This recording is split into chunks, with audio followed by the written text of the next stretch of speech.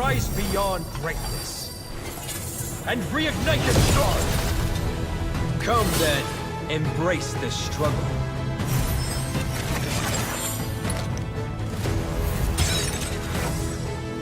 Hold on. Let it become your strength.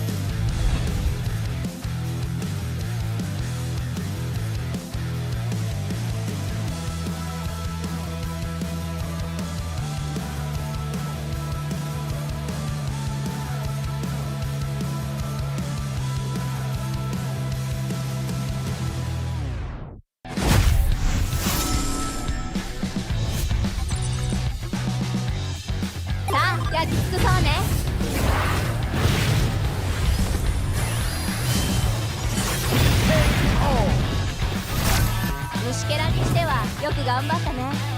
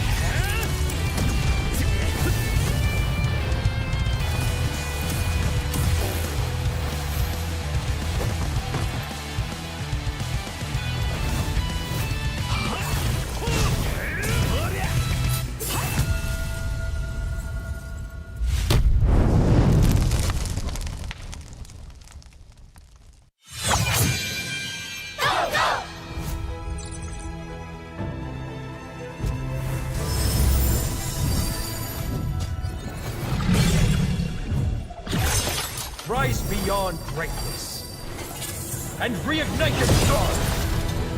Come then, embrace the struggle.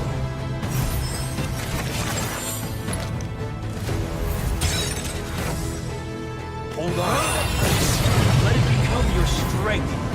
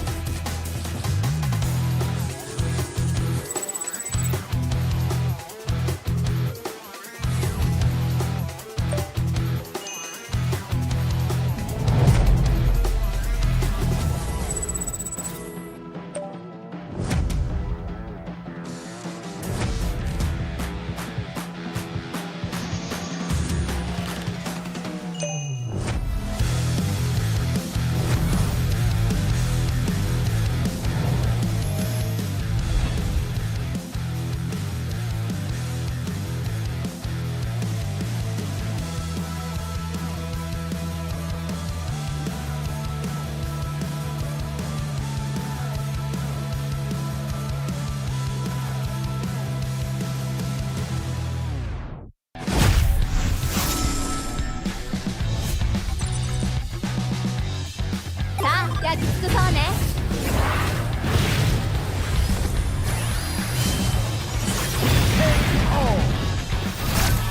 虫けらにしてはよく頑張ったね。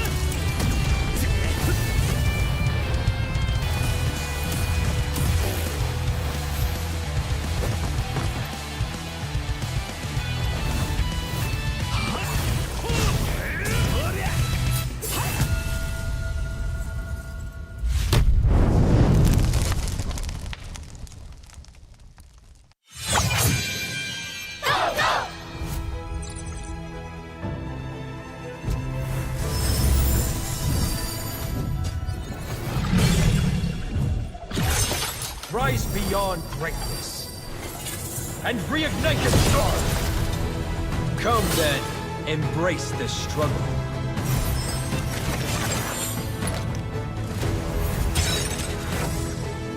Hold on. Let it become your strength.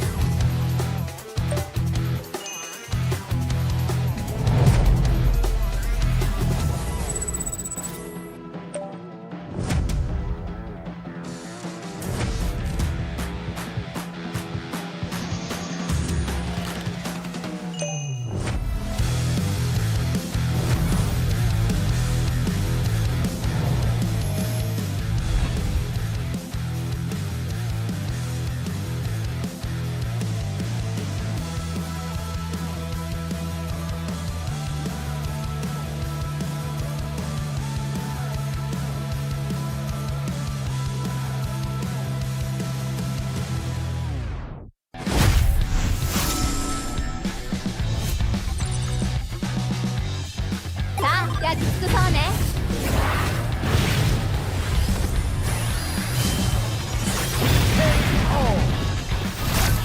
虫けらにしてはよく頑張ったね。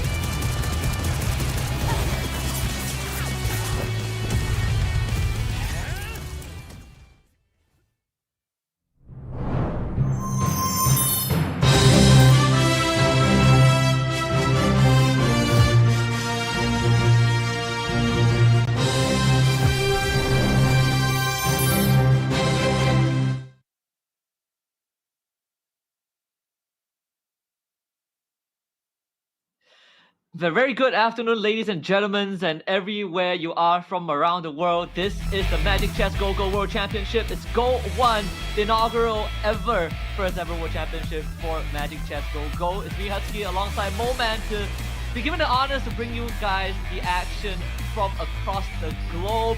We don't just have Southeast Asia, we have players outside of Southeast Asia who qualify through multiple means to get to this point, and I'm super excited to see what they have in store. Yeah, I mean, we have a lot of players and they all stemmed from the beginning of 2025 already. MRS4, Rising Star 4, Season 4. Once it came out, there were 14 slots available to get into GO1. We got players from the EECA, we got players from Latam region, we got players from Myanmar as well. So I'm excited about those going in. But today will be the group stages where there will be 16 players playing, and there are 6 players who will enter during the semifinals. Yeah, we have split them into 2 groups of 8 since we only can have 8 players in a single lobby. But since this is our first ever World Championship for Magic Chess Go, we want to remind you guys to remember to follow our official global Facebook account at Magic Chess Go. You'll find the latest and most comprehensive game news, live updates, and even the live stream that you probably are watching right now. And if you haven't followed it yet, please do so. You can also send a message, follow MCGG TikTok in the chat, take a screenshot of it, and go to the pinned post on the official global TikTok account for the live stream event, and follow the event rules to participate for a chance to win random lucky draw prizes. Or you could also send the message, follow MCGG TikTok in the chat, take a screenshot, and do it on the Facebook page. But remember to follow the TikTok account at Magic Chess Go Global to follow on all the international and most comprehensive updates. Yeah, of course. And if you win the lucky draw prize, of course, do give a shout out to us as well, Moman and Husky. We have our own socials as well. But of course, going back into GO1, we need to talk about the strategies coming through. We need to talk about the players coming through. We need to talk about the prize pool that's available. What's at stake, right? So today it's group stages. We talked about it already. 16 players will be playing.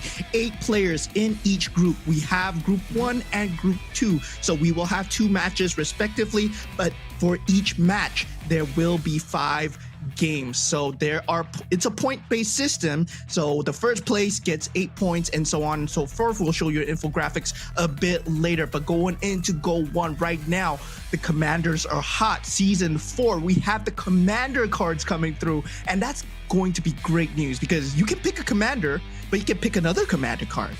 Yeah, there are so many things that have really shaped MCGG to how it is now, and it comes as just at the right time. But we'll walk you guys through the tournament format in case you are new to this.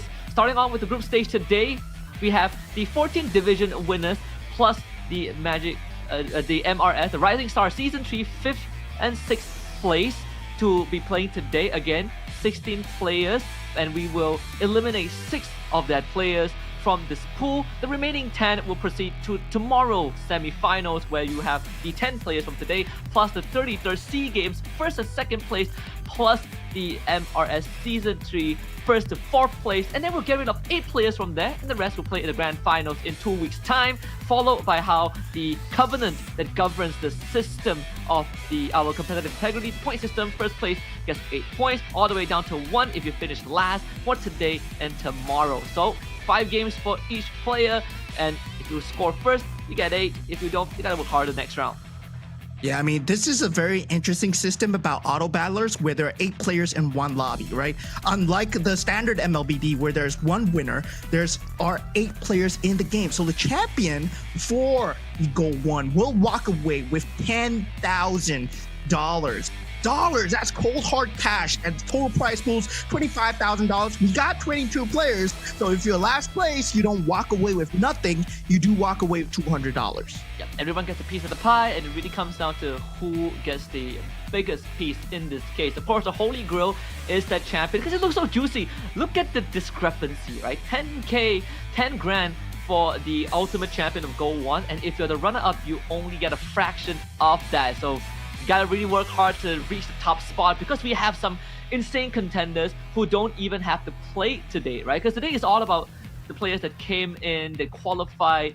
But if we look at them having to play tomorrow, you have C game representatives. That's where the true challenge lies. So before they get to join the VIP club, these 16 players for today will have to first duke it out.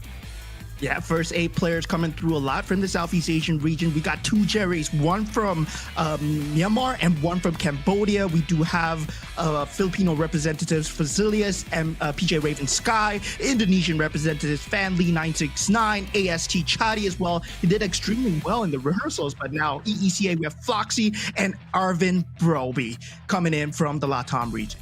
Yeah, and just for those who are wondering, we talked about, hey, there's 16 players, why are we only looking at 8 of them? Because this is the Group A. We have 8 more coming up after this, but we have to get to the first 5 games first for Group A to determine who is gonna unfortunately end their journey here before we move on to Group B. So there's a lot to be talked about, coming into this, because for the Group B players, they get to not just chill a little bit, but they also get to study on what's hot in Group A, what are the players cooking, and maybe use that against their opponents tomorrow if they make it through.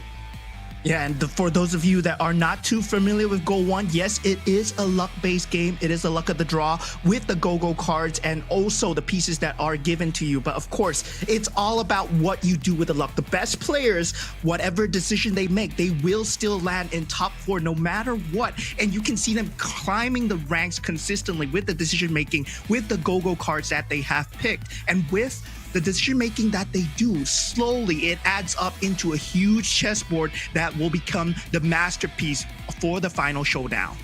And we are gonna hop into the drafting phase first, and just to give you guys a rundown on how the pick order works before game 1 of every single match. We're gonna roll a dice to randomize the pick orders. So afterwards, every single player are not allowed to pick the same commanders that they have used in any of their previous games. So in this case, if let's say we see a Cho getting picked by Chaddy, he won't be able to use Cho for the rest of the match. So don't be confused by that. But from game 2 onwards, the pick order is determined by their placements in the previous match. So first place picks last place picks first. So that sort of balances out the advantage and disadvantages. You get the commanders are on your screen. Of course, we got the Fanny coming out, the Ling, the Valir. We theory crafted some of the potential commanders that might be thrown into the mix to start off, because they have to plan which commanders they get to pick down the road.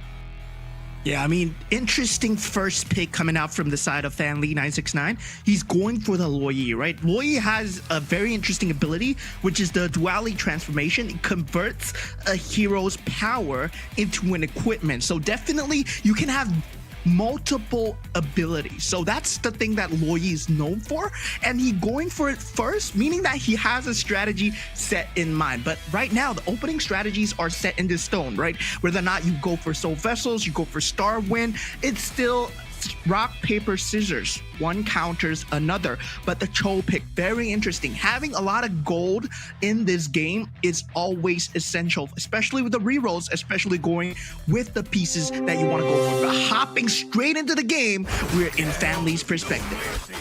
And of course, Luoyi is going to be quite the focus now. We can see the equipability, right? The Alucard one basically placed on the Uranus, but we also sort of got to see a bit of what these players have in mind. We saw a lot of Soul Vessel rushes yesterday during the practice, the rehearsals, but we also saw a lot of Guinevere reroll strat. In this case, there is certain advantages that you get as a Cho, and a very diverse opening board for some of these players. After that, round 1, we are seeing the Starwing out. We're seeing 2 Soul Vessel players just to give themselves a bit of that edge. Yeah, I mean, a lot of them going for the Cho commander cards and also the Kagura's commander cards. What the Cho commander card does is it does give you a commander sash, and after killing 6 enemies, you do get an equipment chest. So that's something to look forward to. But already, straight off the bat, Soul Vessel Synergy, the Dijang, extremely strong in these early stages. So they will want to rack up the win streak. The goal here is to rack up as much gold so that you can get the interest going. Every 10 gold, you do get interest. So 1 gold, 2 gold, 3 gold, and so on and so forth. Yep. Hopping into overtime, actually a 2-star lane that just edges out. So Jerry getting better than minor dub, also rolling with the Karina as well. Does give you a bit of that edge, and able to hit a 2-star Uranus too at 1-3, and you have the Aldous on top, a double marksman as well. A very solid opening, you know, with the Layla, the marksman synergy already activated, 2-star Layla plus an Obsidia and a Uranus in front with Purify. It's gonna be quite a tough cookie to crack. Yeah, I mean, the Toy Mischief synergy, if you get it early, you do get an equipment, but he's unable to get it so far, right? You can see from Cherry that he's trying to go for that Toy Mischief, but he has two stars, and they're really strong this early game because he has that perfect synergy. Uranus in the front, Layla in the back, and this goes to your MLBB basics, right? Putting your commanders in the correct places, putting your chess pieces in the correct places as well. So definitely, if you know your standard MLBB meta, you know that you need to put your fighters in the front, bruisers in the front, marksmen in the back. And what do you do to circumvent that? You have the Swift Blades, you have the ability to jump, people like the Claude who have the Blazing Duet ability that can jump the back lines as well. And R&B Rob as well, you know, the 4 Dauntless and 2 Soul Vessels. But not only that, having the D-Jung already, Sea Halberd and BOD, also a very solid opening. Obviously, if you are able to go for, you know, more Soul Vessels down the road, it's really going to boost you up and put you in a very comfortable position to hit that top 4. If the Fanny gets to execute this D-Jung though, then it might kind of alter the face a little bit, and the D-Jung does go down, but there's no solution to him for now.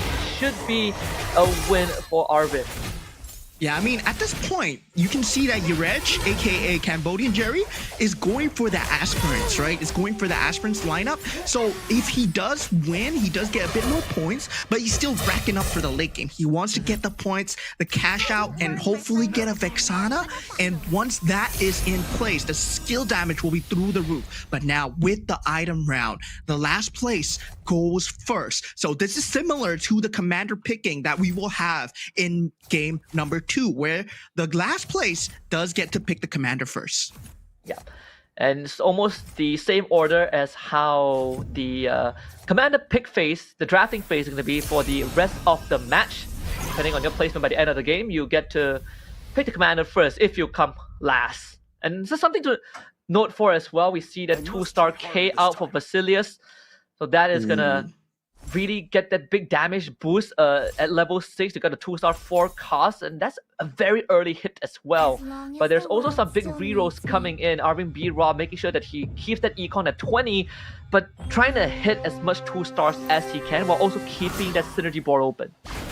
Yeah, I mean, synergy-wise, most people, they want to get that Soul Vessel 4. If you don't get it, then you want to swap it out to something else in the early game, especially if you're going for the power levels very early on. And a lot of them, they're level 5, level 6 already at round number 2-1. So this means that there's nobody that's going for an interest strategy. There's nobody that's going for a losing strategy. Everyone's going for the winning strategy. And once everyone goes for the winning strategy, you're guaranteed to have a very fast game. Yeah, and not only that, we also talked about the Cambodian Jerry with the aspirants, but also trying to maintain, take as less damage as possible. Ideally, by 3-1, you want to have 6 aspirants if possible, along with the blessing as well. So really depends on who, if you get to start up that aspirant and get the right blessing, and you get 80 points per round to really skyrocket that stacks, because it's going to take a while.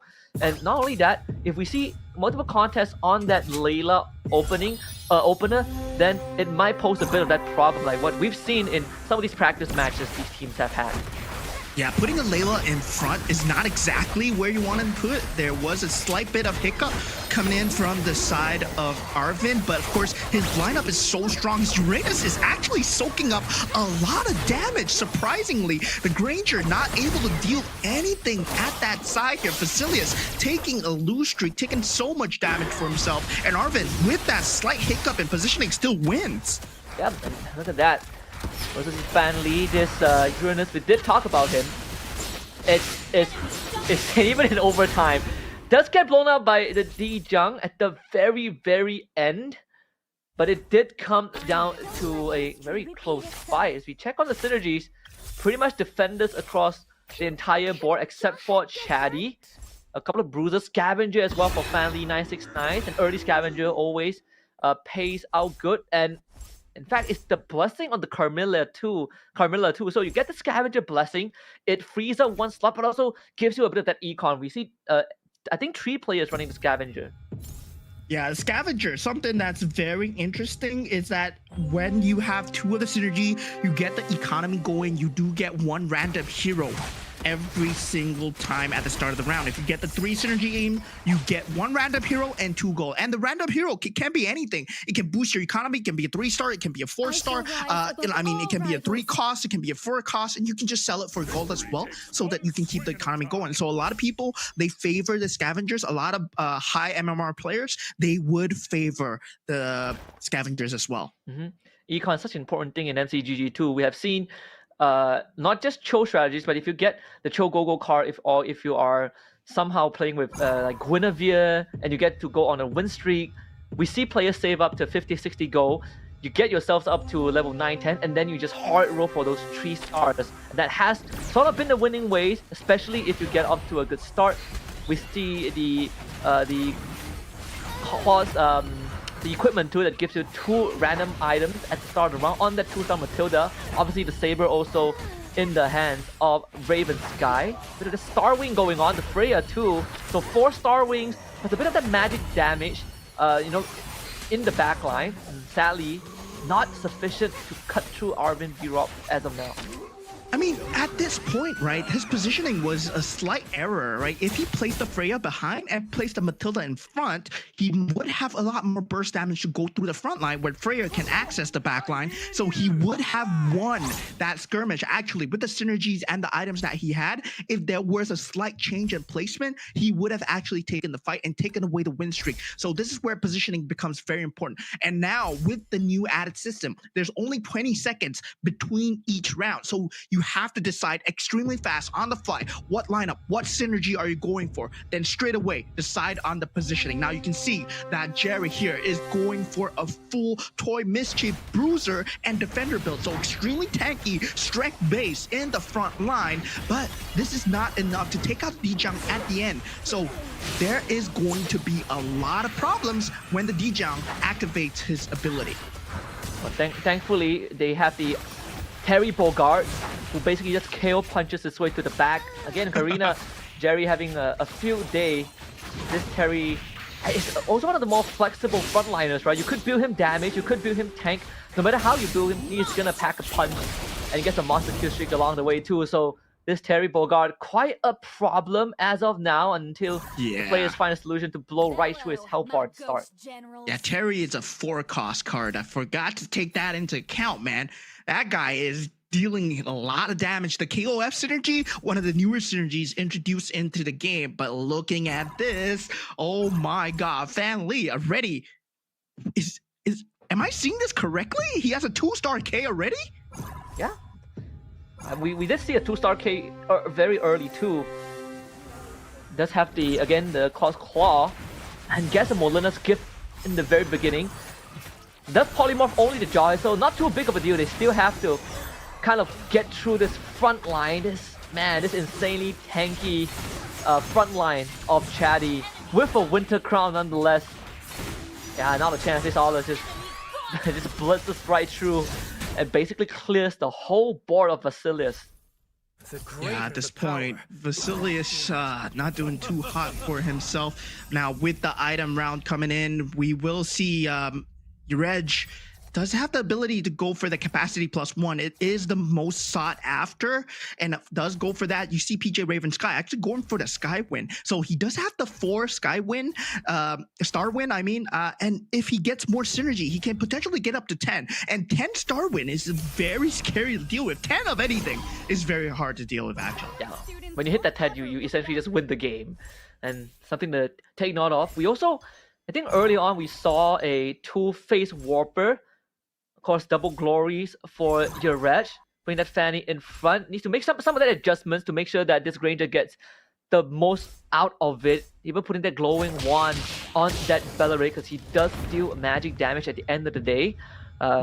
Just looking for the 2-star, and I think that's going to be quite a challenge because in the entire front row, only that Fanny is a 2-star, so he does need a bit of that durability. Yeah, your Reg right now, he is at the lowest HP. But of course, it's always about the cash out. The Aspirin's cash out is currently at 190. 200 is something that you want to look for. Right now, he's going up against Basilius, and might be kind of hard for him right now. Yeah, Basilius, the 2-star K that we literally just talked about, basically jumped and assassinated the Granger. So without that Granger, there is no way back into this round as Yuresh takes another 11 to the face. In the danger zone now, especially with that Aspirin still active. One more round lost and he might be forced to cash out. Yeah, Chatty right now, looking at his perspective. If you take a look at the bottom right, we can see the players' cams as well. I've been looking at it. I've been looking at their backgrounds. They look extremely stressed going into GO1, especially when you go into that 20 seconds of decision making, right? You have to think about what you want to do, what is the next pieces that you want to buy, and your opponent as well. You can actually go into your opponent's board and just preview their board right before the battle and change your lineup. The good thing is that he does have the Star Wing with the Saber and the Harley. Saber also getting the Purify, so you're guaranteed to get that ultimate off. Then even puts the Winter Crown on the Aulus too, and have that Point Mischief synergy. So I think Chatty's in quite a comfortable spot. The Harley actually activates at the right time as well. This is the perfect position for Chatty to be in and up against Fan Li too. And sadly, the Roy not really able to enjoy the full benefit of this Leslie as a Saber, able to chase her down. And that's going to be the win streak starting to build up, not just for Chatty, but also for Arvind Bira. Oh, Chatty has a disgusting build, man. He has a Toy Mischief into Scavenger and 2 Fighters. So that means he has a lot of lifesteal with the Starship tanking as well. So yeah, he was the one that actually went for that Metro Zero build. So yeah, he might be going for that. But looking at PJ Raven as well, he has a 6 Starship with 4 Stargazer synergy already set up. But going into the next few Go-Go cards, it will be a purple card. And a lot of them are going for the itemization cards. They want the items out on their chess pieces right now. Plenty of Star Wings being ran too. I saw a couple of 4 Star Wings synergies on the map, on the board. So these items are going to be pretty important because if you are looking at Chatty, he actually has pretty substantial damage with the Aulus and the Saber. Maybe if you can get some items with the Harley or just items to beef up that front line, then we might have a bit of a problem. The Enchanted Talisman is pretty good, the purple buff as well for that Harley. You just get the early assassination in, and that is gonna help him benefit against, for example, Yuresh that is heavily relying on this Granger to dish out that output. And he's gonna actually sell that Granger and divert his resources somewhere else. Let's bring in the Edith. Yeah, I mean, he's going with the cash out, then afterwards, he's going for a Starwing Stargazer build himself. So let's see how this works out for him, right? Taking out the Layla already. Now going for that 2-star Freya. See, we'll have the damage to actually burst through a lot. But now we have to see how it plays out in the actual battlefield. They actually swapped the Blessing from the Freya too into 6 Starwing. Just in the nick of time, this Freya actually might just pull through. Especially 2-star, every time that ult goes off, it is just AoE damage over and over again. Yuresh basically saving himself from doom, even getting the win over Jerry too. A flat 19. Yeah, pro meta.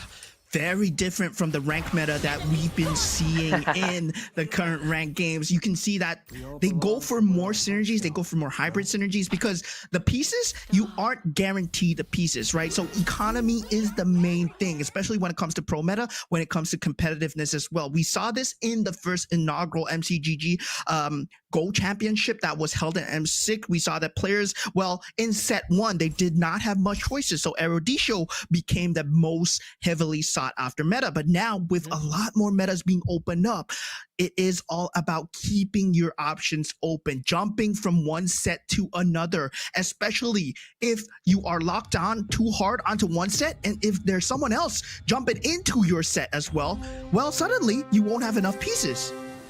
Jerry just hit a 2-star Guinevere too, so that's gonna sting a little bit for Fan Li, who is also searching for the 2-star Guinevere. Did have the Leslie turn into the enchantment on the Guinevere, so you get a fraction of the stats, plus 20% attack speed, but without that 2-star, it's gonna be quite a problem for the Guinevere to really contribute much when that game goes into OT. And in this case, on Basilius' side, he's gonna come out on top too. this Akai being an absolute nuisance.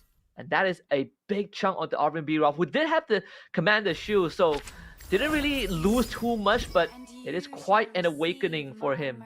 Yeah, getting that 5 cost Akai right now, that is a huge deal because you have that scavenger synergy together with the Glory League synergy as well. And Glory League is one of the most versatile synergies out there. You can pair it up with Toy Mischief, and you can pair it up with even Fighters, Bruisers, whatever. It gives you hybrid defense, hybrid attack, and also gives your other pieces the similar synergy randomly as well. But now, with this, you see the Vexana coming through from the side of PJ Raven. Does have that 6-star wing and the 6-star Gazer synergy. So this is going to be a lot of magical damage, but do they have the magic defense? No, they don't have the magic defense on the other side. Arvin Bro, how will he do? He does have the Cloud in the backline though.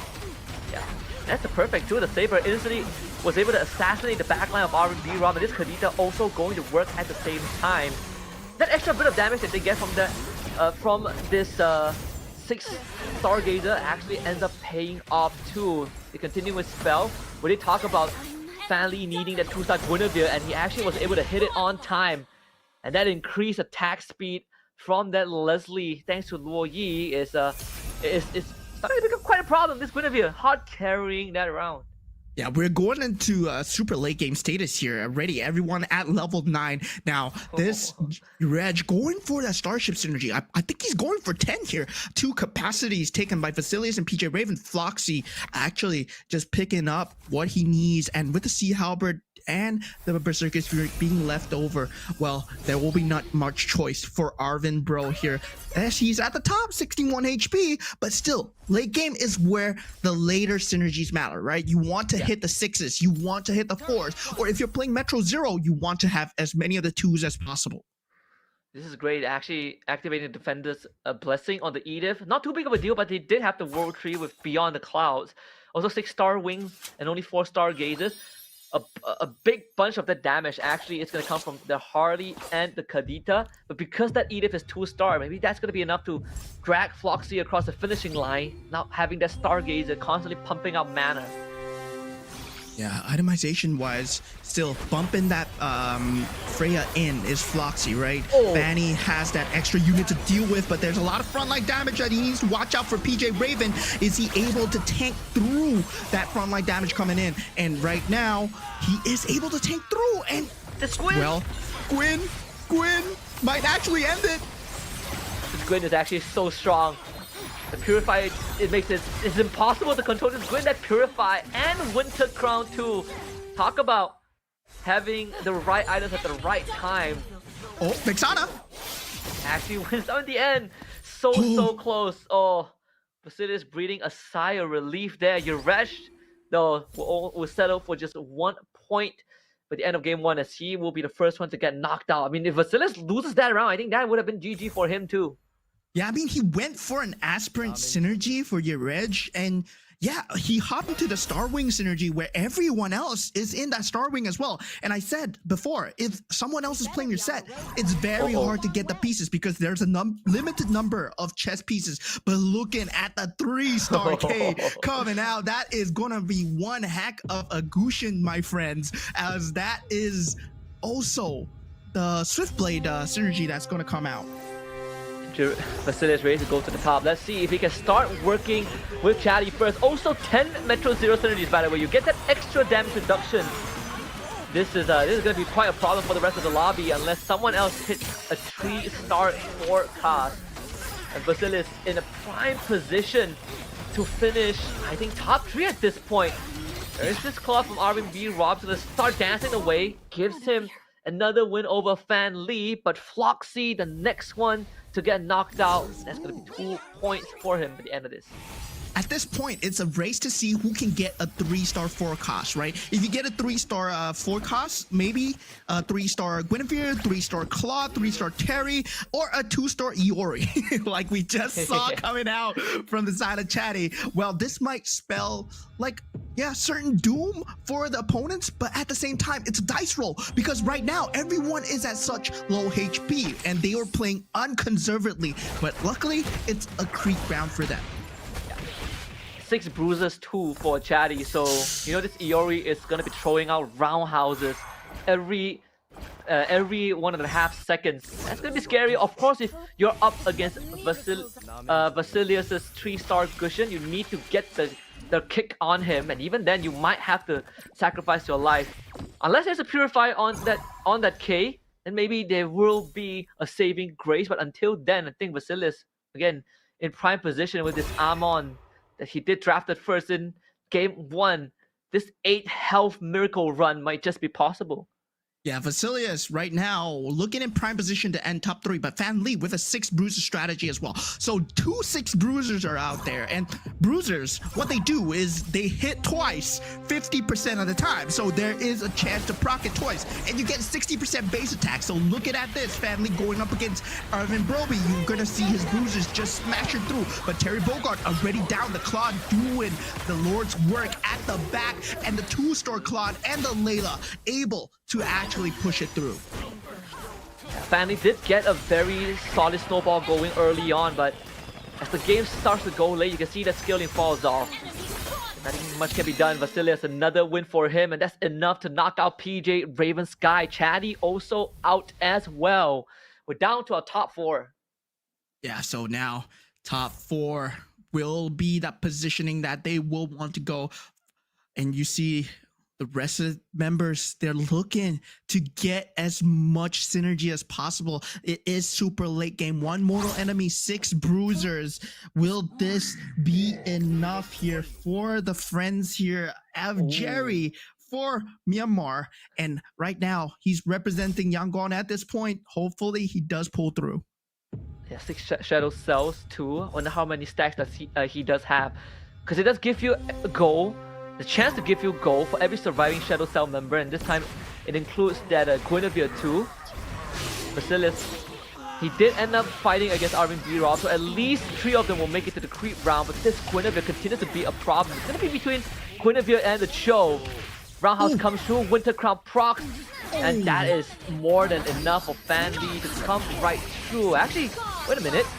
The execution of the Karina Commander, we forgot to talk about that 18% threshold. And that's going to be Foxy coming through.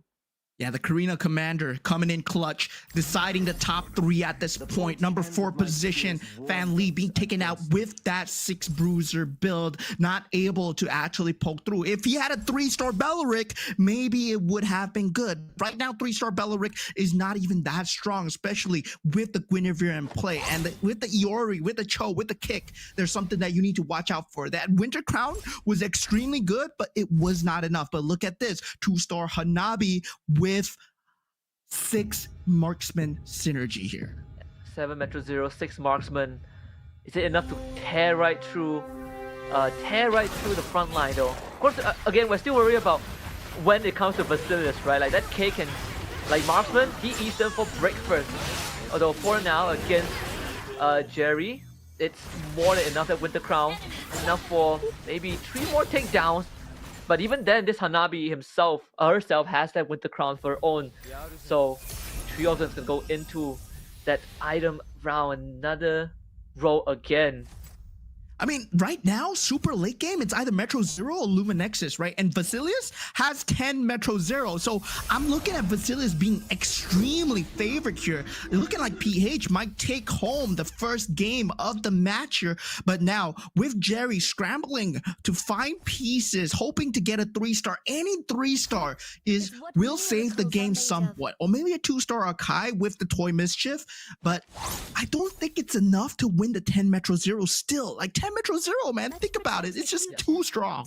10 Metro Zero and the 3-star Gwyn. Oh, We're gonna sell something on this board. This is crucial. Coming in right on time again. We talk about the Karina, right? You have that execution threshold. This is what's gonna help Jerry have the chance to take down Vasilius, and it's gonna fight his mirror. So now we're gonna find out. It's lined up right in front of the K2. yeah. This is the moment of truth, right? Is the 3-star Guinevere enough? Oh, the K.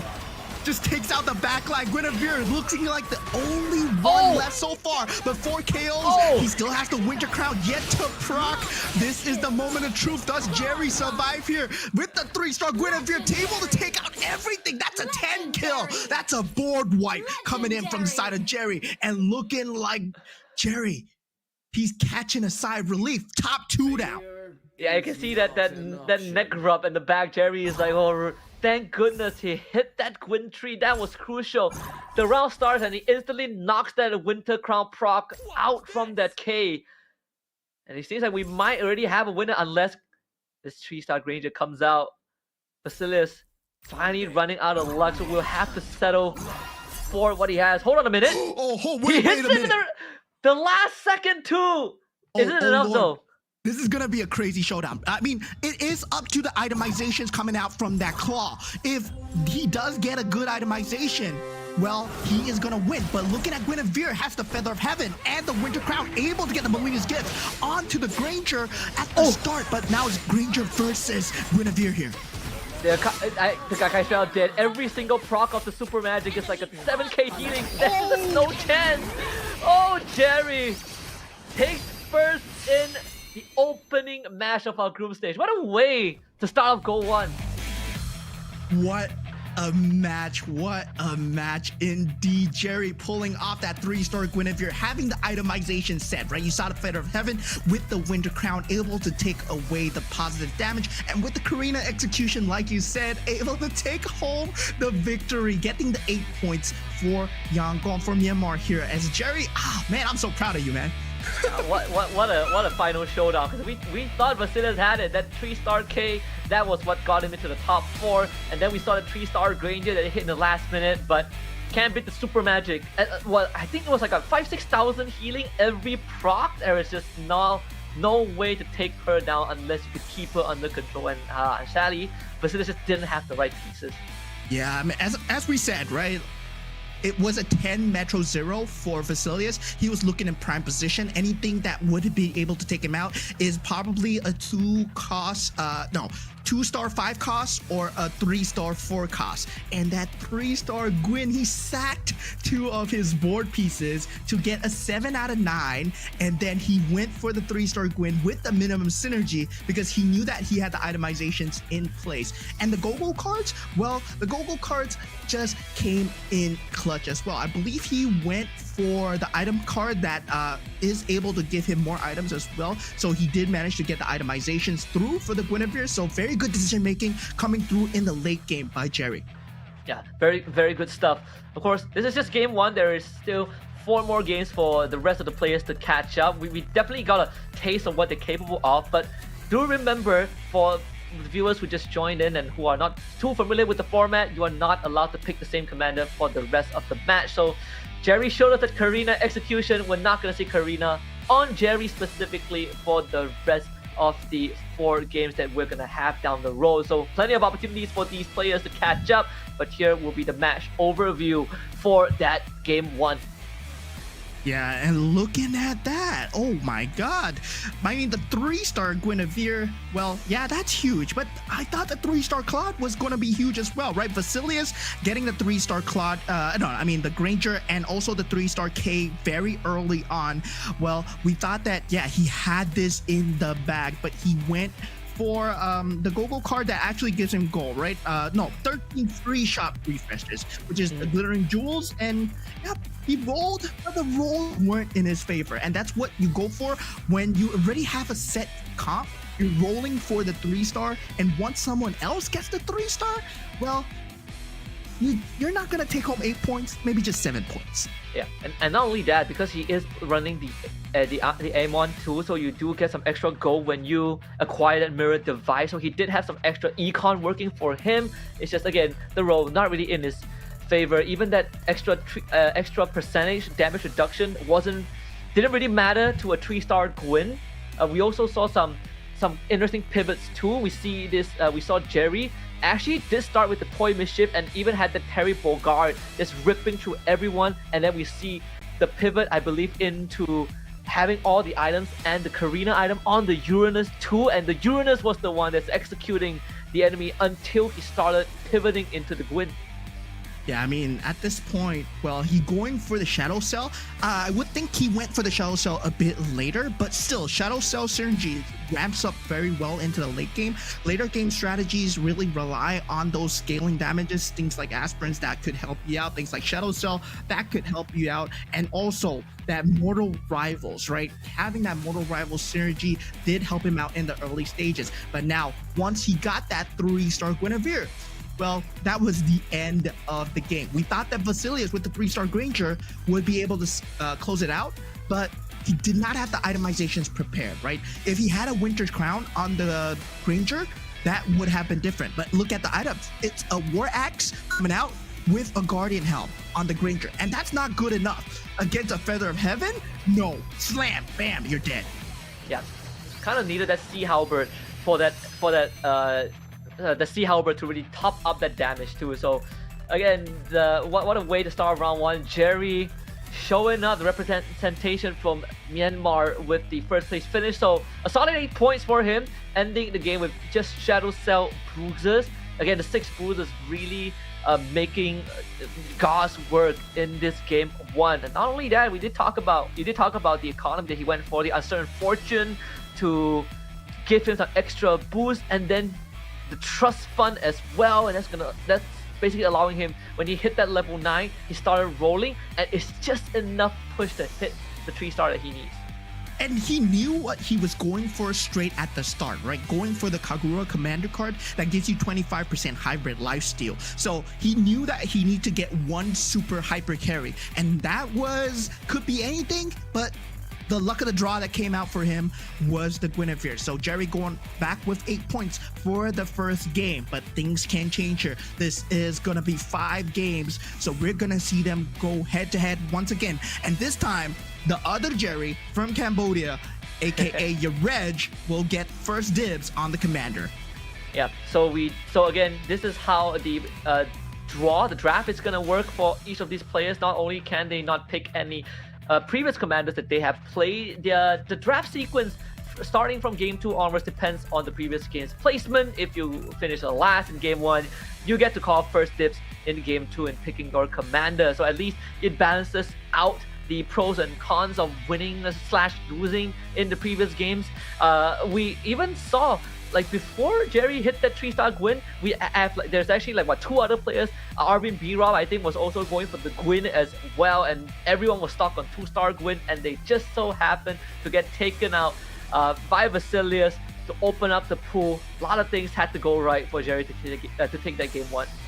Man, I'm so excited for GO1, man. Auto battlers have been coming up for a long time, and just looking at the Gwyn smashing through, it's about time that we have an MLBB auto battler. So now you can see your favorite heroes going at it in auto battler form in the chess world, right? For those of you guys that are into auto battlers, of course, feel free to download Magic Chess Go, and of course also feel free to follow the socials on TikTok and Facebook as well. But right now we are already going to head into game 2 very soon, ladies and gentlemen. This means they don't have repeat heroes, right? We saw the Karina, yeah, it's not going to be there anymore, and we saw the Fanny and the Cho being taken up by I believe, wait, Vasilius was, Vasilius was totally different. So yeah, they're gonna have to be a bit more versatile when it comes down to commander picks. So you gotta have a lot of different set strategies in place. I believe that, well, 3-star Guinevere is not gonna save you every single time. You're not gonna get a 10 Metro Zero every single time as well. Now I wanna see a bit more of, like, Toy Mischief and Glory Elite. That's what I'm predicting for this round. Yeah, I personally am looking for commanders like that Yu Zong. Like we saw one Valir already. I want to see Yu Zong, who's gonna go for the Lancelot. Obviously, there's also some roll the dice like that Lilia. But if you have played against enough Lilia, you know which pieces to hold depending on the board, right? So there's definitely different ways to approach this. We talk about the creativity, the flexibility that the players need going into deeper rounds, but I want to see some Soul Vessel action. I'm surprised that the Soul Vessel didn't really come true for any of these players.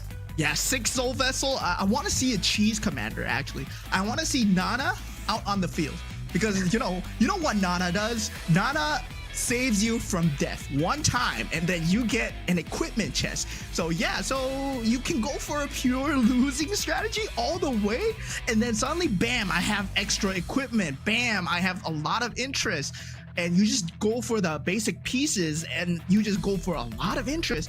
Well, we haven't seen anyone going for the lose streak strategies. Everyone is going for the win streak strategy so far. So whether or not the lose streak strategies will come out on top in match number 2, I mean in game number 2, well, that we're gonna have to find out here.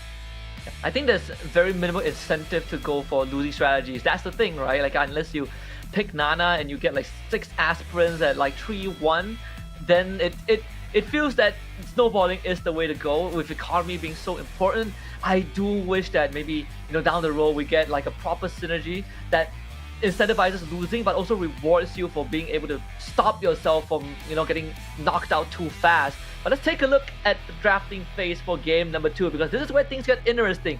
No repeat commanders if they have been used in the previous game by that player alone. So if you already used the Karina, no Karina for the rest of the match, but everyone else can pick it.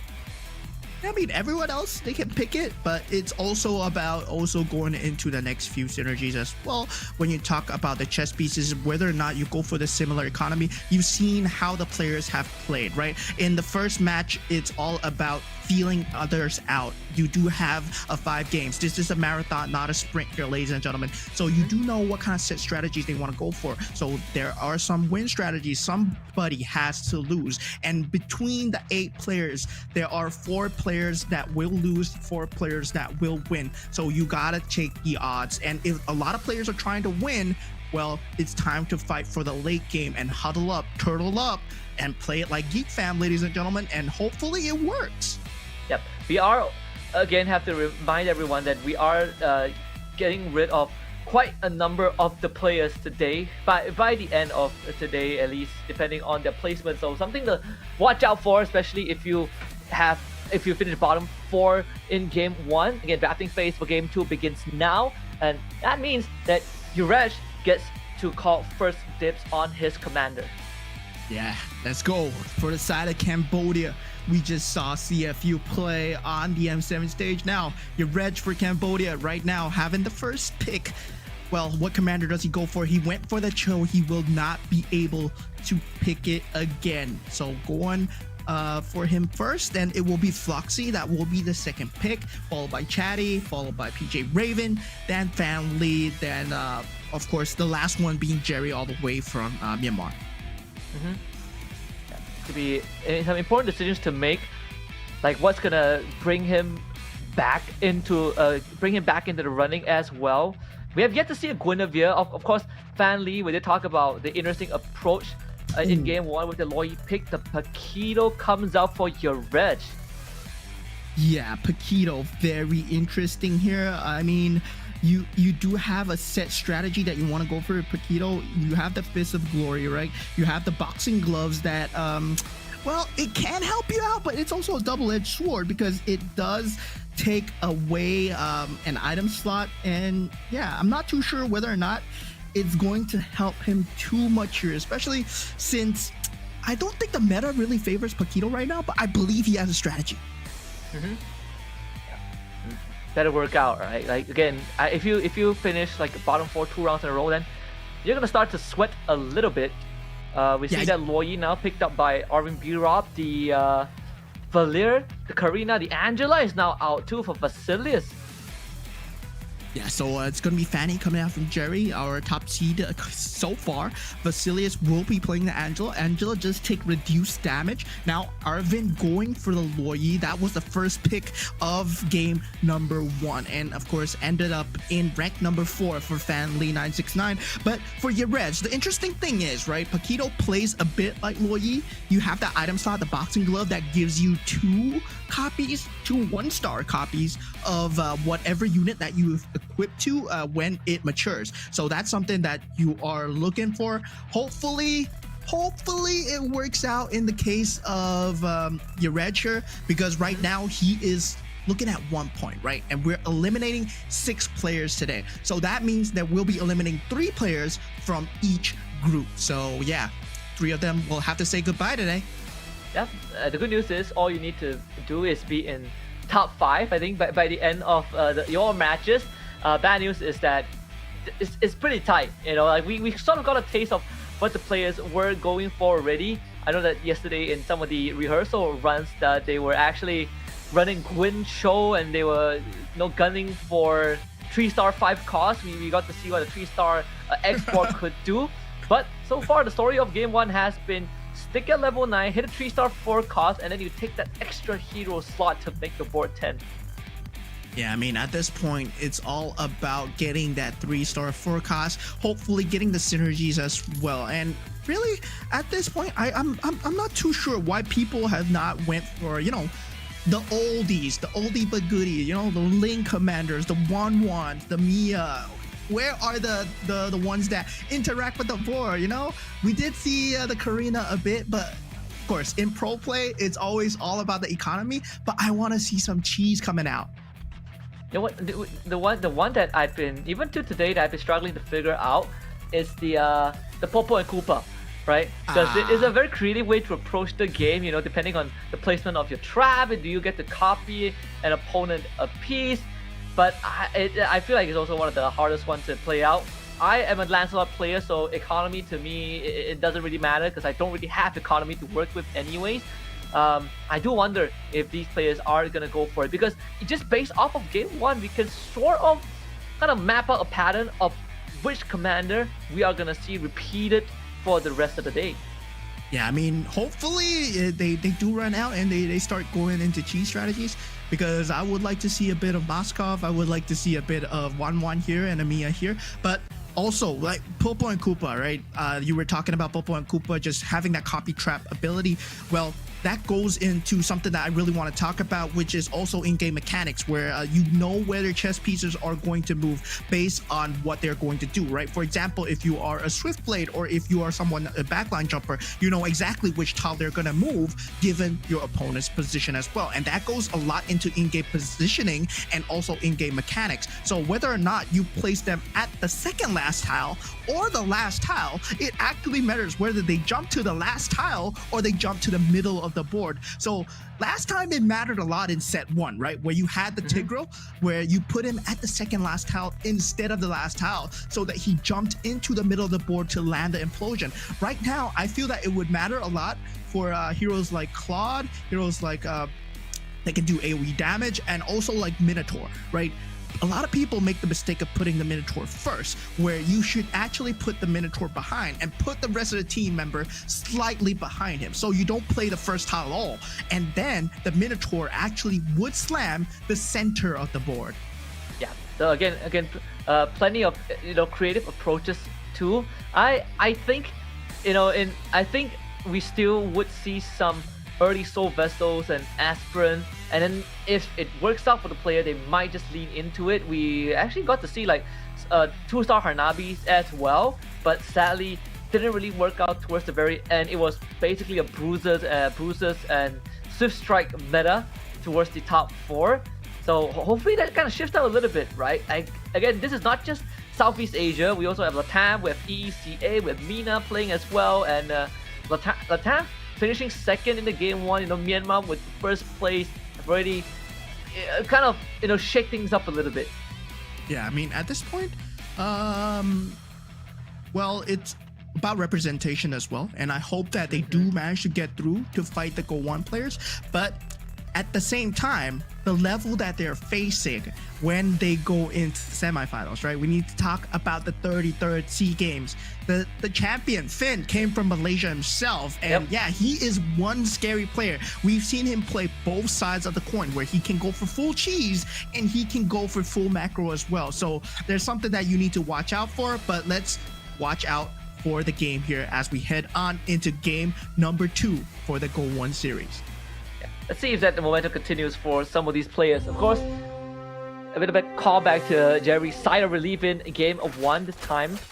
Having the Keto in hand. Look at the double Atlas opening, so that looks like a very straightforward star wave for Arvin, B-Rob in 1-2. Just needs some Matilda to get it going.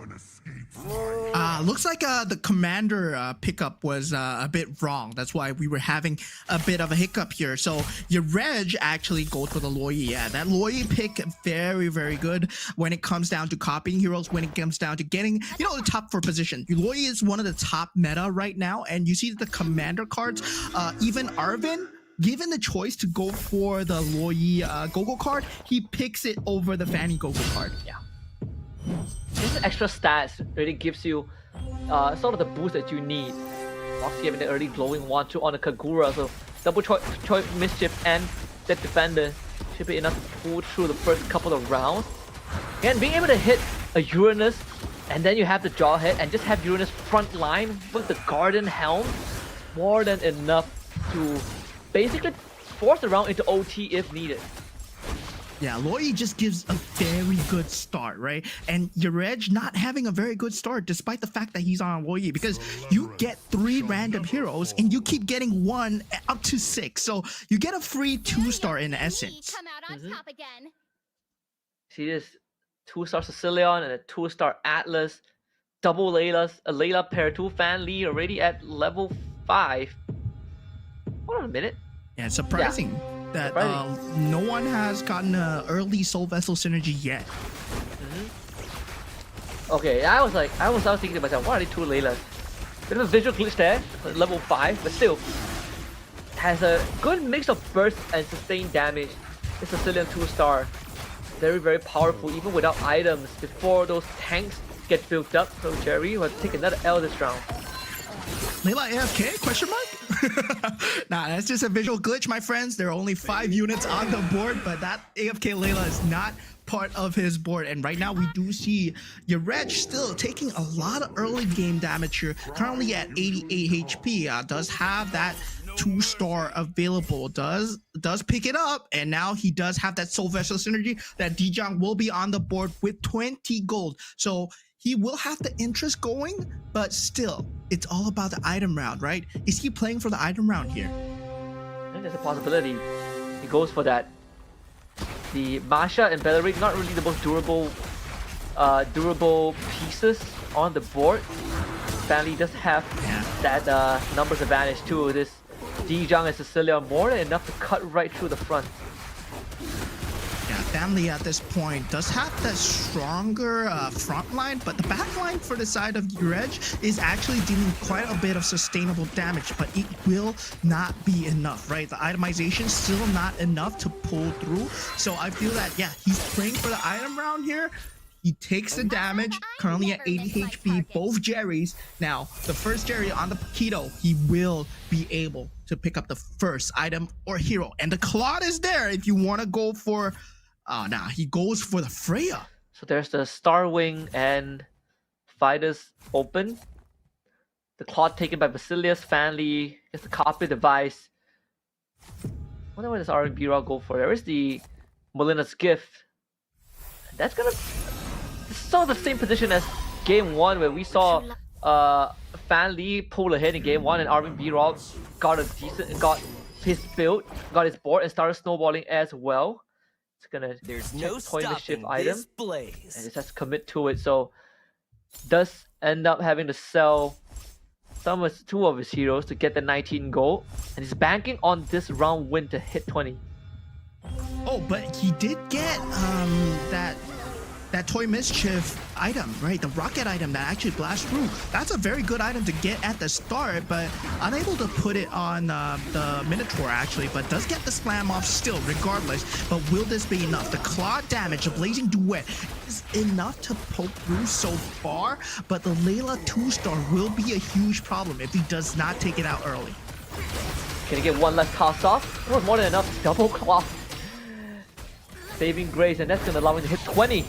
Basilius saved at the 11th hour there, still able to commit with the interest too, and now gets to continue to expand his board. Will it see the Starwing come out? Of course, the Stargazers always a default to go for.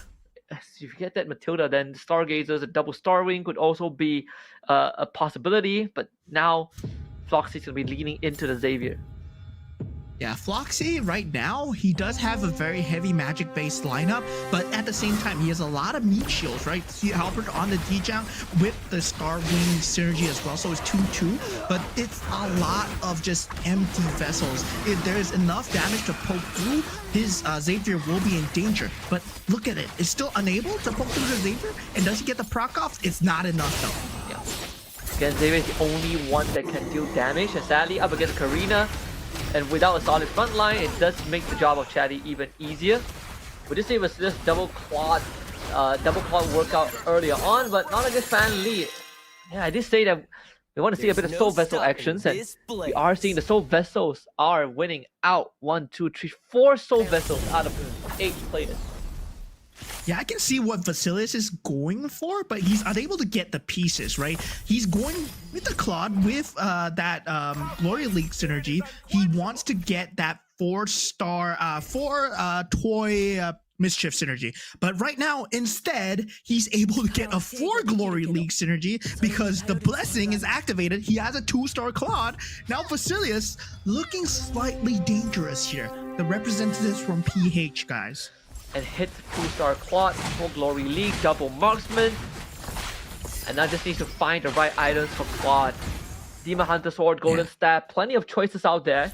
A Winter Crown for defensive measures. There's no he stopping does hit this something like a Golden Staff, then suddenly Basilius is just going to become a threat, just like we see him in Game 1, where he is the first player to hit a 3-star forecast.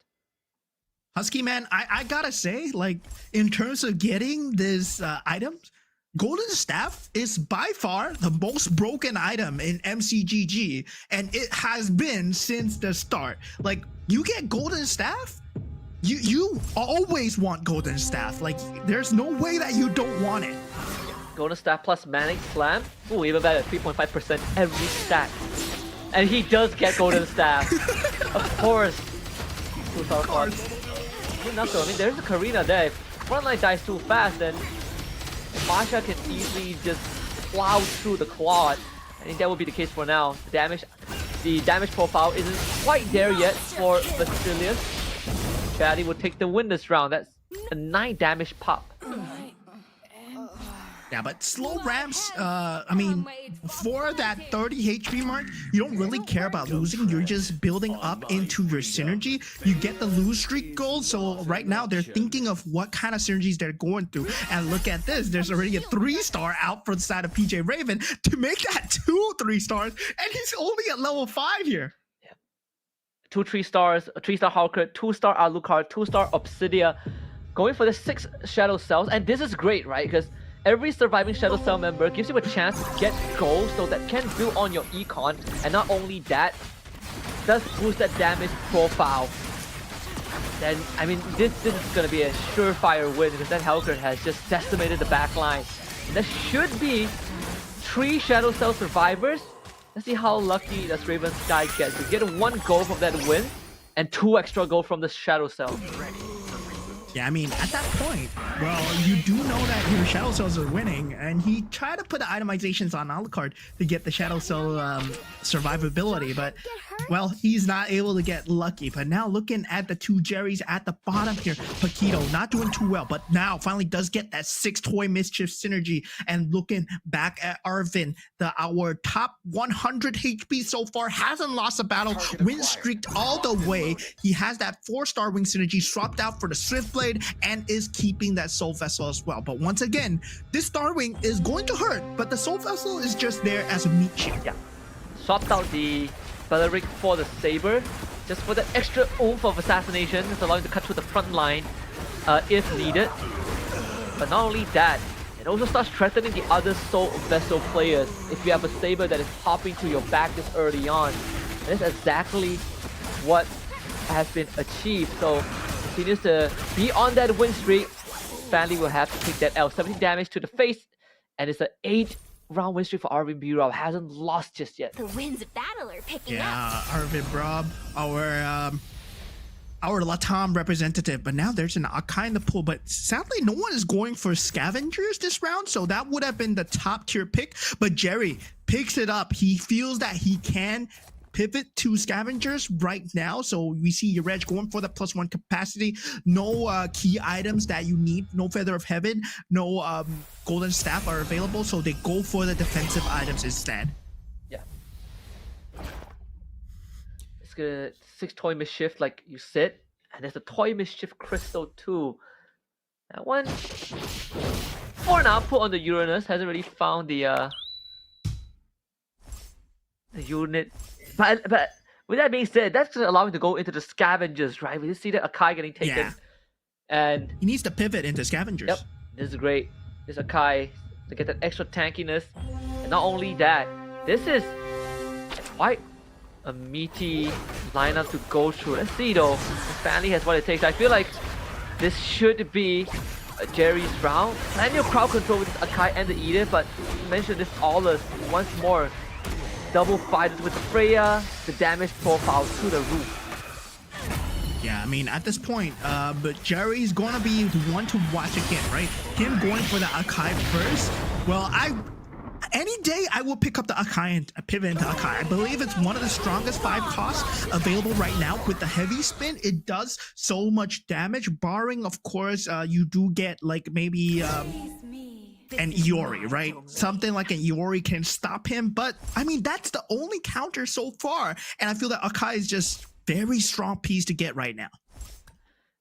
It's good news for Jerry. He just hit the Benedetta too. Whew. So it's gonna make sure that.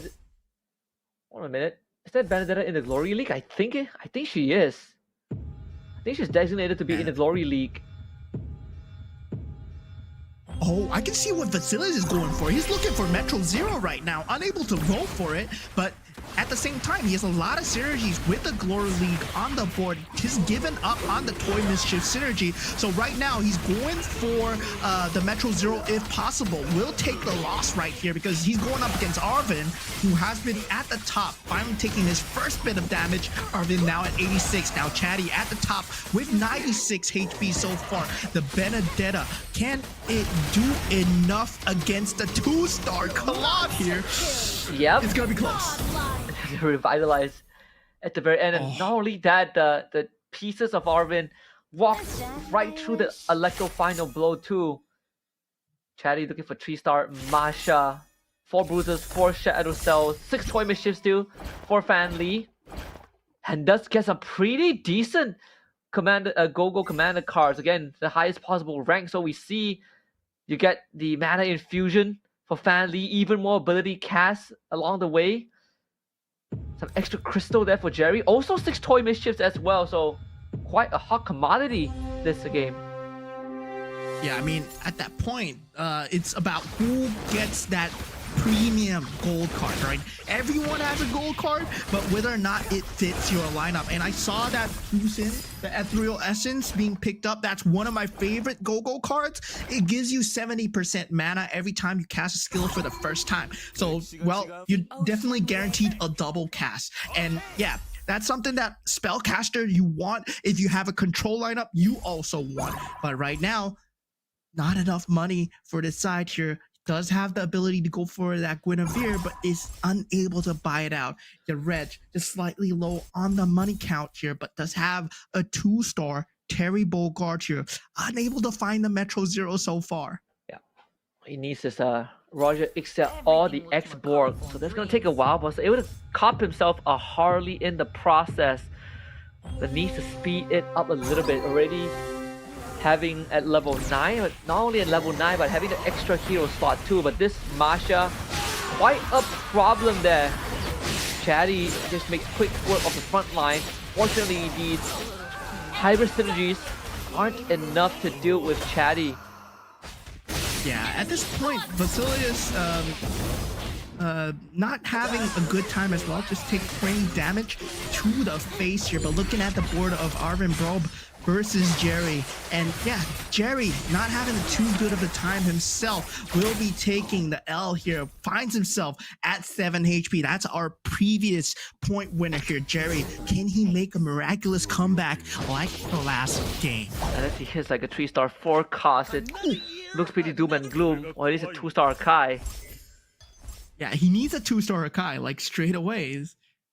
That's the only out for him. It feels like he's run out of options here. He's run out of money. So this synergy is going to be all she wrote for now, because unable to get that 6 bruiser. Oh, wait, finally, because able to get that 6 bruiser might be able to change things a bit. Just needs to win a bit more and buy a bit more time. Get rid of the Edith to put himself at 10. Jerry has to survive this round, and it's a Fate is a cruel mistress up against your Reg. Jerry just enough to edge this out, right? This Guinevere, this toy machine Guinevere, man. Jerry really putting the Guinevere to work. Might be the savior again. That's what saves Jerry in game 1. And that has just kept him in the game for at least one more round. We get a KO punch from this Terry Bogard commander, and your Reg out in 8. Yeah, and Yarech with the Warrior Star not able to find the pieces that he needs now. He's down in the points ranking. He is only 2 points in the system. But the next candidate that might be out here is Fan Lee and Jerry. We're looking both at them right now. Are they able to roll for the pieces? Only 4 gold left. They have not saved up, my friend. The hedge fund is not enough. Does go for Terry Bogard. Does find that 2-star Barat. Will he put it on the board here? No, he does not choose to put it on the board. Is not able to sell anything. Yeah, can he survive another round? Has the Akai. This is Fan Lee at least. So trying to stay in the game. I mean, 2-star Yori right on time. I mean, Akai is also a hot commodity overall. Fan Lee will be facing up against Floxy, the 6-star wings, with a Harley to boot, but also a 2-star Saber that can easily just rip through the backline. Sadly, the damage profile not really there for Fan Lee. We'll have to take this L sadly, unless Barat can make miracles happen. But against the Khadija, it's doom and gloom. This Barat is not doing enough. Yeah, I mean, at this point, Fan Lee will be the second candidate that will go down here. Does not able to get a very good synergy for himself. Does have that 4 KOF, but the stars are not enough. So Fan Lee, well, yeah, you can see he's a bit disappointed walking off, but still is not a bad showing from the Indonesian representative. Now with the item round here, Vasilius going first, does get the +1 cap. There's no key units that they want. Only the +1 cap will be the priority here. Yeah, Jerry also went for the +1 cap, so that could be enough for him to get that 6 Toy Mischief back onto the field, I think. Arvin does have the 6-star wing and the 6 Stargazer. One of the classics one. Would be nice to have a 2-star Terry Bogard now, or a 2-star Harley.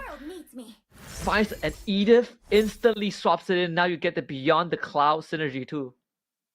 Yeah, Beyond the Cloud synergy, extremely interesting. It is a lot of magic damage, but you do need to keep your Xavier safe, right? The key to the Beyond the Cloud synergy is always about the Xavier. And, well, the Xavier is not too high of a level. That's the main breadwinner too. You could put that blessing onto the Saber or the Guinevere in this case. The Khadija also doing massive work from the... Actually, putting on the Khadija might not be a bad idea. Yeah, putting it on the Khadija might be good here, but it's Khadija versus Khadija, so it's all about the rough waves timing. And look at that! Oh my god. Arvin Probe able to clutch it out with that rough waves timing. Now, with that, still, Jerry is now finally out. Vasilius able to clutch on through with a 2-star Claude in his pool. Does get a 2-star Hanabi as well. Does finally find the Metro Zero. So he has the Metro Zero with the 6 marksman right now. So Vasilius, once again, he's pulled off a very good late game lineup. And now it's all about getting the stars. Can he survive? Yeah, the Claude has the Stargazer too. So even faster, you can get to the Blazing Duet even faster as well. See, Floxy, just enough to get him across. It's a triple street, 80 stacks on the Shadow Cell, but still, the durability does come into question. Raven Sky only at level 7 compared to everyone else at level 9. Reroll comms, unfortunately, not really the hot commodity in this meta. And we make quick work off down to 7. Down to 2. Oh, but but Basilius actually getting taken out by Floxy. So yeah, that means that he won't be able to survive to get the stars. He did finally pull out the synergy, but not enough stars, right? And that's all about timing. Well, them going for a very early game comp this time. This time, I believe the main criminal was PJ Raven, who pulled off that 3-star Hellcurt at the start. He just downed everyone HP and just expedited this game so fast. Yeah, Kadita might be the main thing right now for the rest of the game. It's gonna be pretty important to deal with the Shadow Cell, but Chatty is running that 2-star Gwyn with the Starwing Crystal, a Hasclaw, and of course the Karina Dual Blaze on top. That is another 2-star Gwyn. 3 more Gwyns until the 3-star. And we might be ending the game with another 3-star Gwyn win. Yeah, it might be a 3-star Gwyn coming through, but still needs 3 more pieces. Does have that gold available, but chooses it to keep it for the interest here, right? Now, taking a look at Floxy's board, that Stargazer into Starwing. We talked about it being extremely strong, but what makes it so strong? Because he has a 2-star Vexana sitting at the back. That's a 2-star 5 cost. Ladies and gentlemen, that Vexana, that Eternal Guard that he's summoning, it's equivalent to a 3-star 2 cost unit. Have you seen this Harley with the Stargazer? Instant cast from the beginning. Oh, and it's just constant casting of the ult, dude. That backline is gonna disappear. Not only that, you got the Eternal Guard constantly dropping. This Gwyn, and the Gwyn survive. And actually, the Karina execution is working magic. Okay, super magic is so good. Look at that healing, dude. Oh, okay. Oh, not even execution comes through. Oh man, that I feel like the itemizations should have gone on the Vexana instead of the Harley. Getting the Eternal Guards is way more important versus Karina, and that might actually save him. But then now Chatty with the Starwing into the Bruiser build. Well, this is a very early game build, right? We talked about Bruisers being very strong in the early game. Well, right now, it's proving its worth in the later stages of the game because no one is able to get a late game comp here. And that 6 Bruiser with the more rivals, well, is doing enough with the Starwings. If he wins this round and he gets the Gwyn in the next round, it's GG's. He's one Gwyn away. Man, six bruisers, Gwyn carry, it's the thing, man. It's the what's gonna win you games right now. See, does have the Molina's gift and the Kadita. We talk about Kadita being very important. That could be one of the ways to deal with this Gwyn before she gets out of control. But the thing is, the Gwyn is in the backline. Gwyn! Yeah, the Iori dealing a lot of damage. Man, can't even deal with the Cho alone, let alone that Gwyn. It's gonna be 18 damage pop, and now we'll see this 11 go. Okay, he got it. Oh no. Once again, get 3-star Gwyn win game. Look at Chatty. He's smiling to the camera right now. He's so proud of himself. You're getting a 3-star. And yeah, 3-star for cost. Well, that's pretty much GG. Chatty will be walking away with 8 points here. He does have 3 points, so he will be at 11 points, tied up with Jerry and Basilius from Myanmar and Philippines as well. Yeah. Here for Arvin B. Rob, it's not too shabby, right? He will be at 13 points at the end of this. Unless there's a way back. But see, I don't think so. Let's see, 3-star Gwyn. It's nothing that can win a 3-star Gwyn, man. What are you talking about? Is there a way back? No, there's no way back. Gwyn just smashes everything. Look at that. Look at that. Bam. Look at that. Bam. Everything. The entire board is going to go down here. Karina taking him out once again. Once again, it's the Karina and the Gwyn combo. It feels like it's kind of meta in the pro games. So yeah, I'm very surprised here because, well, it's not really that much seen in terms of competitive gameplay. Sure, people do pull it out so a bit here and there, but the Karina Gwyn has been proving good in the pro game scene. Yeah, Karina Gwyn, that's gonna be the way. Watch out for your own ranked games because there's currently a pattern going on, right? Karina gives you the tools to win early to mid thanks to the execution, so tanks are less of a problem as long as you have some decent damage output. But leaning into 6 Bruiser Gwyn with the Karina has been the breadwinner for game 1 and 2. And now we gotta find a solution to this, right? How do you take down that Gwyn, who is definitely gonna have a Winter Crown on her, gonna have 6 bruisers and a Karina dual blades? Is there a way to stop it, right? Aside from just knocking that guy out before he gets to that critical mass. Yeah, now taking a look at the map, we saw Flop for the Ethereal Essence. A is not really able to just pull things out, is able to clutch himself 3rd place, right? The Essence is one of my favorite cards because it works so well with Stargazer, it works so well with Starwing, it got mana, and it is consistent casting. So that's one of the strongest cards available, but looking at well is able to get the hybrid lifesteal coming through, and that seems key for the Guinevere wins. Yeah. And wonder what the guess the hybrid lifesteal too. So yeah, that really explains a lot. Again, a lot of these players still going for that econ. We see Basilius going for the mirror device too to try and hit something, but wasn't able to get there. Chatty almost having a flawless game as well. 20 wins and only 2 losses. Yeah, I mean, at this point, feels like Hybrid Life is extremely strong. And yeah, it's very strong, deal a lot of damage. So guys, watch out for Hybrid Lifesteal. Watch out for Guinevere with Hybrid Lifesteal. If someone gets Breath of Berserk, number 3, that gives you 28% lifesteal. Yeah. And we've got three more games to go in this match 1, and yeah, we see some. We did see some decent pivots as well. We saw like 6 Toy Mischiefs. We saw that Soul Vessels in that early game that quickly got swapped out. The 6 Star Wings, 6 Stargazers does have the limitations if you have people that can jump that backline, and in this case, for Basilius, he was able to hit 2 claws in the early game, but sadly just not able to find the right pieces to make this claw work. Even at the mirror device, it still couldn't find a 3-star claw.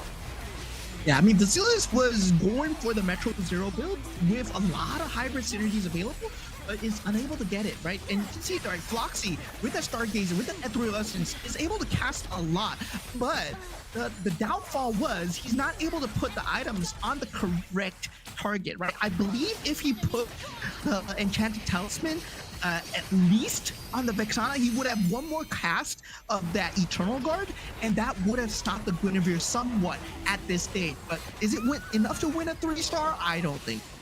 Yeah, I don't think so either. That's going to be the theme for today at least. Although I do enjoy seeing some of the usage of these assassin pieces, right? Like the Saber, the Kadita as well, that has been quite a nuisance. The Kadita very good at not just pressing out target, but just constantly being a disruption on the map.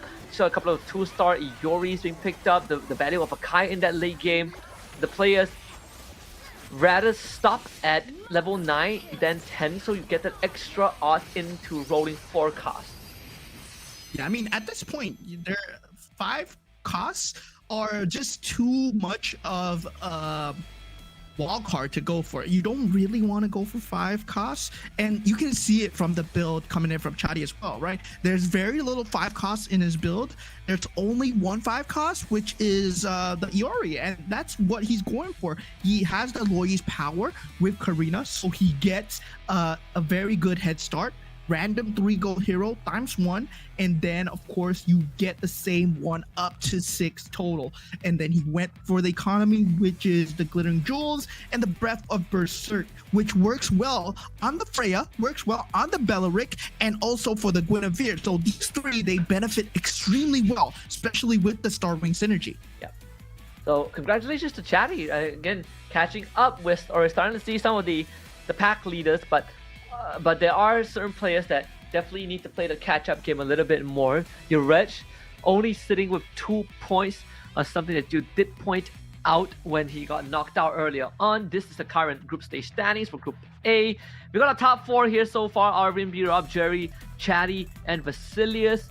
And 5th, PJ Ribbon Sky with 9 points. Floxy with 8, Fan Lee with 7, and down at the bottom is your Reg, who has some work to do. Yeah, and guys, we are eliminating 3 members of this group, right? So right now, if you're Floxy, if you're Fan Lee, or you're Reg, you're going home. But luckily for them, we still got 3 more rounds to go. So yeah, they do have a lot of chances to catch up. And once again, the Reg has a top pick for the commander, but now the Loi isn't available, so you won't get that early head start. So what do you go for here? Do you go for something like a Fanny, where you are able to propel an extra unit to just secure the early game? And your Reg, I feel that he falters a lot in the early game. He has very good mid-game decisions, but the early game is where he loses too much HP. Yeah, too much.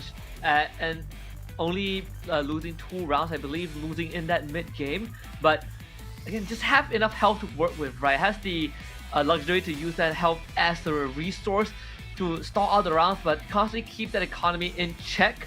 And if there's anything that we've established, losing strategies, not really the way to go. We've seen some interesting approach with a 3-star K and Granger, also done by Vasilius in game 1, but Gwyn is the go-to right now. I think these snowballs, these snowballing comps start to get set in stone after the first 2 games.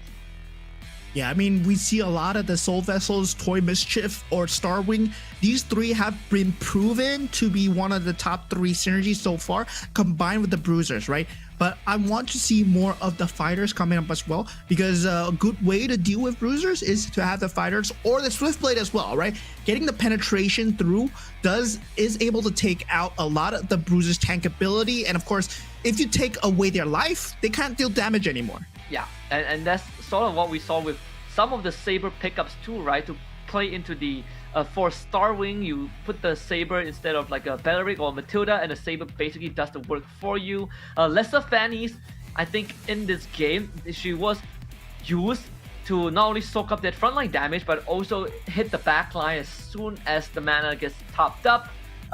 So some of the players definitely switching up some kind of the approach, but now the question kind of goes back to that commander, right? Are we gonna see the same pool of commanders being cycled, or are we gonna see new ones? We already saw the Paquito. Is there more in the pool? Yeah, I mean, right now there's still a lot more commanders that you talked about, right? There's a lot more cheeses strategies available. I mean, someone's yet to pick the Nana, and yeah, of course, I don't think anyone's gonna pick the Nana. I'm just memeing here. Hopefully, no one picks the Nana.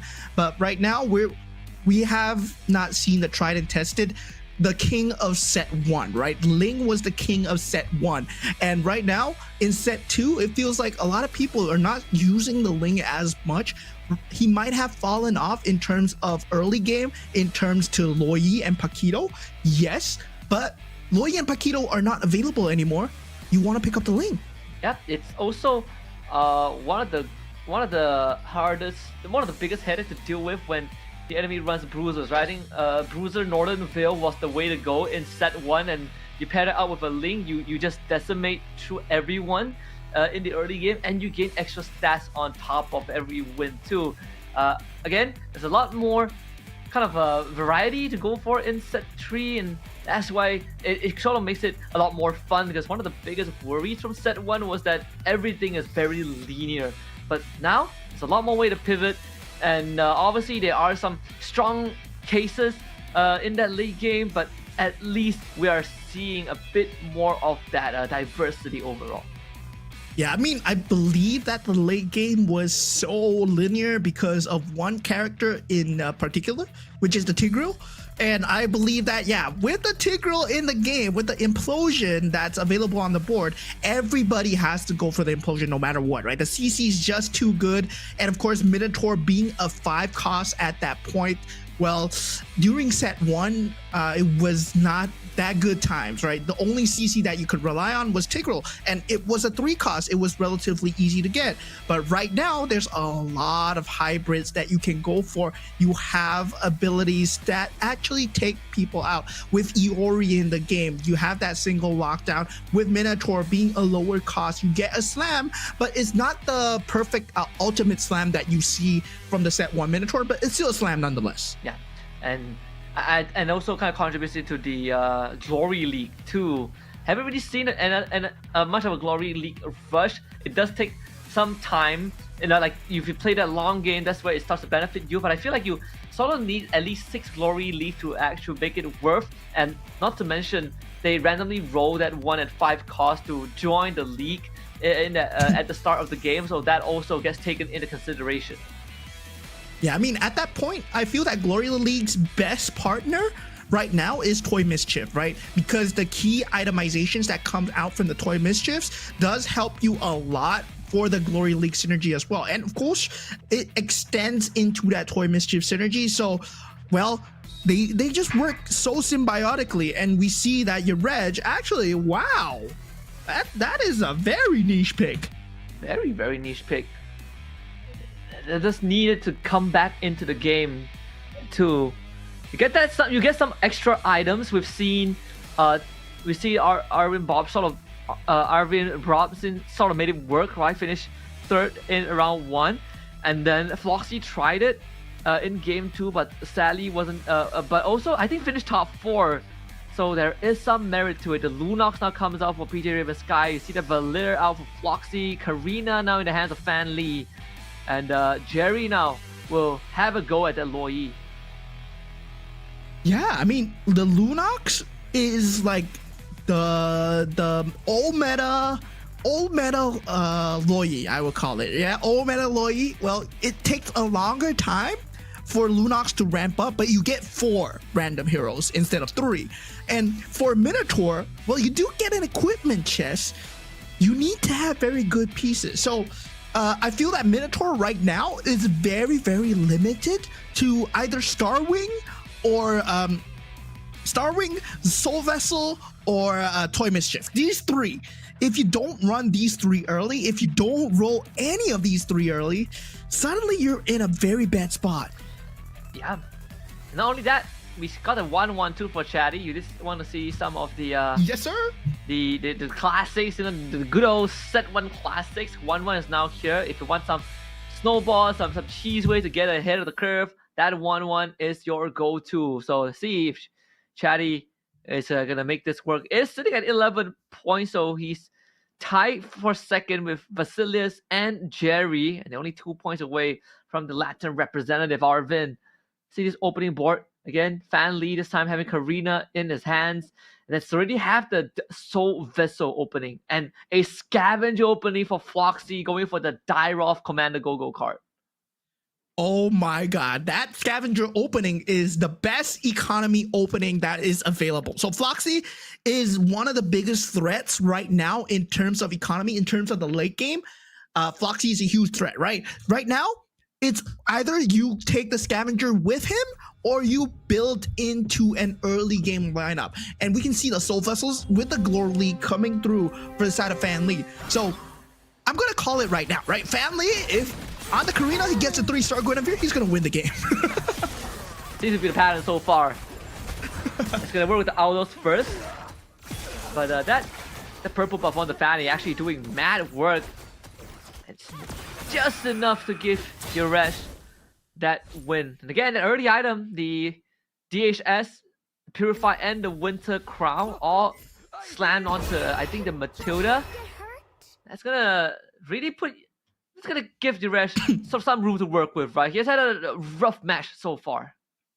Yeah, I mean, Minotaur is a hero that I feel that does not have a hero power. It just gives you items. So the item is enhanced, yes, but still, like, it's either you go super early or super late. And right now in the meta, it's always super early. Super late never works out for Minotaur because you lose too much HP.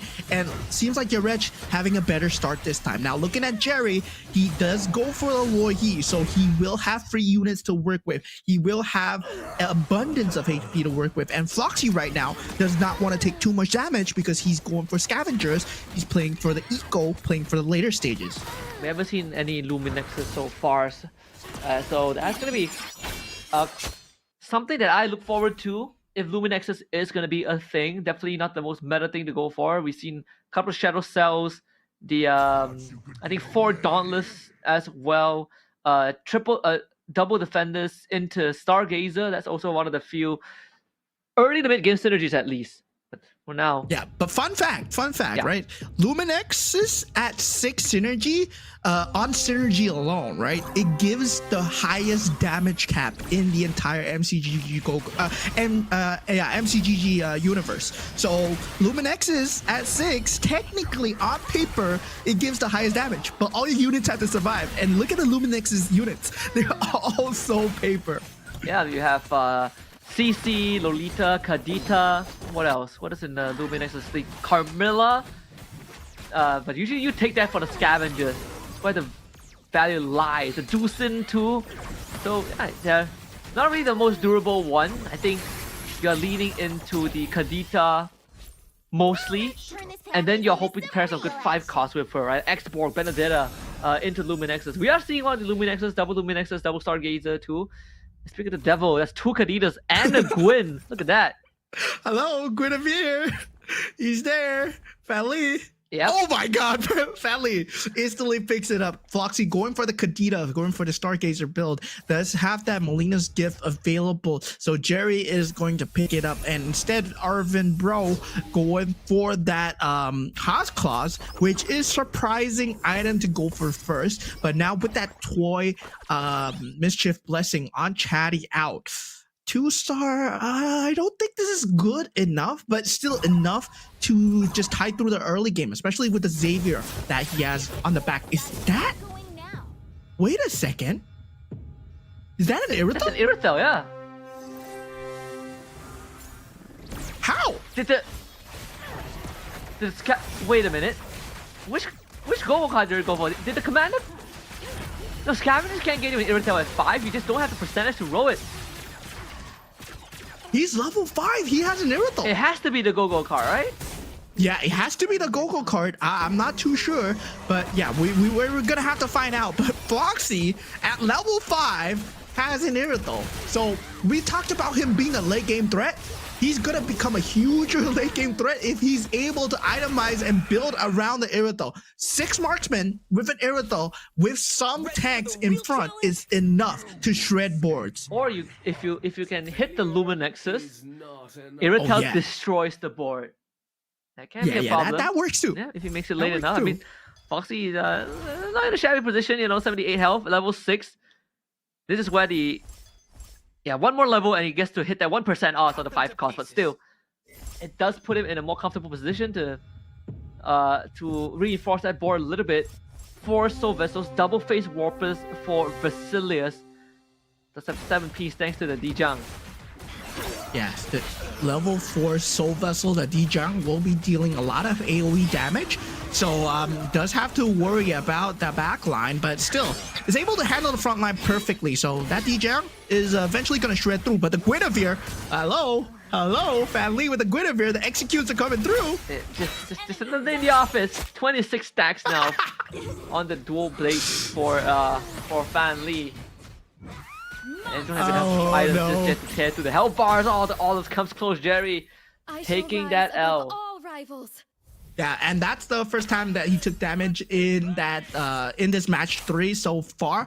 But currently, Yareg, the only one with 100 HP. Yes, he did. He needs to keep the HP. He needs to keep the win streak. That's his economy strategy. But seems like he's going for aspirin so far. And looking at the Go-Go cards, right?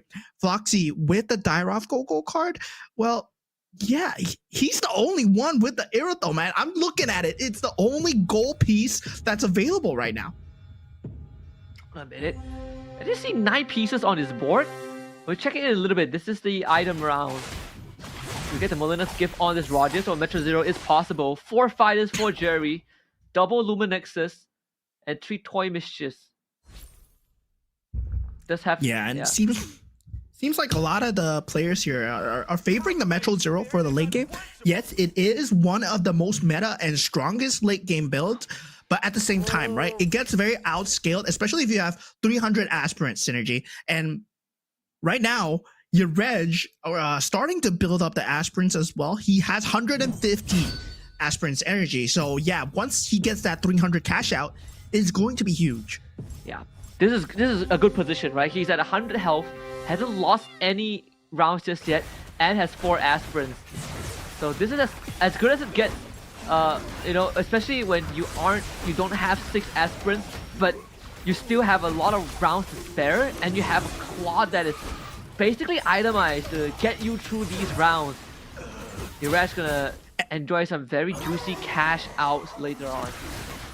And this is what happens, right? When a Minotaur starts snowballing with a late game, you know, comp. So Reg, he didn't go for the early game comp. He didn't go for the Soul Vessel. He didn't go for Starwing. He didn't go for also, what's that called? Yeah, Starwing, Soul Vessel, or the Bruiser build. He straight away went for Aspirants. And right now, he's still 100 HP. So nobody's able to control him. And once nobody's able to control him, it's going to get out of hand because the Aspirant's energy is going to build up. That cash out is going to be huge. He's suddenly going to have 100 gold out of nowhere, but 3-star Alucard coming out from the side of Arvin might show something else. That's the, again, 4 Shadow Cells, 30 stacks, the Alucard fully itemized.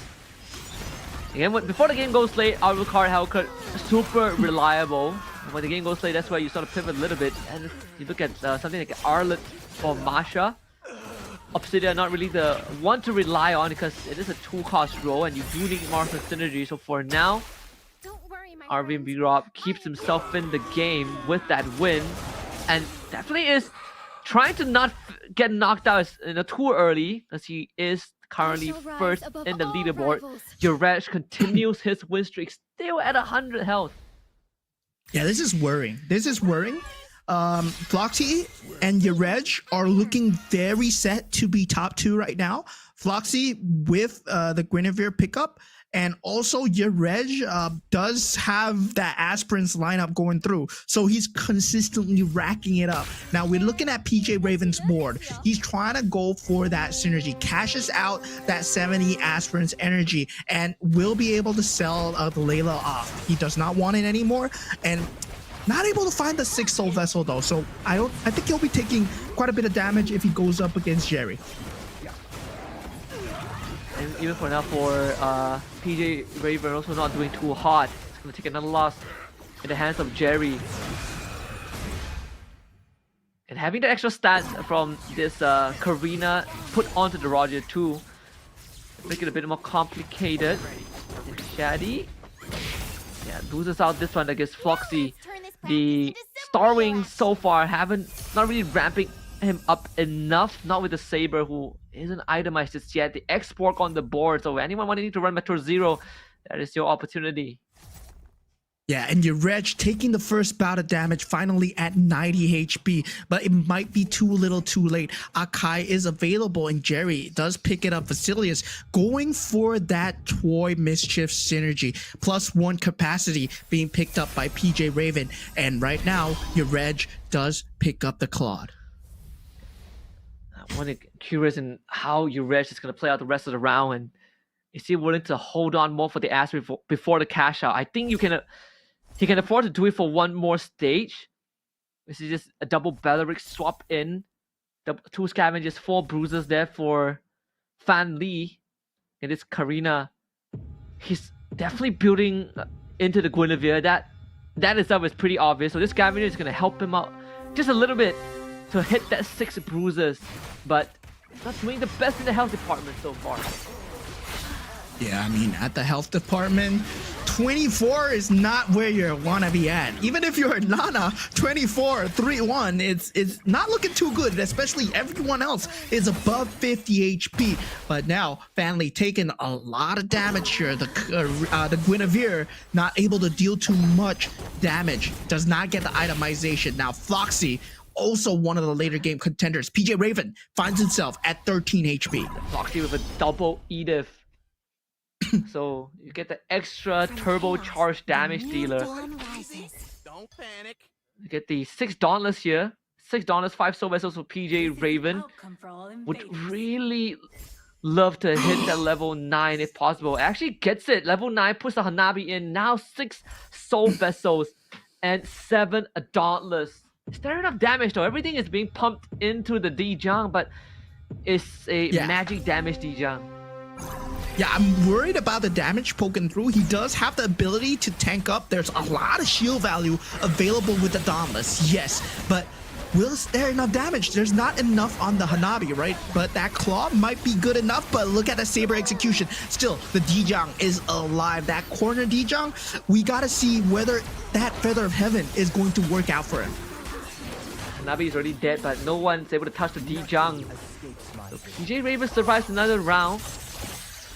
That actually matters a lot because we're going into the minutes round next. So he will be able to get some items to reinforce this board. All he needed was that one win, and now he's going to be in that prime spot. Even was able to get the go-go cards to see what each of them pick for themselves. Some extra crystals for Chatty to buff for the synergy. Floxy going for the Juicin one for extra spell cast.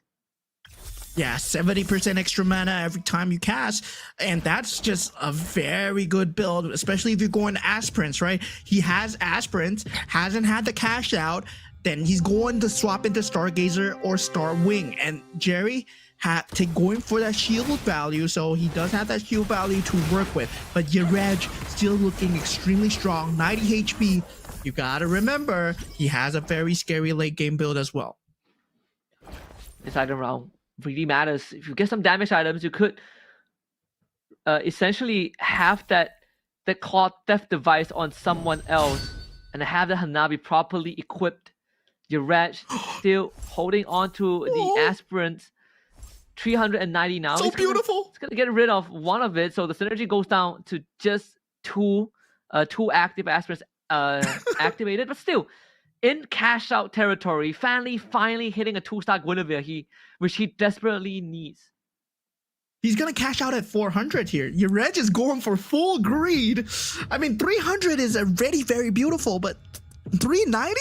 Man, he's gonna cash out at 400, and he has a lot of good items on the Fanny and the Claude, but is still unable to find the 2-star Claude. A 2-star Claude would mean he would win Floxy at this point, but Floxy, at this point, I feel that he's just a bit too strong with the Ethereal Essence. Yeah.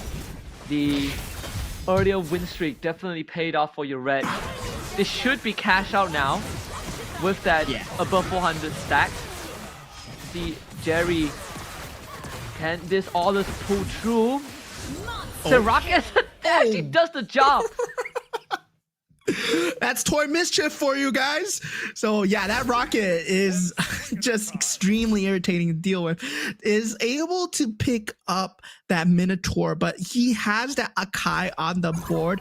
So we talked about the scavenger build. Well, the economy is finally paying off for Floxy, but now for Chatty, he has that 8 Metro Zero as well. So now going for more synergies, trying to rack up as much synergy as possible so that the Metro Zero can actually pop off. Yeah.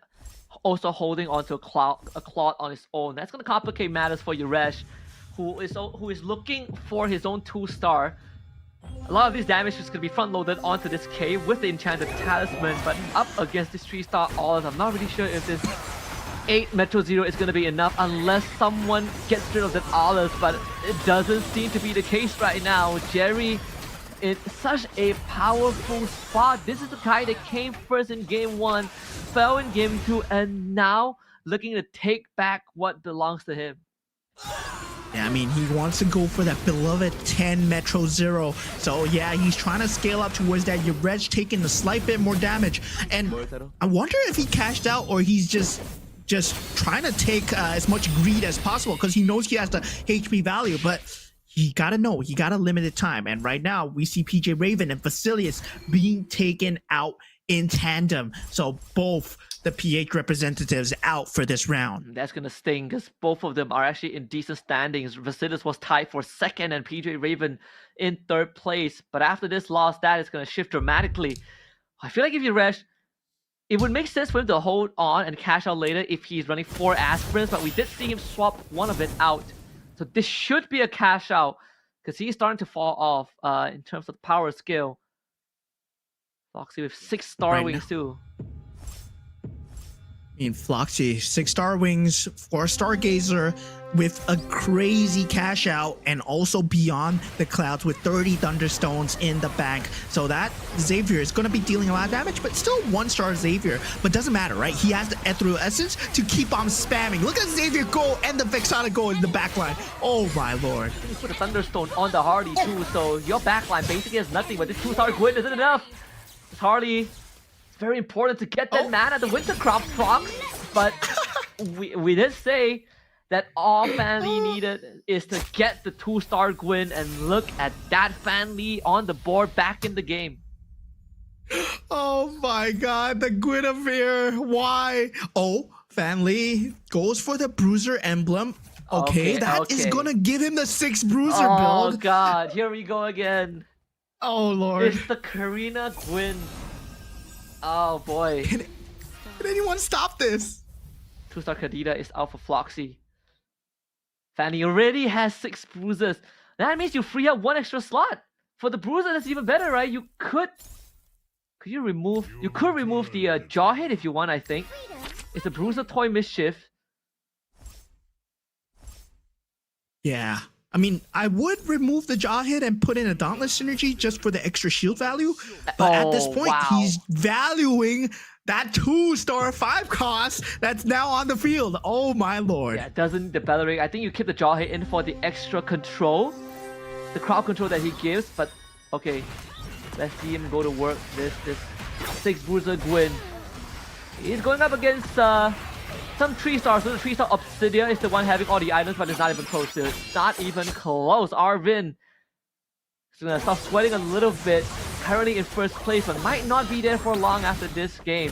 Jerry also taking that L as Floxy comes through. I shall rise above all rivals. Yeah, at this point, it's Floxy, Reg, and also Fanli, right? Fanli with a very cheese build, the Bruisers with the Guinevere, he needs Hybrid Lifesteal now. So if he's able to get Hybrid Lifesteal on the Guinevere or get a 3-star Guinevere, that's going to win him the game. But now looking at Jerry, he does have a 2-star Akai, which can keep the Guinevere locked down. So that he needs the heavy spin to go ahead before the Guinevere pops off. Yeah.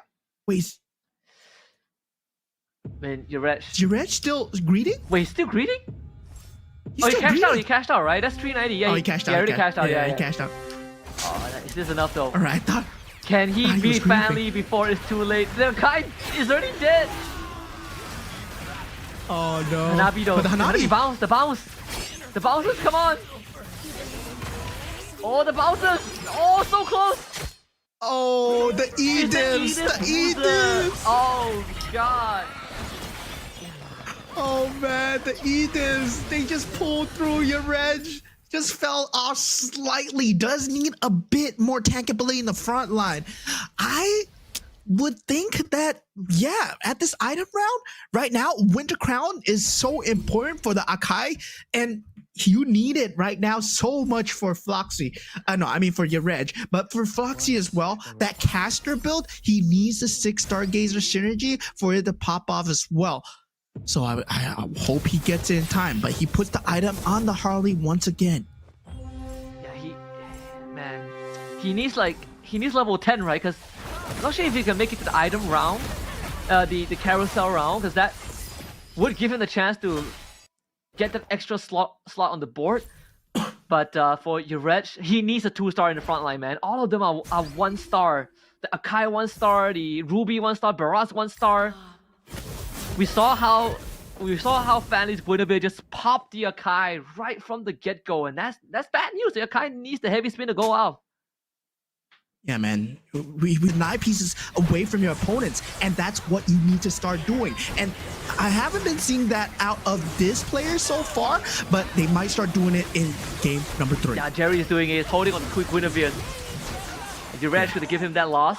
Not enough to take Jerry out. So again, 2 Guineveres off the board. But if you're Urech, you want Jerry out because he's holding a 2-star Akai.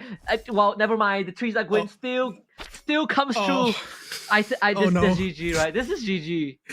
Oh no! They tried. I mean, we called it. We called it 3-star Guinevere. Kadita is just GG. Man, I think only Jerry is holding on to the Gwyn. the Gwyn. Yeah, that was not enough to stop Fan Lee. Oh man. 6 bruises. I mean, Edith has a golden staff. I mean, what do you do against her? It's a 2-star bruiser Edith with golden staff. Okay, I'm just gonna watch the bloodbath and unfold here. Look at this. One shot. Boom. Oh, Oh, one shot. One the shot. Edith popped out. One shot. Edith. No. This Edith doesn't even go into like the doesn't even pop out the mech. Yeah, the Owless survived for very long, but there's no chance. There's a Karina execute with a 3-star Guinevere, and it's just so scary right now. Your Reg, 3-star Hanabi? I don't know what's the solution here. 3-star Akai. Yeah, that's the solution. You need to get a 3-star Akai. You need him to be super tanky, and hopefully it saves you the game. Oh, this. Yeah, like you can see Rhea, he is stressing out. Oh, He's like, no. I got all these 5 costs, but they are all 1-star. My Akai is missing 1 piece, my Explorer is missing 1, and the shop gives me an Irithel, but he might not live to go to the carousel. If he runs into Fan Lee, it is lights out, and he just lost against Floxy, so he's not going to face Floxy. He's praying that he meets Jerry, because early on he did beat Jerry. Oh, who's gonna... Oh, boy. Oh, he's Fan Lee. Fan Lee. Oh, you're Resh. So close, yet so far.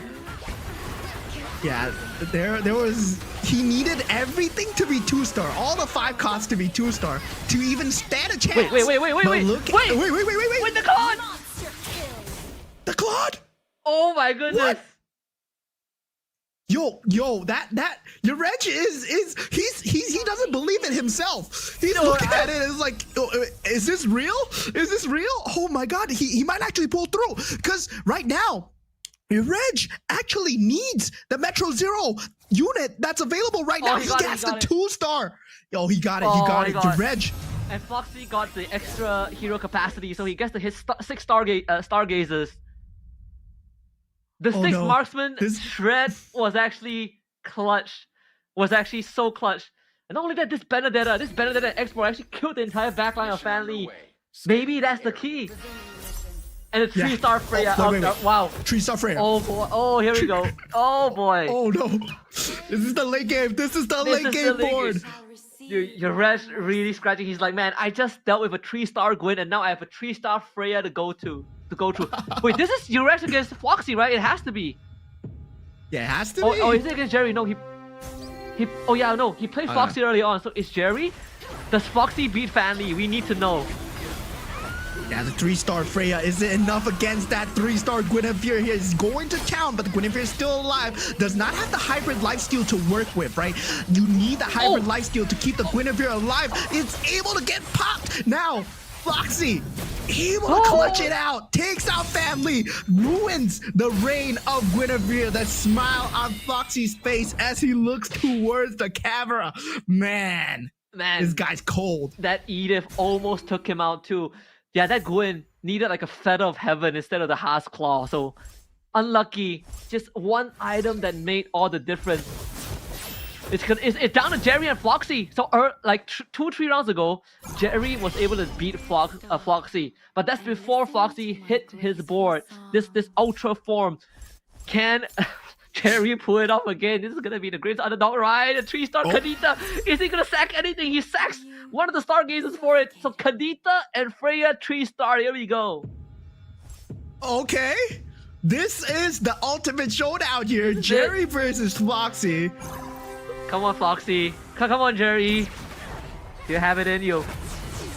All right, 3-star Alice, 2-star Akai on the side of Jerry is a lot of frontline that he needs to tear through. The Eternal Gore does eventually go down. Heavy Spin still in play, but finally being taken out. Owless still alive here, but the rough waves dealing a lot of damage. Will he pop it in time? He does, but the Owless is just too tanky, man. Jerry takes the W here. Look at the smile on his face as he will be the top place so far for match number 3.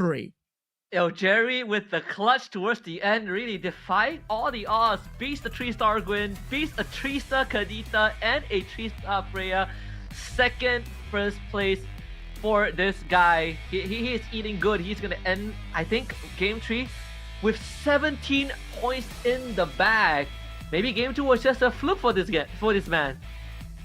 Yeah, I mean, at that point, he did play the Loi, so he did have a very good early start when he got the random heroes handed to him after the round. So he did manage to get the synergy that he was going for, and the Owlets coming through, that Toy Mischief synergy, it just carried him throughout that mid game as well. But what we were so scared about is who can control Fanly 969, right? That 3-star Guinevere on the Karina.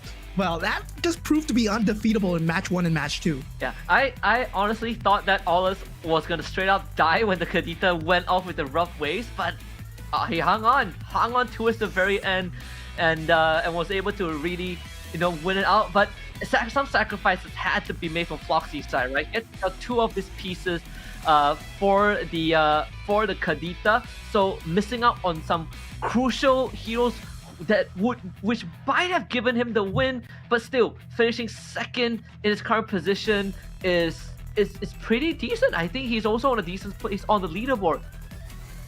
Yeah, I mean, if you take a look at Go-Go cards as well, I believe there's a visual error. So Valir, that card is actually golden. He got the golden variant of it, but you can see the hybrid lifesteal coming out from the side of Jerry, where he chooses to go for the hybrid lifesteal and the shield to actually give him a bit more of a fighting edge in that mid stages of the game to actually finish off that Toy Mischief build to secure that 2-star Akai. And I believe that 2-star Akai really secured a lot of the fights for him. Yeah, it really did. We keep seeing the disruption come in, the 2-star Benedetta as well, I think, from Jerry. Like one of his piece got instantly blown up by the Kadita at the start, and I thought that was gonna be lights out, but the Aulus was essentially left unchecked, and well, this just spiced things up a little bit because Vasilius, he finished last, Chatty with the 1-1, not able to pull through that mid game, and even for PJ Raven's Sky, that Lunox that took a while to ramp up, wasn't really able to get much done towards the very end. Yeah, and we saw in the early game, your Reg was a very big threat factor with the Claude, with the enhanced items already, with a very early Aspirants late game build. With Minotaur, you either go super early game because you have great items, or you go super late game because you have even better items. And he managed to go for the late game with the Claude so far, and your Reg was destroying boards left and right. He actually accelerated the game while he was trying to greed. So yeah, you can see the Aspirant points going up 40 by 40. He eventually stopped at 390, but still 390 and not enough to win the game. Yeah, 390 points, but one of the things that was hampering his progress was the fact that his front lines were all getting sandbagged, right? Jerez was not really able to hit those 2 stars because everyone else was holding onto his pieces. He had a 2-star, he had an Akai that he was looking for that didn't come through. He had an X-Ball that was missing 1 piece. The Irithel was missing 1 piece too, and that really put a nail in the plan of Jerez, because I feel like if he got any of those 2 stars just slightly early on, he would have been in an even better position to at least win out. I believe Jerez was in 4th place because of that. Yeah, Jerez able to get the 2-star on the Gatot, I believe, but he's unable to get the 2-star on the Irithel, unable to get the 2-star on the Akai, and that was just that slight little factor that led him to get 3rd place instead of 1st place. But Jerry, man, Toy Mischief, Weapon Master into Starwing. And Starwing, yeah, minimum synergy. He did not really go for the Starwing synergy. It was just there.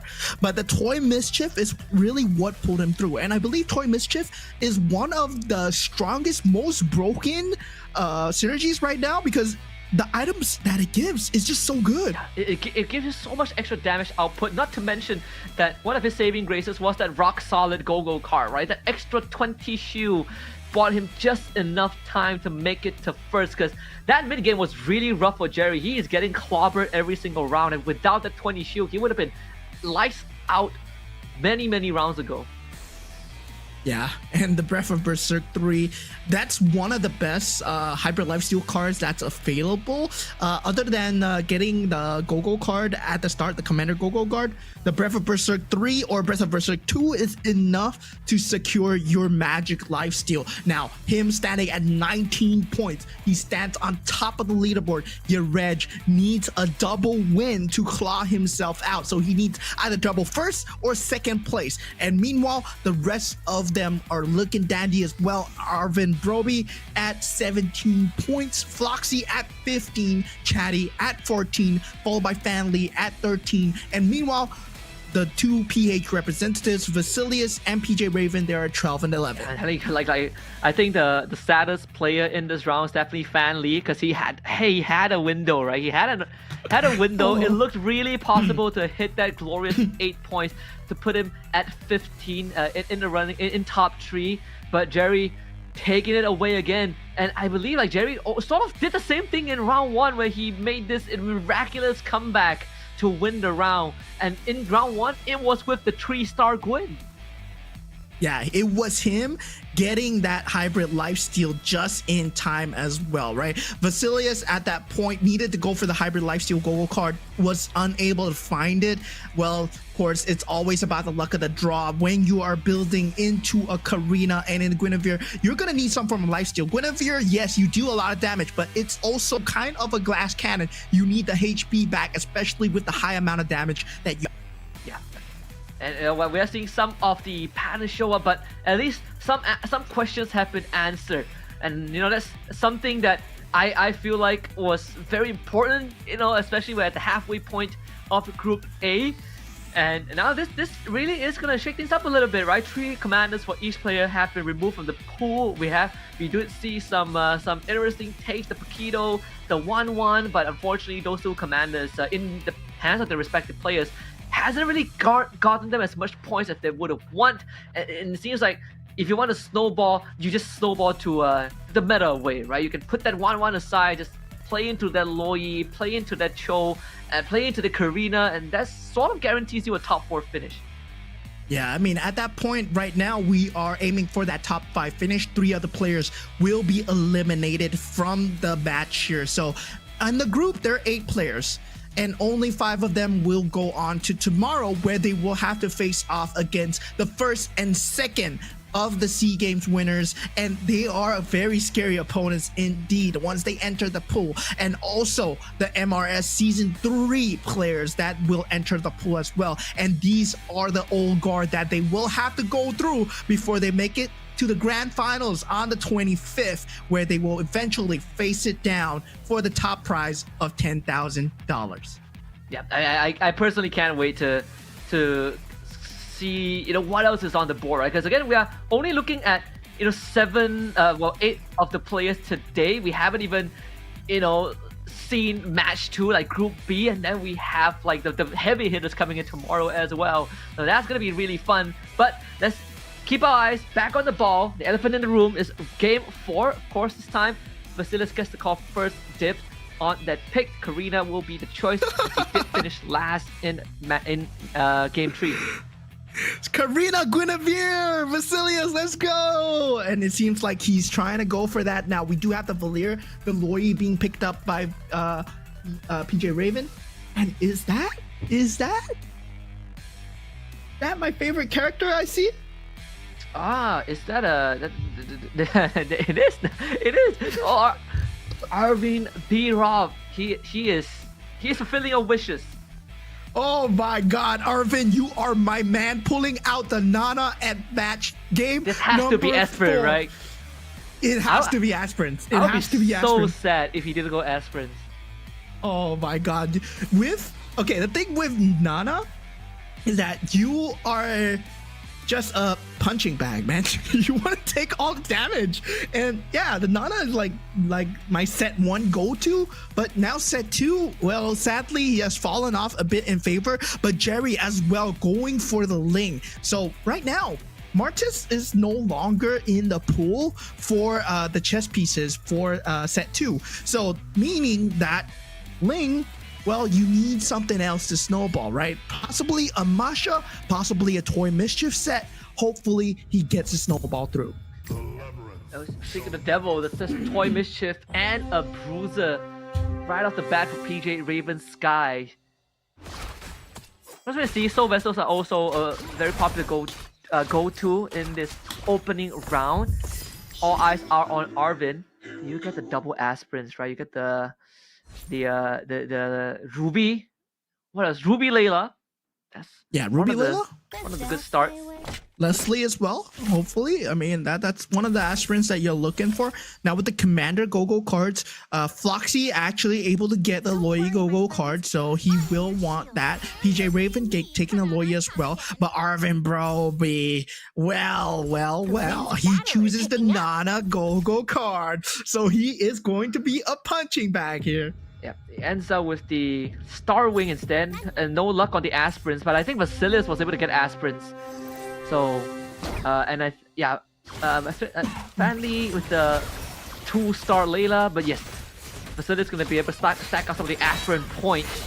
Again, ideally you want to get 4 aspirins as early as possible. With the Nana, you have that better roses to fall back onto. The execute comes through from this Aldous. Boom. Yeah, wow. There is going to be a bit of early skirmishes going in. Arvin Bro, well, at this point, yeah, you don't want to take too much damage, but you gotta know, right? As a Nana, you're going for a lose streak no matter what. So yeah, maybe even remove some pieces from the board, but at the same time, you want to mitigate as much damage as possible. But looking at the rest, Starwing, Stargazer coming out from the side of Arvin Bro. It's just enough to just take out the early pieces, but hopefully not win too much at the same time. Yeah. Just going to, I mean, the lesser lose streak that you can go on in the early game, the better it is. It's sort of like what we saw with, what was that again? It was Tim, right? No, Yuresh. It's sort of like what happened with Yuresh in the previous game where you're running aspirins, but you go on a win streak. So that's the extra boon that you can get. So every single win actually matters a lot more. And he just got one, and look at that, look at that buy. 2-star Lolita coming through. Oh my God, Jerry. Is he not putting any units on the board? No one can escape me. No way, right? I mean, the game doesn't let you, right? Yeah, it'll auto like pop the heroes back onto the board. Wait a minute. You can do that? Yeah, he can do that. So he's it just going for the lose streak. Maybe it's a round 1 thing. Huh. He's going for the lose streak. Yeah, as well. So we got 2 players going for lose streaks. He loses on purpose to Arvin Bro so that he does not get extra lose streak gold. Jerry's playing the mind games with Arvin Bro. Jerry is like, I've came back 2 out of 3 games. This is nothing new to me. Yo, he knows that's so evil. I mean, that's high-level gaming right there. Denying the lose streak goal from Arvin Bro so that he does not ramp up in terms of scale. Now, with the item scaling as well, he gets the first pick as well. So yeah, that is kind of an early game strategy. But, I mean, do you want to do that? You can. I mean, he did get access to the Arlet, so that's at least 4 Shadow Cells, I think. It has to be, right? Because then you take, there's a Marsha Arlet, so you take Arlet over the Marsha. Is this 4 Shadow Cell for him? No. That is just for Econ. Wait a minute. Yeah, we'll find out what goes on with Jerry in just a little bit. It's a blessing, the Stargazer blessing for Chatty, so 2 Stargazers guaranteed. But he needs a level 6 for the extra slot. If enough to level up right now. There you go. Yeah, that's the 2-star alert. So right now, looking at Floxy's board, does have the Luminexes in terms of having that Soul Vessel as well. But Luminex's early game, well, not able to deal too much damage, will not be able to take out Vasilius with a 2-star Kagura with a Dominant Ice on the board here. But looking at Ijang, is able to deal a lot of sustainable damage through. No, that's not a Kagura, that's a Dairoff. That's my bad. And Dairoff makes it even better if there's a crowd around him, right? You can execute multiple targets. if the conditions are right. Vasilius continues that win streak. But Chatty's having the best time of his life right now. Hasn't lost a single round, and Jerry cashes in on his first win off of the 2-star Arlet. Yeah, at this point, 2-star Arlet able to deal a lot. I mean, it's a 3-cost cat after all. It's one of the tankiest cards, and it is still very early in the game. That 2-star Dairoff, yes, he needs that KOF synergy, and that 2 KOF synergy is there with the Kula available. But that Soul Vessel, getting it to level 4, very important in the early stages of the game. But the Dauntless synergy, I feel that it's gonna be just enough, but going up against Toy Mischief, yeah, he does not have the item where it's able to help him deal the damage, so he's gonna be able to pull through. Lucius Iris is gonna kill all of them in one go. He's gonna be maxed out in stacks after this one onto the jaw hit. Arlet though. It should be fine, right? Yeah, I think the Dairoff wins this. The face walk first, so you get extra percentage damage. It's the stun in. Okay. So Leslie to work with. Oh, it's overtime. Arlet? Oh, yes, Arlet. go! Right in the nick of time. I have a feeling that Arvin isn't going for that aspirin, right? He's just gonna win streak, and once things get, once he starts losing, at least this Nana is gonna be that fallback plan. 4 soul vessels for him. Yeah, so maybe Arvin not going for the lose streak, going for I mean, he was going for the lose streak. Then Jerry ruined his plan. So yeah, now he's like, okay, scrap that. Let's go for a different build instead. And yeah, let's just secure top 4 instead of getting top 1. But at the same time, if he gets a good lineup, I mean, the commander doesn't matter. Yeah, he wasn't able to lean into the aspirins too. I think that one was actually in the hands of Basilius. So pretty fine. There's 3 Luminexes for PJ Raven Sky so far. This minion round, see what items they get. Level 7 for Yuresh, drops in the Minotaur, 4 defenders now, and the 34 stacks on the Thunderstone. So far, all that is going into the Kagura. Yeah, I mean, at this point, the Kagura not able to get the early game lead that Floxy wants so far. Instead, the Nana is on top together with the Valir as we expected from coming out from Chadi. But looking at the builds coming through, the Luminexes actually being favored for the side of PJ Raven here. And PJ Raven, wait, that's not... Okay, yeah, PJ Raven is the lawyer. Yeah, Vasilius is the one that's in the Karina so far. This, again, Luminexes, these items and these 6 of them with the crown only delaying the inevitable. Hold on, that juice in. Oh my god. Jerry, no, he was not expecting that. He was a streak, but yeah, that's a round that he expected to win at least, so that puts a wrench into his plans. But Reg falling extremely low, 56 HP at this point. And yeah, I mean, that blessing, well, do you want to put it on that face swapper? I doubt it, right? Yeah, I don't think so.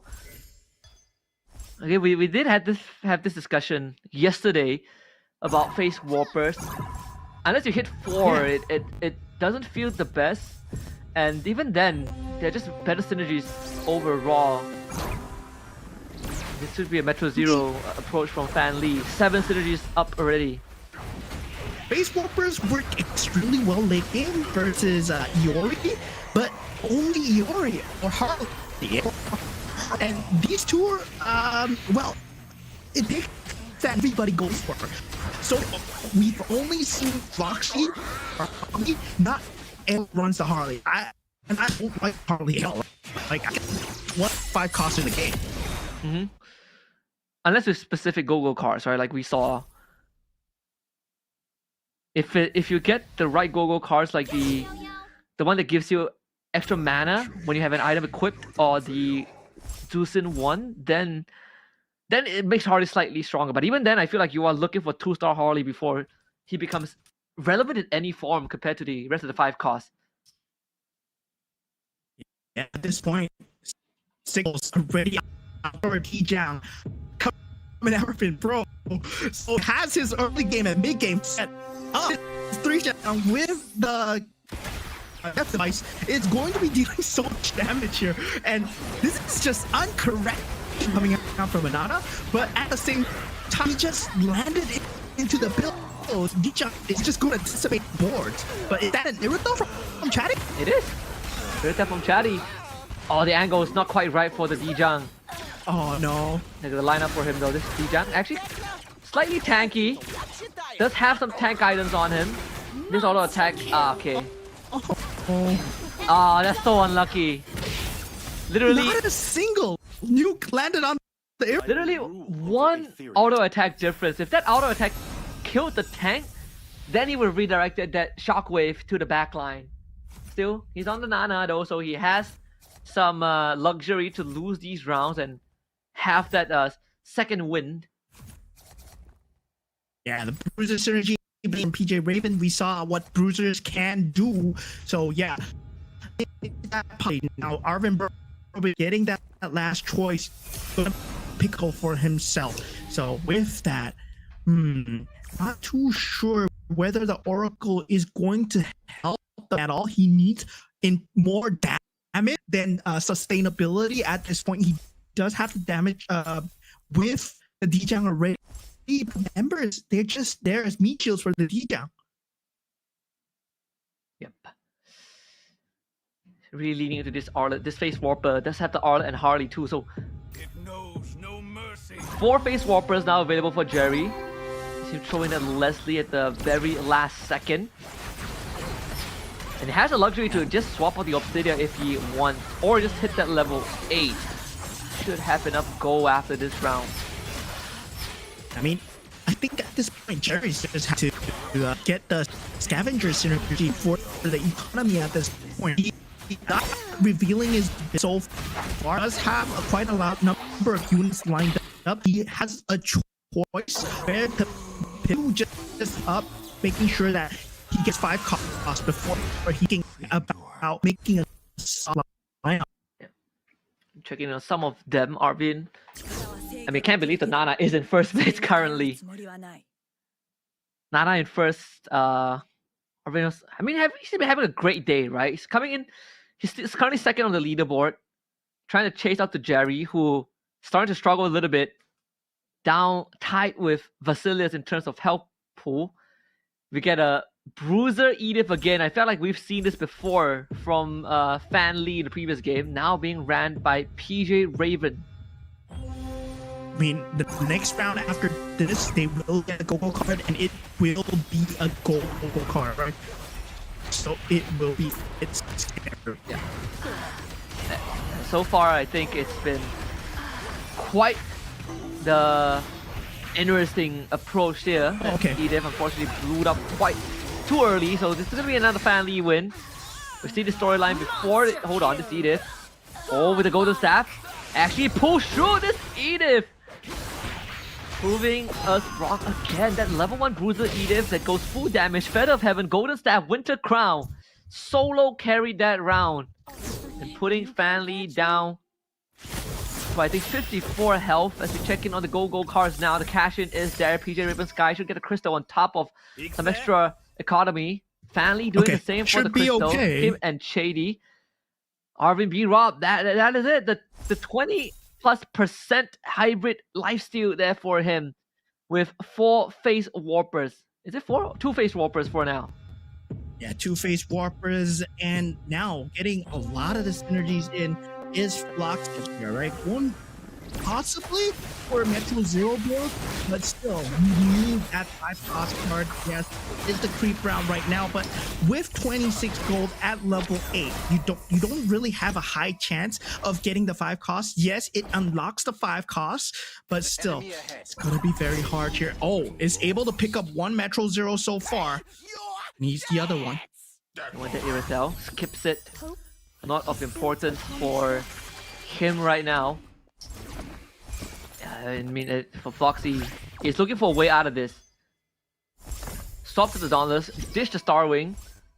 Metro Zero is a possibility. He does have that export, but he doesn't have either the Roger or the Ixia, so he might have to pivot off of this too. This is a very scrappy comp so far.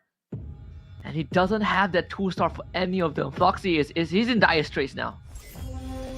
Yeah, he's not looking too good here going up against Fan Lee and having that 2-star Alucard with a very good toy mischief synergy as well. But still, it's able to pull through so far with the export, able to deal very good damage into the back line. Will it be enough? Oh, Terry! Though?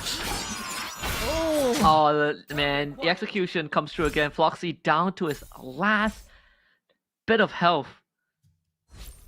yeah, that export was not enough. He needs another Metro Zero to actually make this lineup work. Oh, he needs a 2-star in any of them. Yeah. Okay, Glory League blessing there. I never miss my target. When evil encroaches, call my name. Able to pick up the 6 marksman for the side. And yeah, but he does not have enough space on the board. He has to swap a few members out if he wants to get that marksman synergy. Does have that 8 Metro 0 synergy already on Fan Lee. So yeah, it's gonna be looking extremely scary with the Akai popping in, with the Claw Death device as well. So it's going to be very scary for Fan Lee right now. He is going to be one of the top few in terms of late game builds. The Malignant give actually polymorph the Claw, but he does have the BOD, the Hearth Claw, as well as the Winter Crown. Yeah, Arvin, yeah, he's not going to survive this round. So Fan Lee, again, just like the previous rounds we've seen him in, always manages to get to that late game in a very strong state. Jerry also having a field day right now, just taking down Vasilius with the 6 Toy Mischief 4 Bruiser build. Vasilius Yeah, I'm not too sure what build Jerry essentially went for, but 6 Toy Mischief, 2 Bruiser, like you said? Yeah. 6 Toy Mischief 4 Bruisers for Vasilius at least. Vasilius, all right. I feel like, No. I mean, Foxy is already out, so he's gonna lose that third place ranking most likely by the end of this. And that kind of stings. Yeah.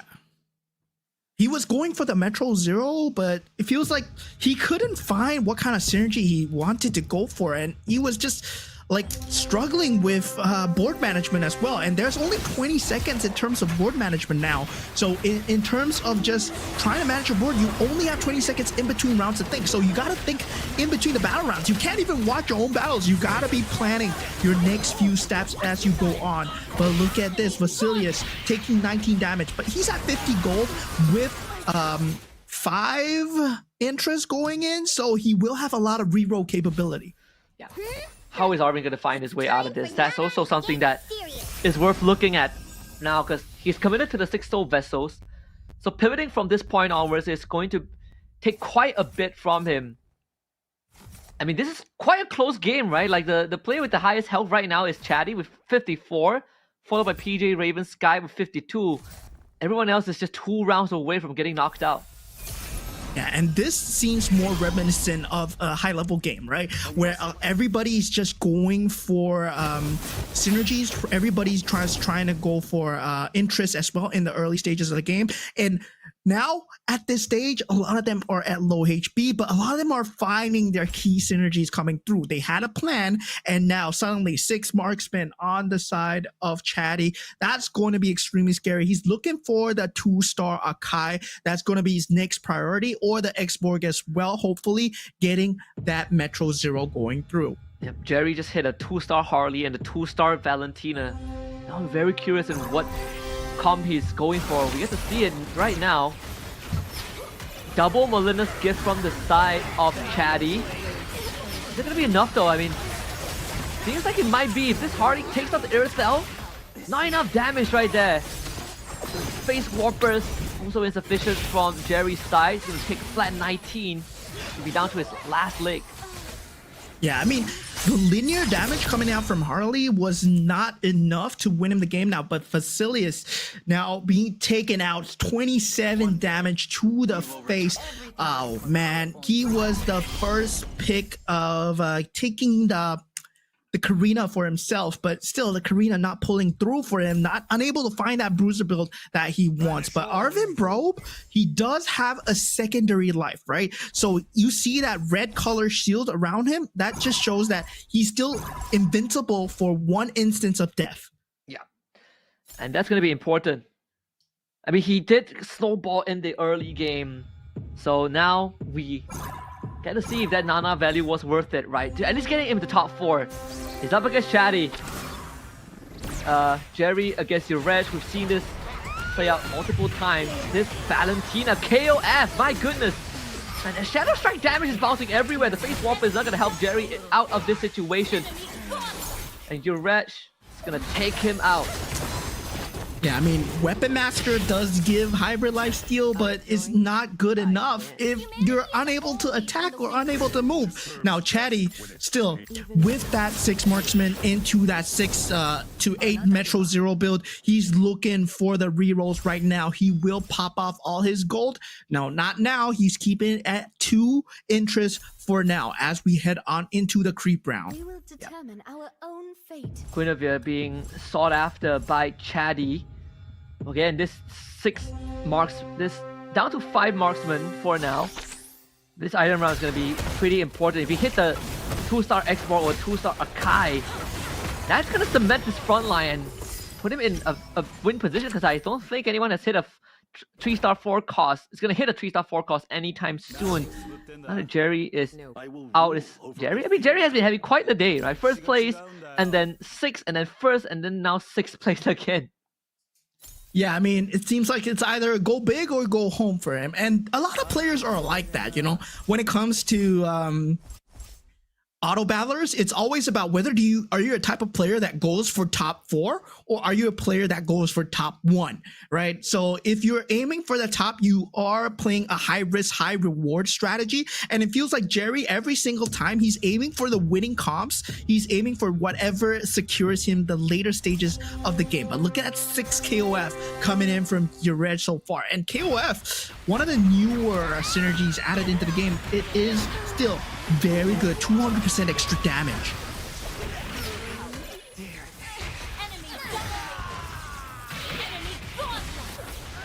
Enemy legendary. Unable to pull through with the KOF build. Always hope.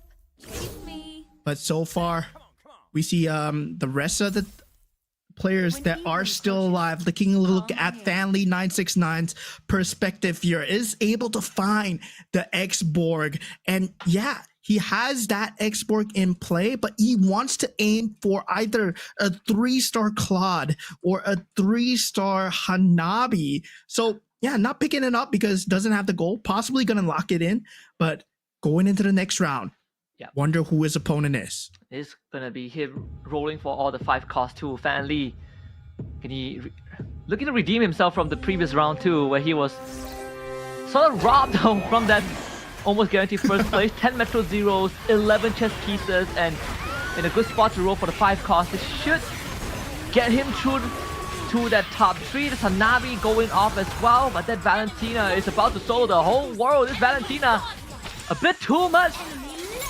And your Red shuts the show down. Chatty down to 13 health. Yeah, that's going to be 2 members being taken out. Fan Lee with the Metro Zero, not enough. Arvin Broby now down to top 3. PJ Raven, Yarej, and Chatty being the top 3. Chatty has one of the scariest boards so far. He has the 2-star Irithel. Did he just sell off a 2-star Irithel? Call my name. Did he? Yes, Oh, he about to did. see He the sold Hanabi. off He was rolling for the no wonder. Hanabi. Wow. I was like, why did he sell off a 2-star Irithel? And yeah, I was like, oh, okay, 3-star Hanabi. Okay, that makes sense. That makes sense. Yeah. So this is Uresh's best round so far. I think Chatty, prime for the win, unless someone else has a answer. This could be it though. The 3-star Claude, 3-star Claude, and 3-star Hanabi for Chatty. This most likely a GG angle unless someone can take out that back line, but the bounces from the shurikens a bit too much. There's no way. It's just a mirror for now, you know, everyone. It's gonna be PJ Raven against Shaddy. It comes up to this one last round after the carousel. Yeah, so Yarej will end his position at top 3 for this game here. But now, with the last item round in play, max cap, Chatty now finally has that 10 item slots. PJ Raven Just taking some time to think before the final showdown. I believe he doesn't have a chance, right? At this point, it's 3-star 5 costs, or you need 3-star 4 costs. The shadows. This should be his round. I don't see a losing position for for Chatty right now. 3-star Gwyn, okay. Does the Gwyn have the right items though? I think that is the important question here. 3-star Barrage is out. 3-star Barrage? Okay. Alright. One more. What worries me is that there's Luminexus from the side of Chatty, and then you have a Hanabi and Claude with 6 marksman synergy. Alright, moment of truth. Right, here we go. The Hanabi already shredding through the early front line here. The Barrage! Can the Claude and Hanabi do it? That's the Winter Crown proc from the Gwyn. Nah, it's not enough. Watch this. The difference comes down to just the Winter Crowns, honestly. Yeah, it does. And he needs to pick up that 2-star Akai that he's currently hunting for, but yeah, at this point, PJ Raven is out of money, so is unable to find anything so far. That 2-star Edith somehow carrying him, but that front line Belleric is being bursted down just so fast, and that meat shield is just not enough in the face of Hanabi right now. Does put the Layla down for that 6 marksman synergy. Now Chatty able to just shred through, but look at PJ Raven positioning. He's going all in, putting all the units in front. Oh, and they're right in front of each other. But the Monila's gift gives them some space to work with, as the Bruiser Barrage right on top of the Hanabi right now. Can he get the Winter Crown out first? I think he did. The Winter Crown comes out at the right time. And PJ Raven, just great positioning towards the very, very end. And takes that first place away from Chatty. That was just great positioning coming out from the side of PJ Raven, and it all led down to that last positioning where he's able to put the Barats all the way in front and able to land the damage down onto Hanabi, right? You needed some form of CC onto Hanabi, just like in an MLBB game, and that was the positioning that he needed to pull through. So now PJ Raven finds himself with 8 points going through, and Chatty not too shabby either, pulling it off with 7 points. Yeah, and again, another situation where we saw those 3-star marksmen, but when you compare it to that Barras and Gwyn that was hit in the last second by PJ Raven, and not to mention being able to get the perfect positioning too, because both of them went all in, and the fact that both the Gwyn and the Barras started the round right in front of the 3-star marksman, that's exactly what PJ Raven was looking for. Yeah, in terms of what we want to see here, right? Going back into the match overview, we want to see the go-go cards that they have picked up. You see Foxy going for the gems, unable to find the synergy that he was looking for, the Metro Zero, and really all just unlucky timing, couldn't find that late game strategy. Meanwhile, for the side of Facilius, having that Karina, first picking that Karina, yes, but was unable to find a snowball. And for PJ Raven, well, that was just pure positioning outplay. Chatty just seemed like he had the game in his hands. Yeah, the war was on his palms. They both swapped the positioning, and unfortunately, it just didn't really work out in Chatty's way. But still, right? I mean, they still both ended up in top 2. Yuresh also having a decent round in a decent game in game 4, ending in 4th place. We see Arvin Virob throwing in the Nana, going for a win streak early game, and was able to finish top 4. Yeah, top 4 win streak, Nana. I'm so proud of you, Arvin, bro, because at this point, yeah, Nana is just an underrepresented commander, right? Nobody really plays Nana, and yeah, the Jerry ended up going for Amon after all. I thought he was going for the Ling, but no, he's going for the Amon, and Yarej with the Gushan getting his first top 3 place so far. But looking at the highlights, seeing PJ Raven going at it early in the game, going at with the Lumen Nexus and also the Toy Mischief with the Scavenger synergy for the Eco. We also saw another round, we did talk about Jerry seemingly feeling like that go big or go home player. Still, I think in a decent position, he should be in top 4, but that last round, if everything is according to the pattern we've seen so far, Jerry might be looking at another first place to guarantee himself the qualification straight into the semis. But for now, it's PJ Raven's moment. Again, hitting the right piece at the right time. Those late game eco really paying off. Yeah, and once other players are out, it's a lot easier to hit your pieces because there's lesser pieces to roll for, right? There's more pieces in the pool, so technically you should have a higher chance of rolling for them. And he went for it at the correct time. You saw the rerolls coming through, and it just proved to be on point. That 3-star barrage just carrying him through, looking for the Mortal Rivals and also the last resort card that I'm not too sure what he got from the last resort card, but it has a multitude of rewards that it gives. Yeah, we saw a couple of the players went for the last resort as well, and he probably got the best cash out from that. Right, having that KOF, it's just the icing on the cake. But again, this is out of 4 games, 3 of them have been won by a 3-star Guinevere. It has a 3-star Guinevere in it. Yeah, I mean, 3-star Guinevere, oh man, it's just so disgusting. But actually, any 3-star is disgusting, right? We saw that 3-star Hanabi just being able to wreck boards, but just being able to get control by that 2-star Akai and the 3-star Barats that PJ Raven is able to have, and the pure positioning outplay coming out for PJ Raven. It was not even about the pieces. If Hanabi lived for an extra 2 seconds, it would have changed the entire fate of the game. Yeah, all he needed was the Winter Crown to not proc that early. But still, Jerry maintaining his position in first place with 22 points, but is now tied up with Arvin Brab with 22 as well. Chatty with that win, with that second placing, comes in third with 21, and then PJ Raven Sky with that massive, much needed 8 points, puts himself in top 4.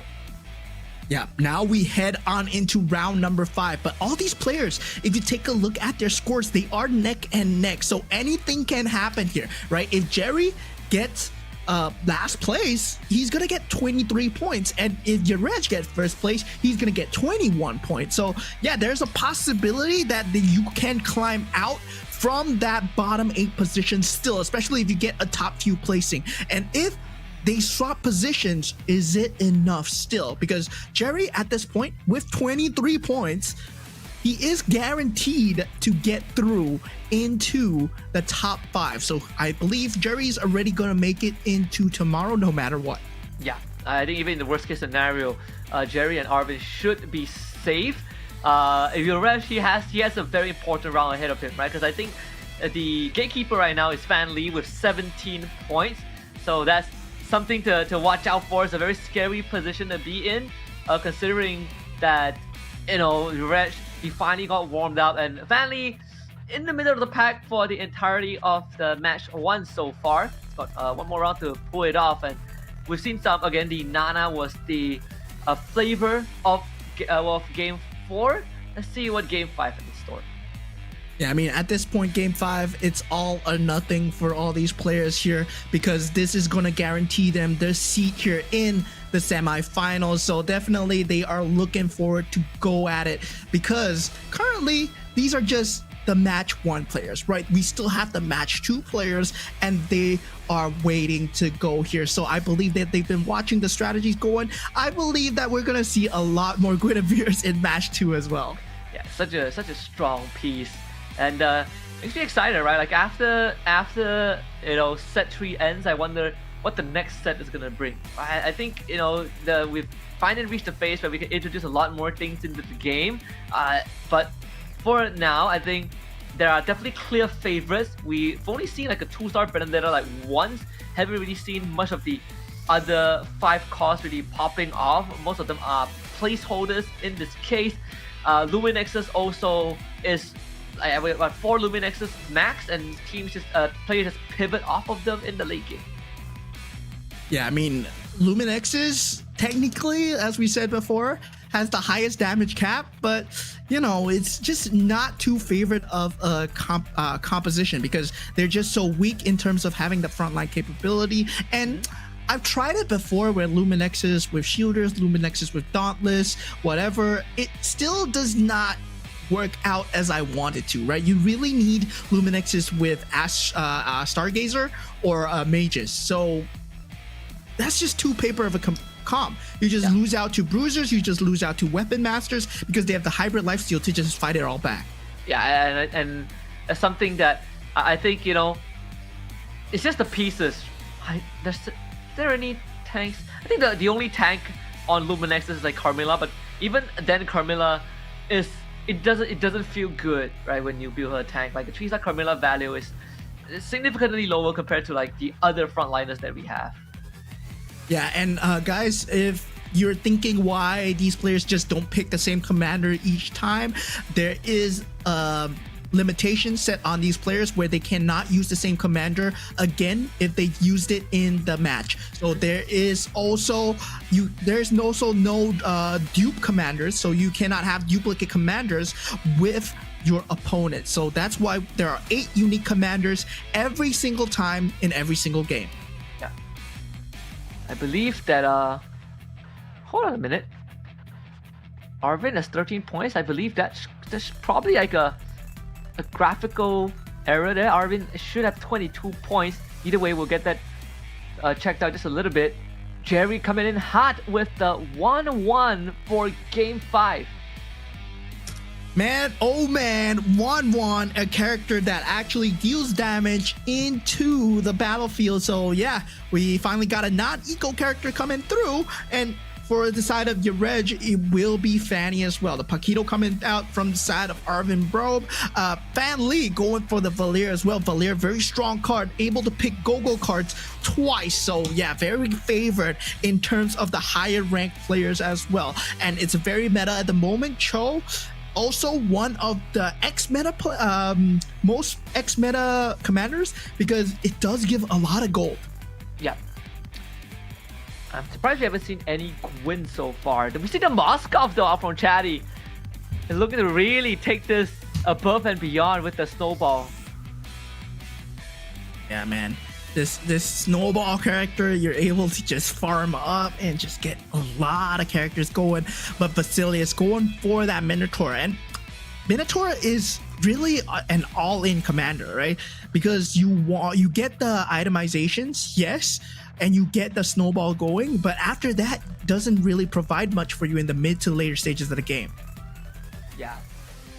And let's see. This is game 5, the most important game of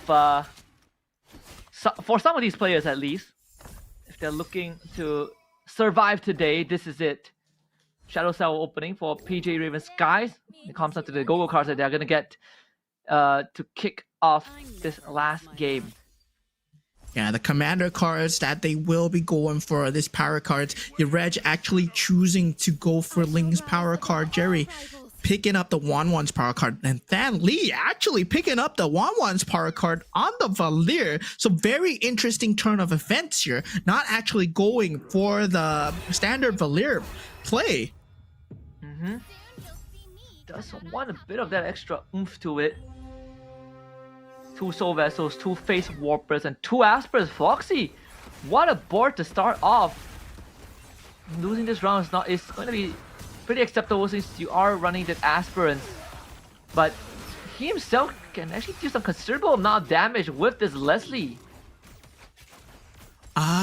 Okay. I think Fan Lee didn't pick up the 1-1 power card. He picked up the Valier one, but it doesn't show, right? So he got the 6 gold and it rolled into the 1-1. So yeah, I believe that happened. So yeah, he got the 6 gold. He picked the Valier power card. Don't worry, guys, he didn't mess it up. So yeah, that's just weird animations coming out just a little bit. But now we do see the start of the game. Luminexes and Mages coming out for the side of Arvin Broby. He did go for a Paquito build here, so it depends on who he puts the boxing gloves on, and that's the character that he's gonna copy. Yeah. He's got this very early Luminex's mage too. So 2-star Aurora and 2-star Dusin. We did go through some of the struggles that Luminexus deals with. They just don't have any reliable frontline, but they make up for the lack of frontline with some decent damage. Sadly, against Floxy is pretty hard because you have an early phase Warper, double phase Warper, and that means that the Leslie feels a lot safer just dishing out the damage. Yeah, 2 stars as well, right? That aspirant synergy going extremely strong coming through. Your Reg on that Fanny does have that, also have that unit advantage on the field, because you do have the ability to pop in a unit, and you can see that at the start already, you can see the Moskov trying to go for, I believe that's an Amon? Yeah. True love Yeah. is like blood. Toy Mischief Glory leak here. That's a very early claw from Chatty. And he's looking to, he's looking for the Amon to sacrifice. It's trying to get the ramp going, and the earlier you get it, the better, especially when you start leveling up, the odds does go down, so you want to find an Amon as fast as possible. Yeah, Chatty able to get it through, but still, at this point, Floxy, with that 2-star Layla and 2-star Leslie, is able to shred through a lot of these early game compositions here. That is a 2 cost that is 2-star at this point. So Floxy, yeah, does have that 100 HP win streak going, and also that late game slightly secured, because you have the aspirant's energy that you're talking about. You want to get the cash out as well, so getting it early is always good. Yep. It's the first carousel round 2. Chatty instantly goes for the K. Golden Staff is available. Feather of Heaven as well. This is definitely a game 5. Yeah. See Halbert.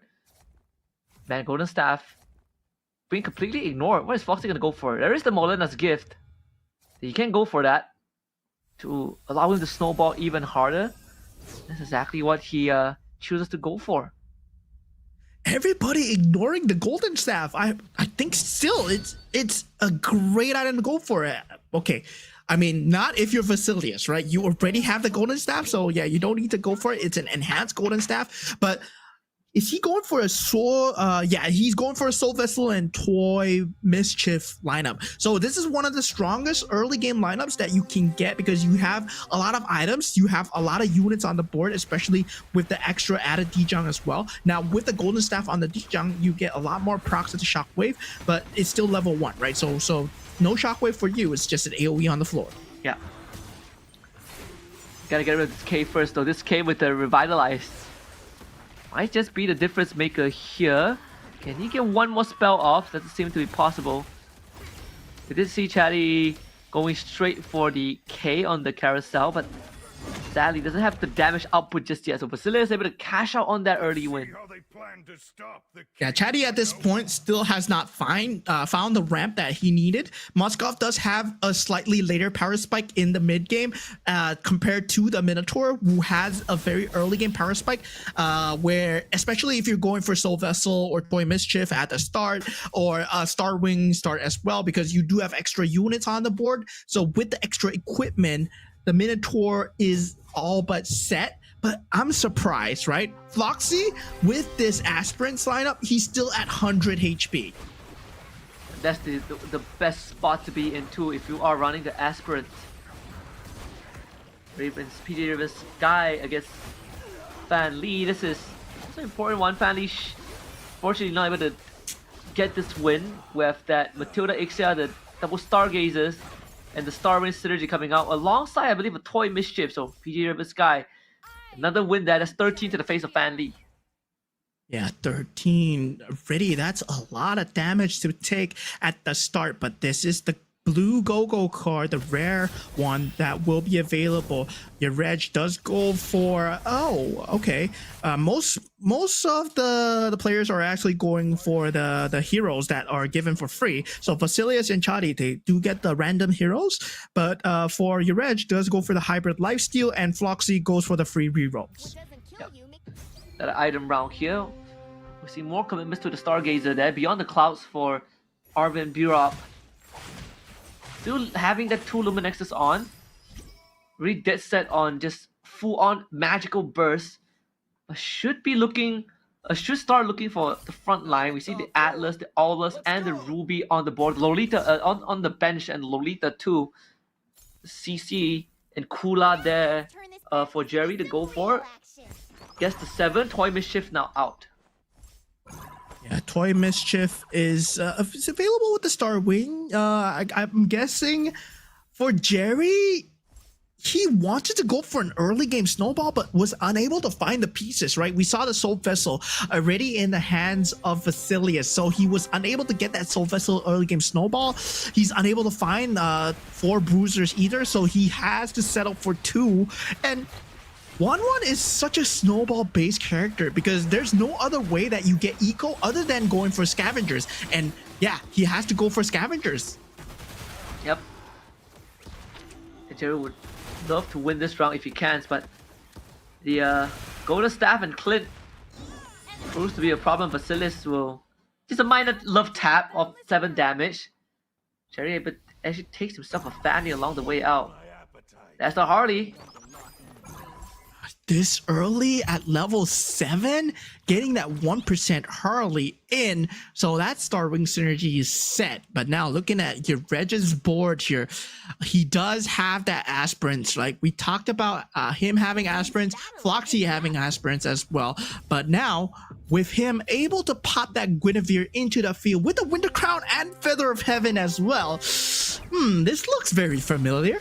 Yep, looks like another attempt to go for that 3-star Guinevere, but with the aspirants in play, and 4 aspirant synergy nonetheless should give him some Yaresh the boost that he needs to get into that cash out territory. Another round win means that he gets even more stacks on top, so he can afford to lose a bit more. Floxy is undefeated so far, right? We saw how strong his support is, and so far he has been untouched. Yeah, but surprisingly, Vasilius has fallen behind with the Soul Vessel, Toy Mischief, and Star Wing synergy, right? But it's all 2-2-2. He's not niching into anything as of yet. And we know how much Minotaur kind of falls off in the mid stages, but in the later stages, those items will prove extremely useful because he has much more items than the other. But that's the only way that he's able to get the eco is through the win streaks. So without the win streaks, he might not have enough economy to pull through the later stages of the game. That's why Minotaur is either super early game or super late game. And he's banking on it to get him through these stages too. This Clint Face Warper needs one more pop. The juicing needs to go now. And yeah, that's more than just enough. I think he has the Manix. I think he has the just enough stacks on the Golden Staff as well. So the damage ramp up very much needed against the Lumen Nexus. Irithel on the board now. If anyone's running Lumen Nexus, the Irithel looks pretty juicy. Chatty getting an extra hero slot that benefits the Moskov. Yeah, Vasilius, wow, straight away going for the unit. Now with the Dominant Eyes, the Golden Staff is available now, but nobody wants Feather of Heaven picked up by Fanley969. But now we have your Regis board that we're taking a look at. Yeah, he's going into the shop right now. He's still looking for any form of synergy. I would like to see him go for more either Swiftblade or Metro Zero synergy, because he does have that Guinevere, yes, but he's still looking for a niche synergy after the Aspirants is done. Yeah. Gets the Bruiser Blessing, so that's 4 bruisers out already. And that helps out the Guinevere a lot. Yep. The 2-star Guinevere. Bounces the Guinevere into with the launch pad. As Guinevere, Dom Eyes, Winter Crown, and the Feather of Heaven. Very powerful spot, and Vasilius definitely doesn't want to be facing off this Gwyn now. That's another loss that he's taken. Yeah, he got the Irithel, but the Irithel is still like not synergized enough, right? You need either 6 marksmen or you need like Weapon Master or something else along the lines just to keep the Irithel just topped up. Especially if you don't have the front line to work with the Irithel, it just pops so fast in the back line. Yeah. Something for the Irithel to work with. Again, There's the Luminexus, or you run like the 4 defenders and have that Irritel as your soul, as your main damage dealer, and you add some crowd control on top of it, like a Vexana or a Kadita, something to buy the Irritel time. But even then, you are looking for a 2-star Irritel with perfect itemization to really take advantage of her full potential. That itself is demanding quite a lot from a single player, unless you are at level 10. Yeah, at this point, now Fanli does get the 6-star wing synergy, but is unable to play the rest of the units that he wants. So he will be buying some time with the interest to just get the EXP through. So yeah, at this point, going up against Yereg, nobody wants to go up against Yereg, right? There is a very scary Guinevere running around in the battlefield. I believe that, yeah, that Guinevere is just going to be unstoppable. The Dharmize as well really benefits the Guinevere. More spell casting means more damage into the super magic healing, and not to mention that having that bruiser synergy too, like the 4 bruisers and the 4 aspirants are still up for him. And Floxy, you have to check in the Floxy too, because the economy is looking pretty good on him. Gets random forecast, extra forecast heroes for himself. Has the 3-star Leslie already. This aspirant can go on and on. You can see the enhanced Heart's Claw for 2 of the players there for Yereg and I believe Vasilius. Yeah, so they're going for the Haas Claws. They want the physical lifesteal, but Yereg right now, in the creep round. Wait, no, this is Fan Li. I'm looking at Yereg on the bottom right. So, but this is Fan Li, who has that Star Wing Synergy 6, but is unable to get that 4 Glory League. And I don't really like the Star Wing and the Glory League synergy. I'd rather he go for the Stargazer or the Weapon Master synergy, because it's way better with the Star Wing compared to what the Star Wing does with the Glory League. Because yeah, it doesn't really pair together in terms of stats as well. Yeah. That's the 4 Star Wings out now for PJ Raven. Currently in last place in terms of health bar, 1 round away from elimination. He still has some free rerolls to work with. Some important decisions to make. No economy to back it up. 3 Beyond the Clouds synergy. Has that Edith, but it's just level 1. Not sure if it's enough though. Like his Xavier is gonna disappear to the Kadita. It all comes down to whether this Edith is enough to stop that Saber and the Kadita. Yeah, still has that primal form, the primal wrath available.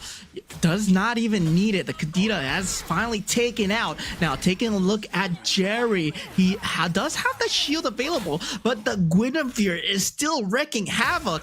And while all this is happening, Yereg is at 360 aspirant energy already. So looking like a crazy conclusion to end off match 1. But looking at this as well, Foxy finally having that Metro Zero, that 8 Metro Zero synergy going through. He finally taking his first loss, and Floxy earlier on had 4 aspirants.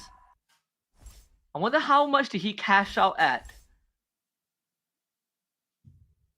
Yeah, Yeah. sad that they don't show it. Yeah, they don't show it. When you remove the aspirants, you just don't see the numbers anymore. Yeah, I wonder what he cashed out at, but for Swiftblade with the Metro Zero, there's gonna be a lot of penetration coming through for this K. This Gusion is gonna pull through the front line here with Terry Bogard and just smashes through Vasilius' front line. Well, he's at 6 HP. Vasilius not looking too good here, my friend. But now Jerry up against Chatty at this point. Unable to find the finish onto Chatty, but the Barat is still alive. Oh, but the face up, but the jump comes through from the Harley at the correct time. Yeah, man, Jerry. So far we've seen Jerry lose 2 of the matchups. Vasilius really on the ropes right now. If he loses this game, I think he might be out of contention for semis, and he only has 1 round to make it right. He needs to survive this round, and then he at least get Carousel. But depends on who he faces up next. I think Vasilius doesn't really have much winning matchups to go for. Yeah, at this point, Vasilius is on the ropes, as you said. But now taking a look at the Guinevere build-up coming through from the side of Yareg, who has been on a tear through lately. I would like to see a Yareg versus Floxy matchup, but we haven't seen that so far. He's going up against Chatty right now, and I believe Chatty, and with that Starwing synergy, has a chance, but does he go for the Stargazer? Yes, he did, but the Harley does not have enough items at this point. So with the Guinevere still alive, he's just gonna tear through the front line as he gets locked down by the Iori. Yeah, nothing much that Chatty could do. Like, the Harley can't really bounce around. If he gets a roundhouse in the face, not only that, double Winter Crowns too. One on the Iori, one on the Gwyn. We see the Kadita explosion there from PJ Raven's guy. So Floxy takes another loss. That Metro Zero still hasn't really fully paid off just yet for him. Yeah, Facilius being the first to get taken out, followed by Arvin Broby. But we'll find out their standings later as we head on with the rest of the game here. Does have the Edith available, right? The Beyond the Clouds synergy, well, they don't choose to go for it. But now, with that, we do have, looking at Floxy's board, who wants to go for more Metro Zero or more Swiftblade, but does not have board space. Yeah, you're scratching his head too. Also looking for a way to keep that lead. I mean, Yuresh getting first place. If he gets first place, this might be the greatest run, starting from last to first in match 1. It could just be enough to get him into semis too. So Yuresh really wants to hold on to the lead that he has. Yeah, he needs to get first place and to just secure himself a boost in terms of points to get top 5. Reminder is we are eliminating the bottom 3 here, and now with that we're looking at Chatty going up against Family here, and Chatty with that 6-star ring, 4-star Gazer does not choose to go for that Weapon Master, but still is able to get the mana through to take out Family. 20 damage straight to the face, now 15 HP. Oh yeah. And Chatty stays in. Floxy now in first, continues to be in first, has plenty of health to work with. So Floxy not feeling entirely uncomfortable with the situation. Chatty with the 2-star Freya, 2-star Saber, the 2-star Harley with the Enchanted Talisman. Not just that, Enchanted Talisman, plus the Winter Crown and the Revitalize. All about making sure that this Harley survives for as long as possible. 6-star wing, 4-star Gazer on Family, still trying to find some other synergies. Put in the KOF, puts in the K. The Gushin will be on the field now, but who is he up against? He's up against Jerry, one of our top few contenders as well, on the 1-1, unable to find that early lead. Now Jerry able to deal the damage into the board. The Barats is dealing a lot in the backline, but is unable to take out Family's units. The heavy spin coming out too little, too late as he gets taken out. Jerry will be out of this competition for now. Yeah. Have to take a back seat and see if he has enough points to make it through to the semis. It will be happening tomorrow. But for now, I mean, Jerry, again, having quite a dominant start, and I think maybe the start that he got in this match is just enough to put him through. For Chatty, still really banking on the Harley. This is the entirety of that of this round. The Harley is going to be the main resource to win out, to get him into at least a top 4 finish. But with the amount of points that he has, it's most likely guaranteed. Yeah, with that, he needs that 4-star Gazer synergy as well to make the Harley work even better. And at the same time, he needs itemizations on the Vexana to just keep casting the Eternal Guard. But still, does he have the board space to make it work here? See the Atlas upgrade to the Kadita. Saber is out. Hitting a lot of that big pieces here. Has to make some important decisions. Decides to chip in on the Harley, of course. So the 2 Harley 2s on the board. One is on Chatty, and one is on PJ Raven. So Chatty goes down next round. So Fanny also has a 2-star Harley. Everyone is going Harleys this game. Yeah, Harley. People like Harley so much on Stargazer, but I gotta say, it hasn't really performed well for me. But now, going up PJ Raven, going up against Fan Lee here, we have what it might be the final fight here. Harley still able to dish out the damage despite being locked down here. Gusion, though, has to worry about him. The jump away is there. Now, Harley does survive here, takes out Floxy's mirror, as now Fan Lee finds himself in a bit of trouble against your edge and is out for the count. Bye-bye. And that's going to be some Harleys back onto the board for Chatty and PJ Raven to grab if they can. A 2-star Edith now comes out.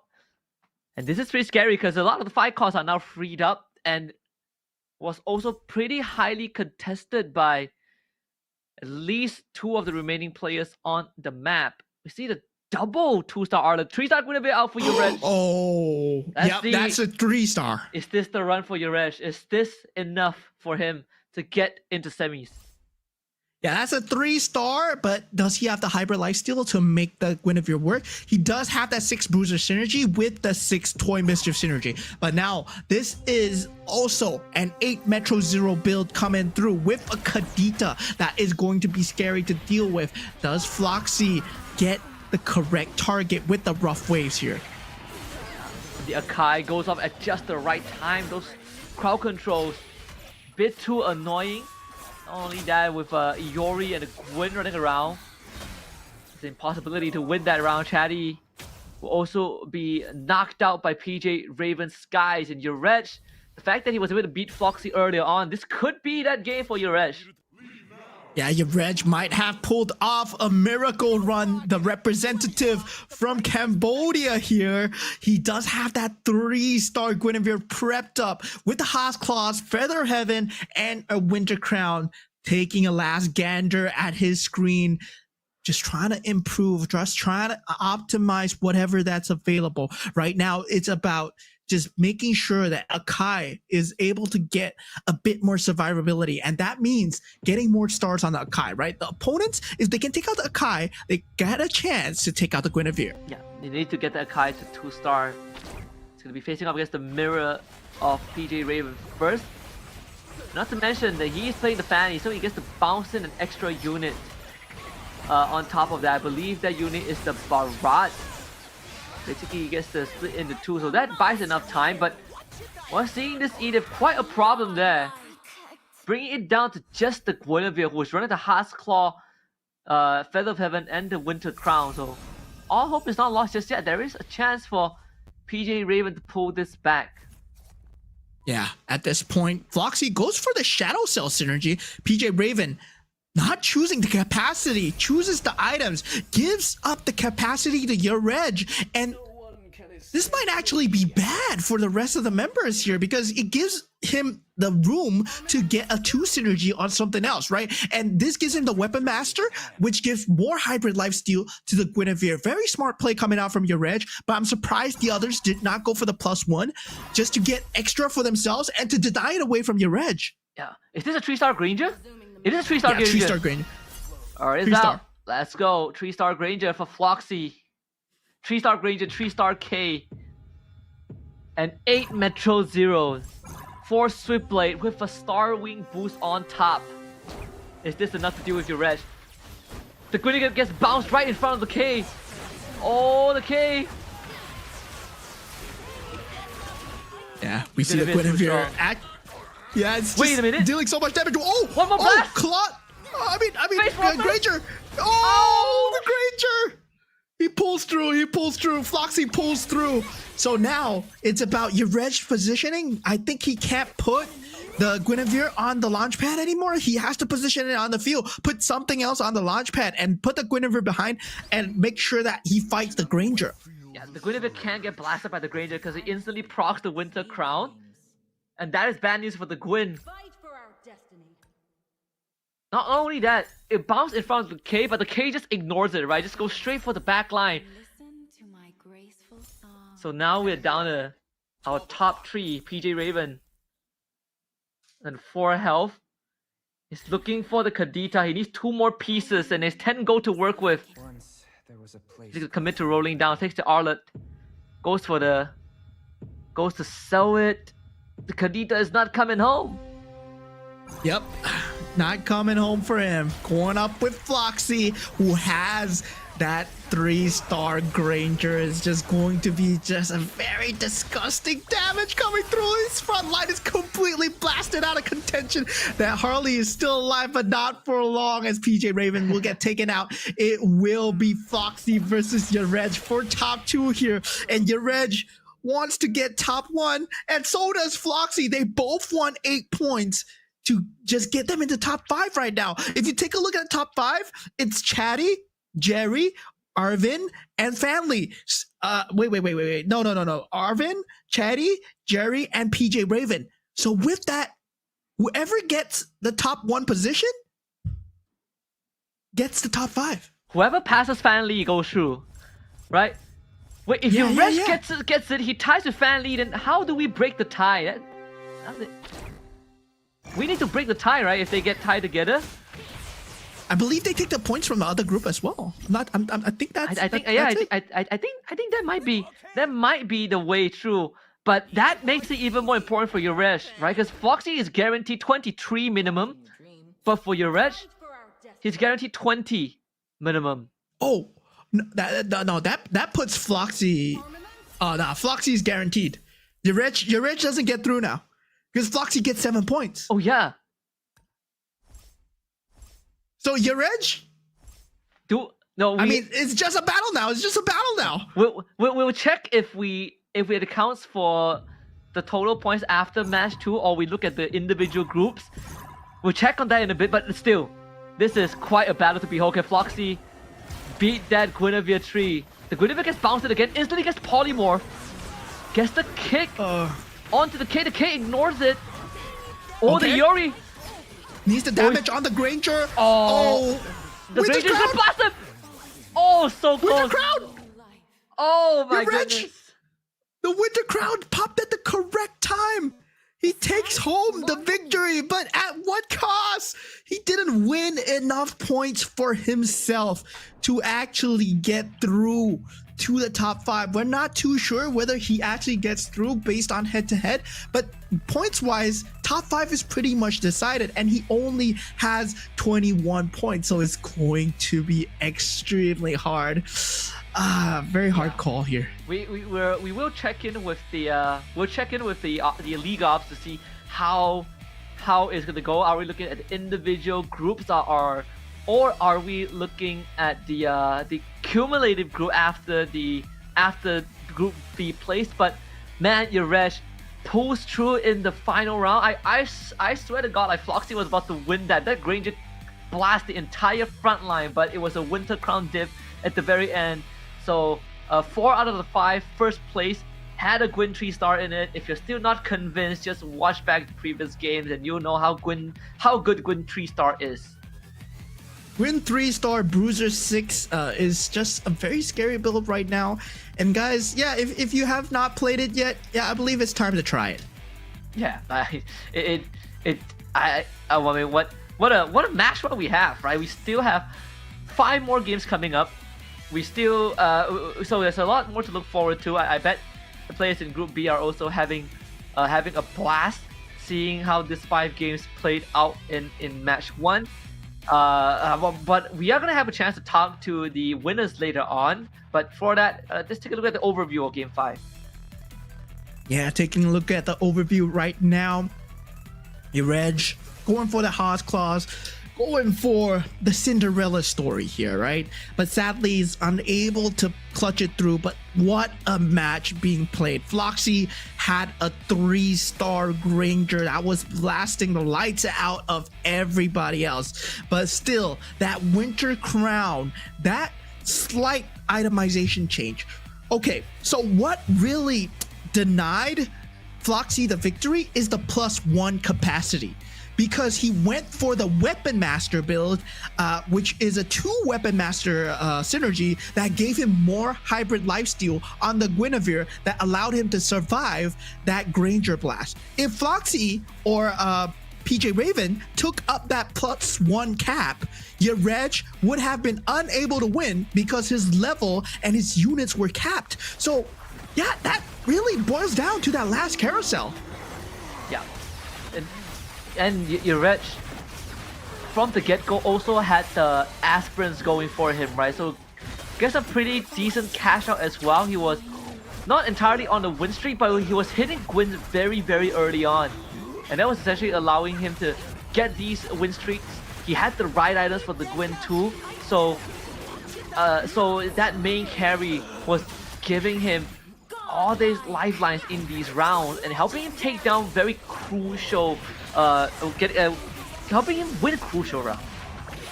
Yeah, I mean, at that point, the aspirant's energy, I was just surprised, right? That Reg and Floxy were able to get away with this for so long.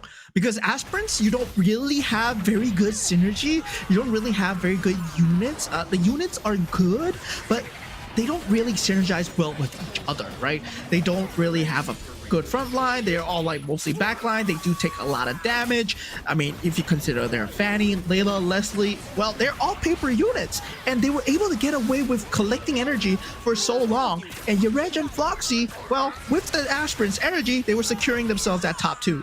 Yeah. That really comes down to the wire. See, Yareg getting pretty stressed out in the later rounds. But again, hitting that win tree was essentially what turning around. I mean, even this part, right? Look at that Granger. That Granger killed almost everyone. If not for that Winter Crown, Yareg would have finished second. At least you end it with a bang. Yeah, taking a look at Jerry's build here, going for that 6 bruiser. That's the most important thing. That toy mischief into the KOF defender, into mortal rivals, that extra synergy, that +1 synergy. He chose the defender, and it really helped out against the Granger's Blast versus the Guinevere. 3-star versus 3-star. Yes, every bit of synergy matters, and Yareg, he knew that. Of course, these players, they're at the top level. They just value every bit of value that they can get out of these synergies, and the Akai coming into play with a heavy spin at the start, it just secured a lot of the mid-game rounds. Oh yeah, of course that's have the that's why the Hasball actually came in clutch towards the very end too, and that's why he's able to hit that win tree so fast because of the link command the card. This is the group stage standings at the end of it. We have Chatty, Jerry, PJ Raven Sky, Arvin, Bree-Rob, and Foxy that make up the top 5. Yareg also close. Fanly as well, also coming in 21. And I think the saddest thing for Fanly was that there were I think 2 rounds where he had a decent board and he just couldn't close it out in the late game. Yeah, but sadly for Yareg, the last game, Cinderella story coming through from last place all the way to first place. But the last places that he got were a bit too much. But that was a great show from Cambodia here, as they will be going home. Their only representative, I believe, will be going home. But we do have 5 different regions in the top 5. We have Indonesia, we have Philippines, we have Myanmar, we have the EECA, and Latam as well. But now I believe we have an interview, but we'll be waiting to find out who we're interviewing just shortly. Yeah, I'm so excited, right? I remember, when we look at the inaugural year of MLBB, the M series, that we don't have regions that's outside of SCA, right? Because at that point it's just within SCA. But for MCGG, for GO1, we have been given enough time, and now Latam and ECA, they're actually the top players in Group A. Let's look at the interview and see what they have to say coming up.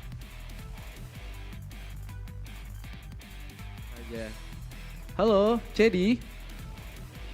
Halo. Halo. Oke, pertama-tama aku mau ucapin dulu congratulations tentunya untuk di posisi pertama ya. Posisi pertama ya. Dan wah, gameplay. Oh iya kah? Iya kah? Oh iya kah? Dan tentunya congratulations. Dan mungkin pertanyaanku yang pertama, aku mau nanya nih. Emang kayaknya tadi aku ngeliat beberapa kali tuh commander yang dipakai tuh termasuknya commander combat. Emang apakah ini udah menjadi dari strategi atau kayak ya udahlah apa aja commandernya pasti menang juga kok?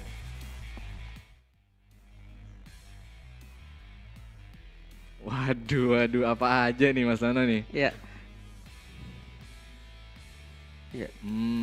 Oke. Kira-kira dari 5 game yang dimainan ya, yang paling nyaman tadi main Commander-nya apa sih biasanya yang paling nyaman dari CD sendiri? Loye, ya. Oh, okay.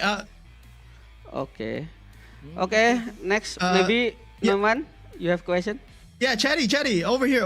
I have a question for you too. I mean, the English stream, congratulations once again. But still, like you said, Loyi. I mean, is that your favorite commander, right? So I would say, do you think Guinevere is currently very strong? Because I see every single match, 3-star Guinevere with Bruiser is winning every single match, almost top 1, top 2 right now. So I think it's very strong in the meta.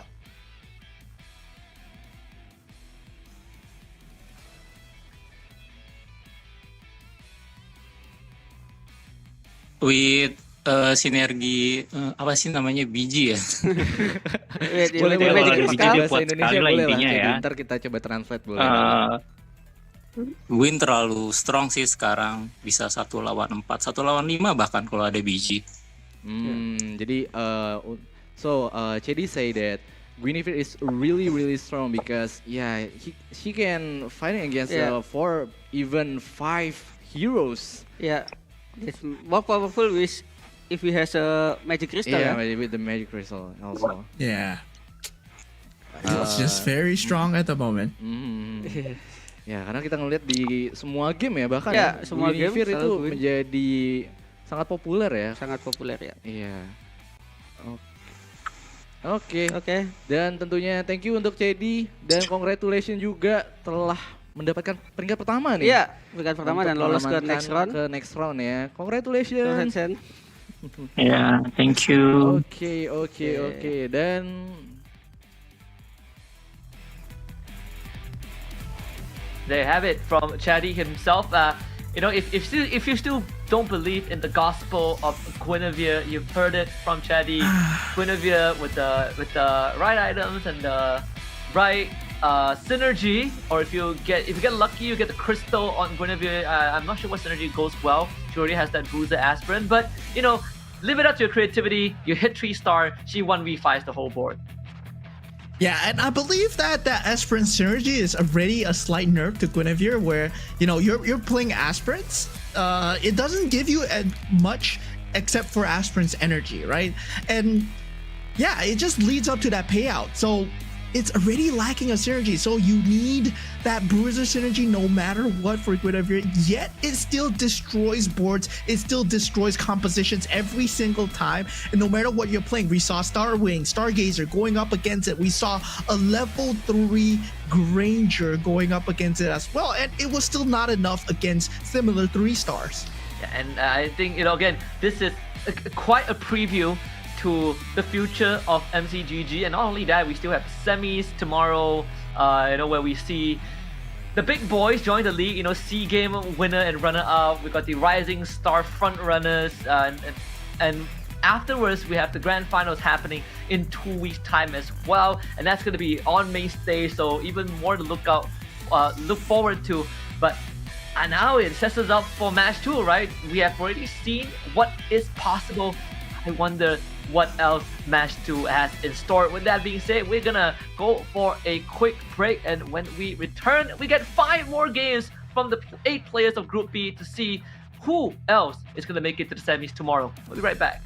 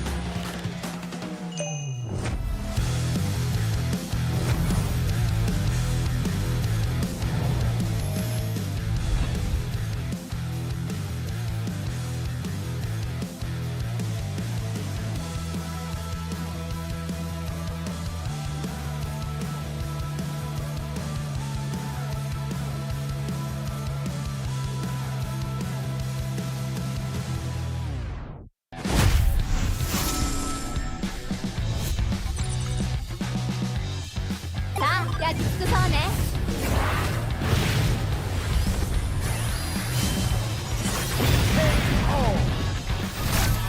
虫けらにしてはよく頑張ったね。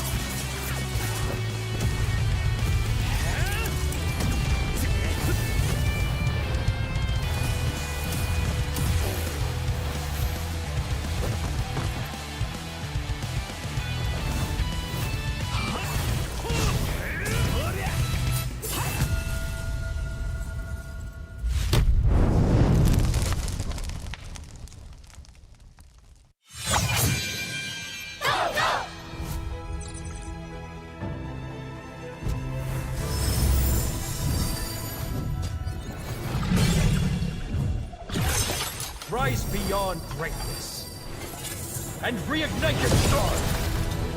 Come then, embrace the struggle.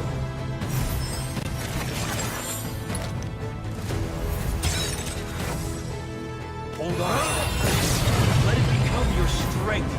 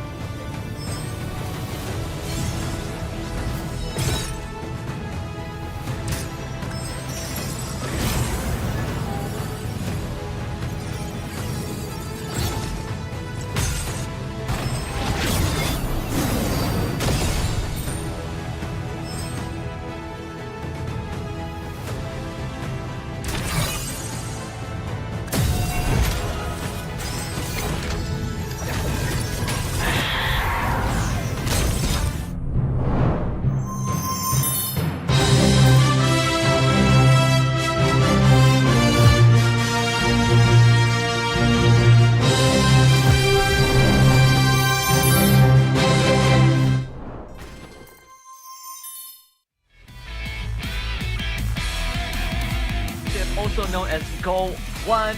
We are your commentators for the rest of the evening, and it's an honor to introduce ourselves, Miss Husky, alongside Moman. we are done with Group A, and now we hop into Group B, where another 8 esteemed players fight for the remaining slots to qualify to the semifinals tomorrow over the course of 5 games.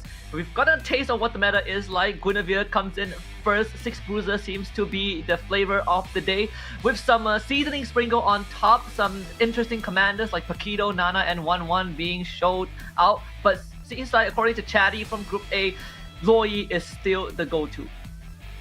Yeah, Loi just provides a very strong early game synergy as well as a direction, right? In this game, you're looking for direction, you're looking for what kind of synergy that you are building towards for, because it is such a sandbox game where you can go for any type of build, you can go for any type of synergy. Economy is also kind of liquid. You can actually either invest everything at the start or go for that 5 interest, where a lot of players you see don't really go for 5 interest, they like to keep it at 30 gold.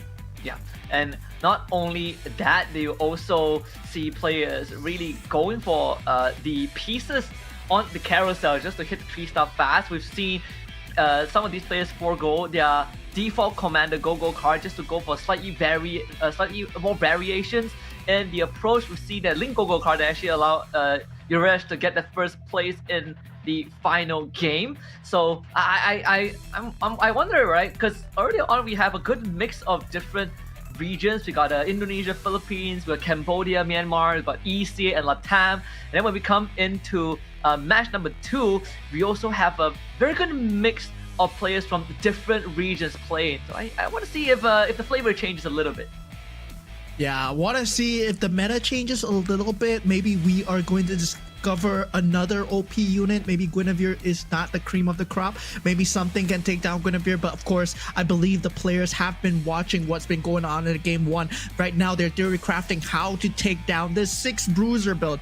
And I mean, 6 Bruiser builds, it's not a normal thing, right? It's not an uncommon thing. We've seen it in set 1 where the Bellaric with the 6 Bruisers with the Winter Veil was extremely strong.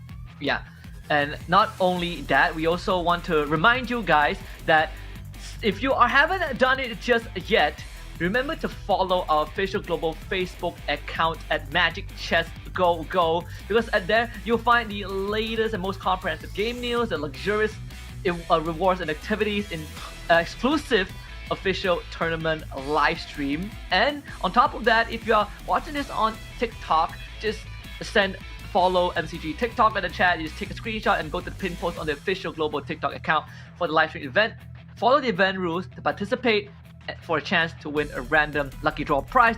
And also remember to follow our official global TikTok account at Magic Chess Go Go Global for the same privileges of most comprehensive and latest news alongside the live streams of any future MCGG related content. Yeah, and who knows, you might be playing in Go 2, because Go 1 all stemmed from MRS4. And MRS4, well, it started in the early months of November 2025, where it was first announced that, yeah, you can actually get to play Go 1. And people were like, what? You can play this game online and get a slot for yourselves to win up to $10,000. Yes, these players, they've been playing. 14 players were chosen from MRS4, which is just playing on your phone every single day, just joining in to the competition, joining the Rising Star Season 4, and finally making it to the top here in the international stage. Yeah, and I think there's very less... I don't remember any event that I've been involved in or I've seen that gives you an opportunity to play in a game client and actually be on that world stage. But let's recap the point system, the holy bible that governs the competitive integrity of MCGG, at least for Go 1. The group stage and the semifinals have the same application. If you finish first, you get 8 points, and you minus 1 point for every single position beyond first spot down to 1 in 8th. But these placements also sort of shakes up the drafting, which we'll talk about in just a little bit, because like Moman said, they are fighting for a whopping 25 grand total prize pool with 10k for the champion. Yeah, and you talked about it before. The difference between the champion and the runner-up is miles apart, right? $2,900 for the runner-up, so you definitely want to be the champion, and it will be the same format where you are playing just round after round. This is not a sprint, guys. This is a battle of wits and strategies. This is all about just getting that marathon strategy through. But these players, do they have the marathon strategies? We have representatives from Indonesia. We have Dorky and Wisnu AS as well. And of course, from Malaysia, we have MCGG, Maizen. And also another representative from Indonesia, we have Anxiety, and Cambodia as well, NHA God. EECA, we have Soulfire, and our Myanmar representatives is K1, and our Turkey A, we have Zero Mertens. Yeah, and of course MCGG Maizen, if you guys don't know who he is, he's one of the biggest figures in MCGG in Malaysia. So the fact that he is on this GO1 stage really kind of reflects the kind of contribution and the amount of time he has poured into the game. So as a Malaysian, I think anyone who has followed him, you have to, I think the support is going to be massive. But let's see if it's going to be enough to push him and the rest of the competitors into semis tomorrow. Let's talk about the drafting phase, of course. For game 1 of every single match, we roll a dice to determine the random sequence of who goes first. But from game 2 onwards, your placement from the previous game will determine who gets to draft first. If you finish first, you draft last. If you finish last, you draft first. You get the idea to balance out the pros and cons.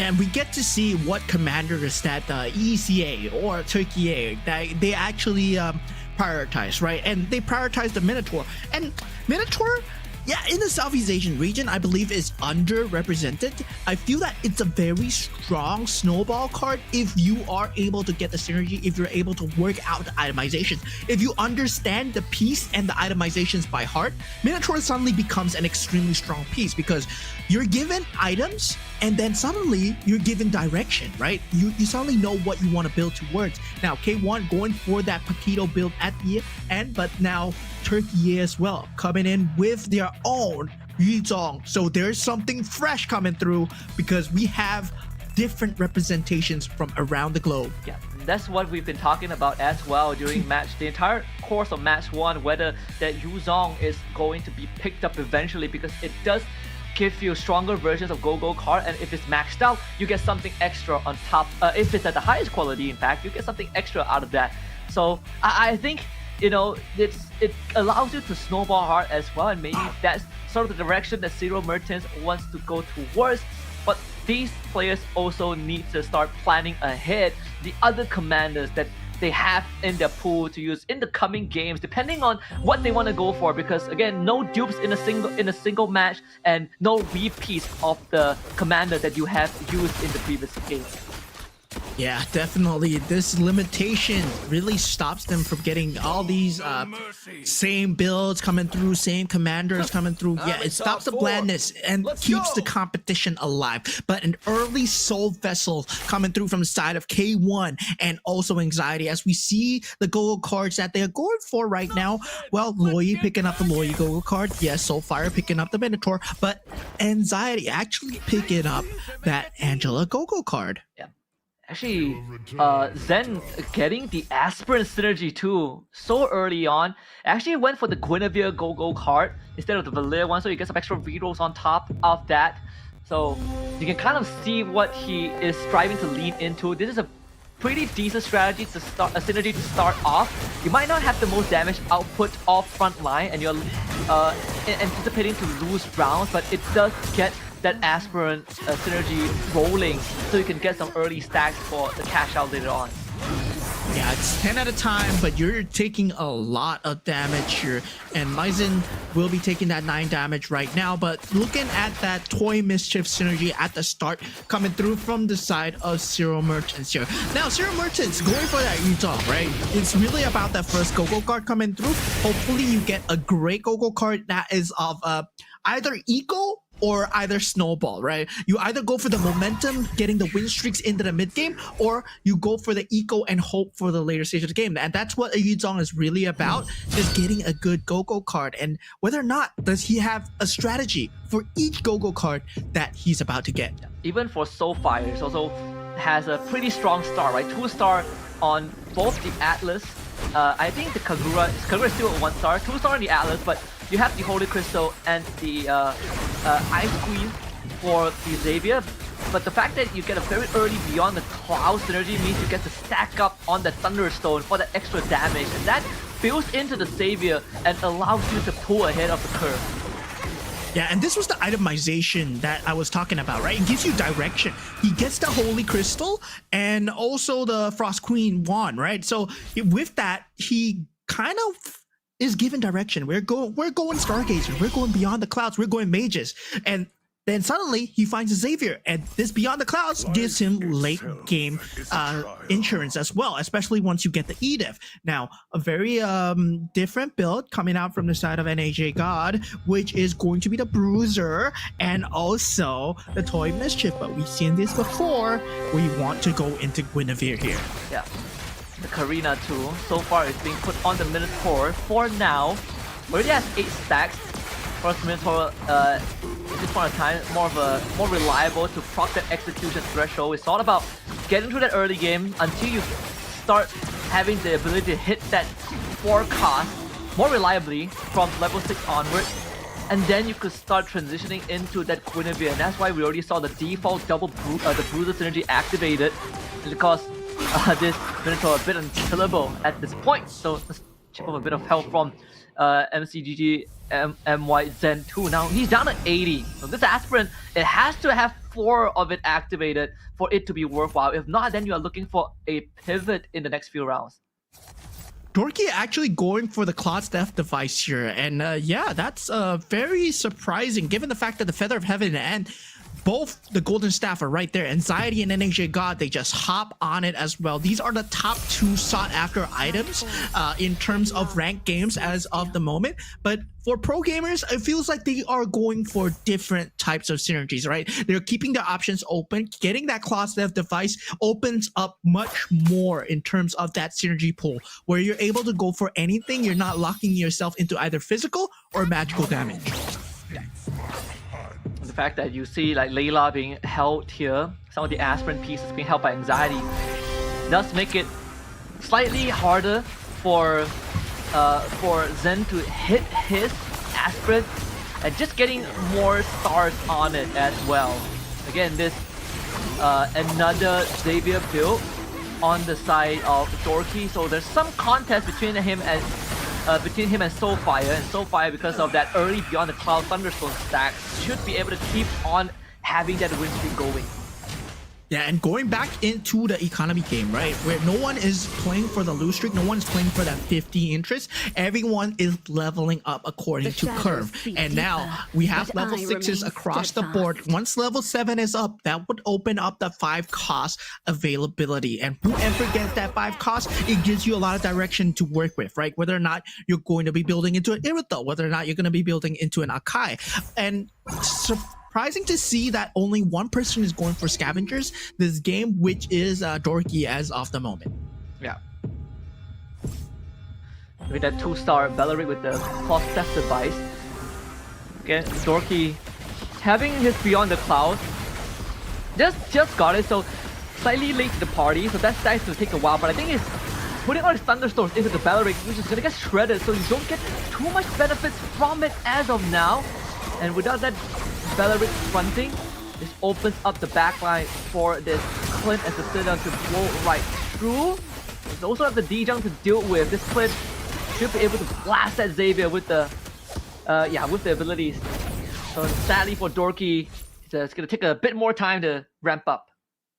Yeah, the phase warp coming through at the correct time as well. All right, that's one of the thing about phase warped is dealing so much against magic base bursts, right? Because if you phase warp every time the magic base burst is about to come through, well, suddenly you just find yourself invulnerable. But now with that second go card round, now this is very important, especially for Zero Merchants. But look at that, it says free and it's golden. Yes, sir. And that's what you like to see. I had the KOF blessing activated on the Kula. But we're looking at the Toy Mischief Crystal on the K. The Rocket is gonna hurt. We did see the potential, I think, Winter Crown. Not sure which one he took. The Winter Crown does look a pretty decent option on top of the BOD, which is also offered as a separate option.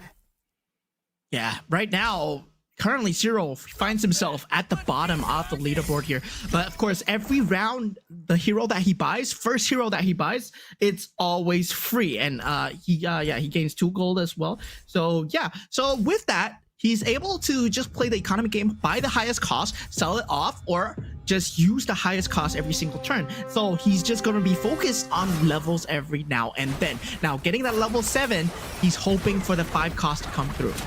Yeah.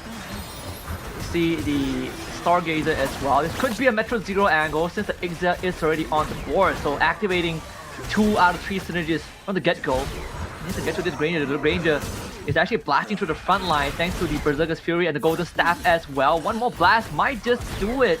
Anxiety having a great streak going on for himself so far.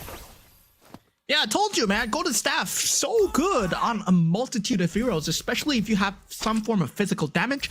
At Golden Staff, if you can keep it for quite a number of time on the board, that number of stacks, it actually adds up every single time that you fight. And with the meta right now, you go for frontline and you go for backline, right? There's not much people going for Swift Blades, jumping into the backlines, not much people going for sabers. So that Golden Staff actually just provides so much sustainability. Look at Anxiety go right now with the 2-star Hanabi. With the Golden Staff and Berserker's Fury too, those bounces are gonna hurt. And that's one of the ways to get through to K1.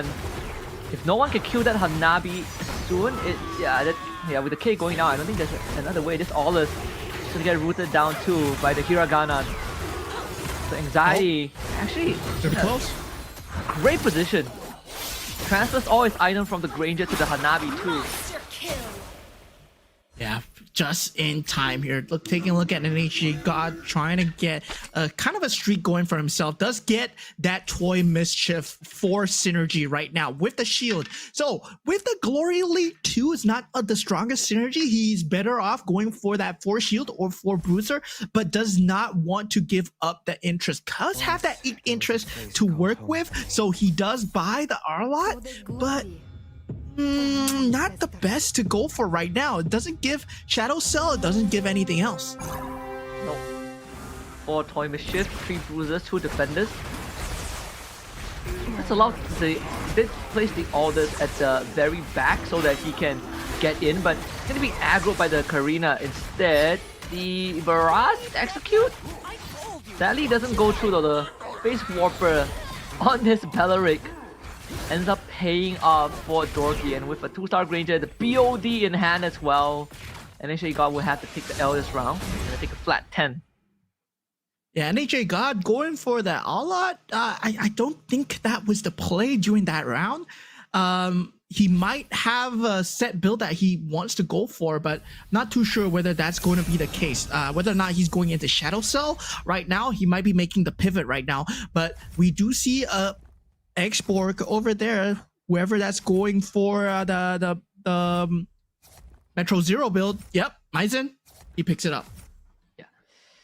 And Zero Merchants, this Yuzong so far not really working out the way that he wanted. Instead of getting a snowball going, he is getting snowball on by almost, I think, all of the rounds that he plays. So that extra hero slot is going to be his way back. The fact that he has a free buy every round, he might have to start considering ditching some of the economy, because so far, all these 1-star pieces, despite having the 6 Toy Mischief synergy, it is not working out for him. This KOF as well for this KOF for the K also not really in the best spot. He's running double Ks in fact. Yeah, he's running double Ks, one with the Toy Mischief synergy, but I feel that the items on that 1-star Barat instead of that 2-star Jawhead might cost him if he gets knocked out. But still, luckily for him, his opponent is NHA God, who does not have much frontline damage. This is going to be quite a problem because NHA God is also contesting some of the pieces. In the fact that Akai cleared the board too. Zero Merchant, I think down to... He has a maximum of 3 rounds left. And the nerfs are going to start building up a little bit. Because this is one of the cases where everything that can go wrong has gone wrong. Yeah, this is a worst case scenario here. Maizen here now with 7 Metro Zero synergy. He wants to go for more here. And he was the one that actually picked up the export. So he does have the Ixia and the export. If he wants to, he can swap it out as well. But with the Scavenger Blessing, not too sure whether he's going to be able to put it on the board. Does not have the space, does swap out the Atlas. Yeah, get for a bit of the economy. Still in a decent spot, 68 health to work with the Hanabi and the Ixia, so you get the marksman synergy that allows the Hanabi to have the output. But the fact that he hit a pretty early export does give him some comfort, right? The Freya can also hold the front for him. It's the fact that this Akai is straight up executing everyone thanks to the Karina, that's the Karina item. Look at that.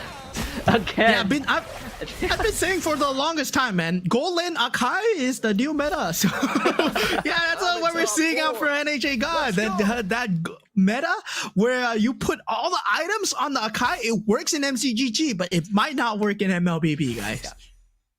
I don't know.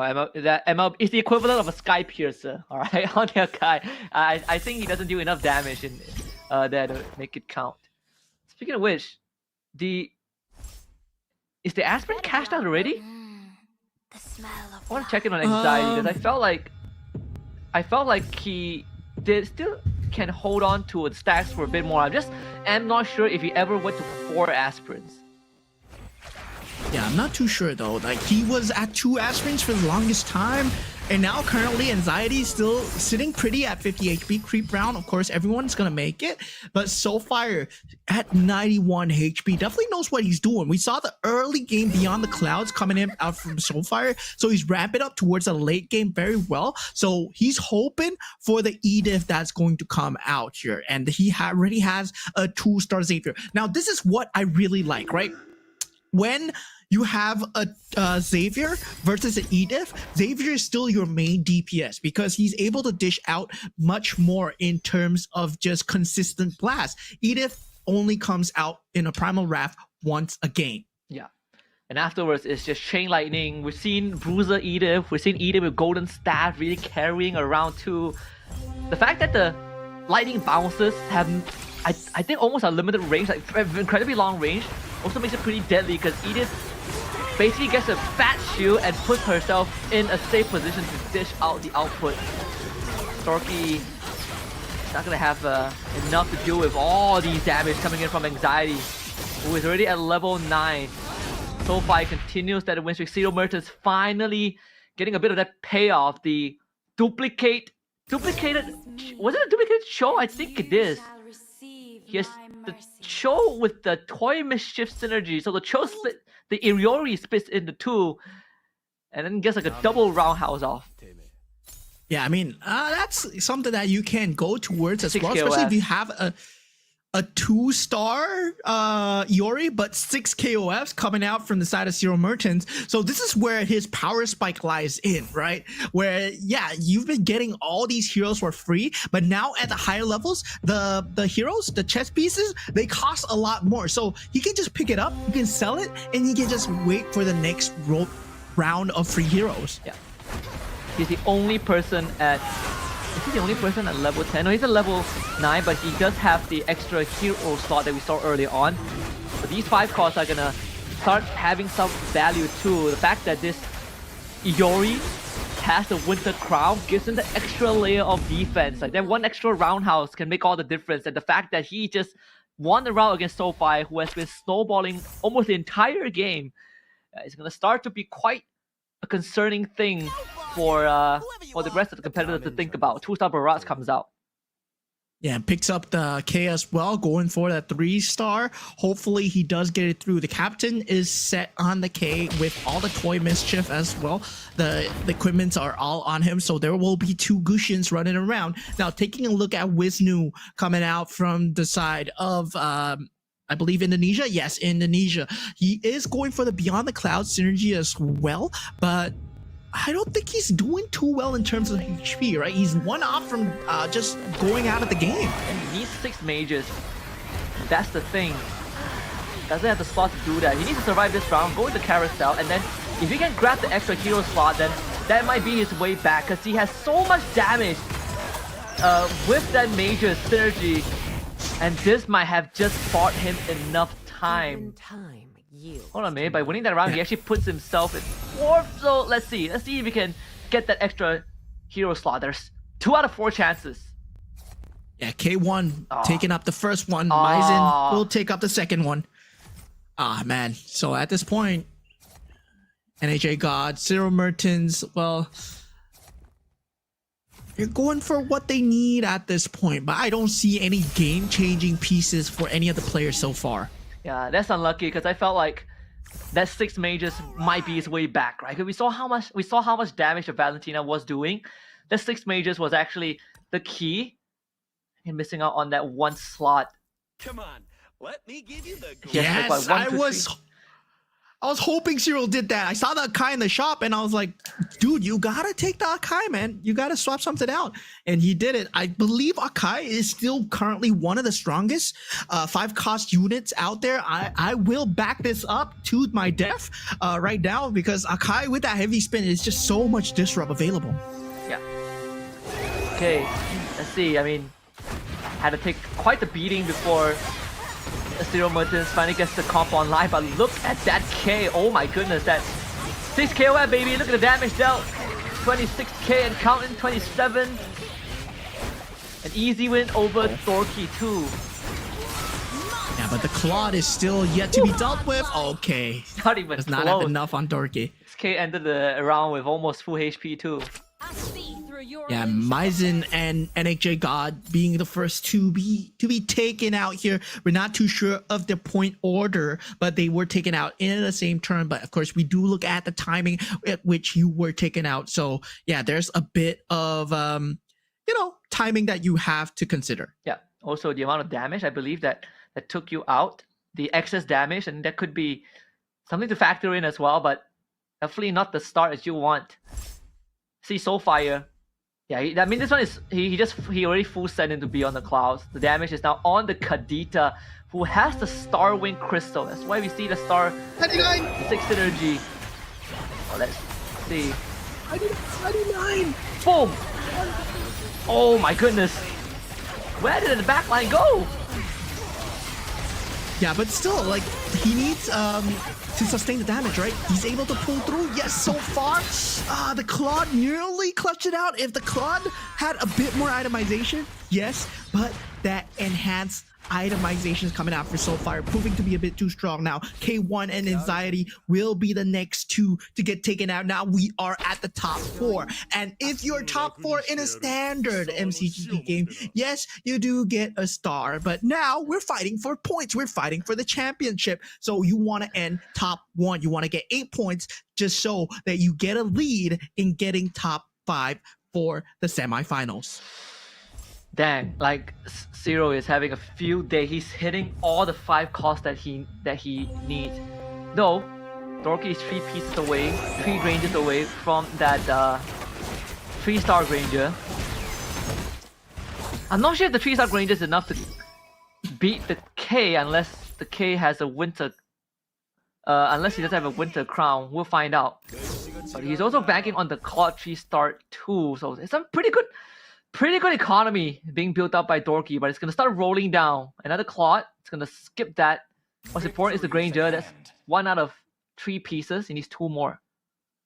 Yeah, in auto battle terms, we call this donkey rolling, right? Because you're looking for one unit and you're just donkey rolling again and again. Oh. He finds the second Granger, does not have the economy to buy it right now. If he goes up against Soulfire or Zero Merchants, it's going to be a hard fight.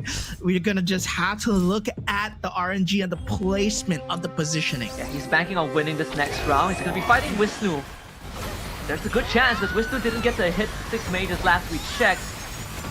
Winter Crown already popped very early on. The Valentina is dead, but it is gonna be really close. The Granger, Dorky, no, can't get it. The Kadita, too much. He still gets that yeah, but- extra goal.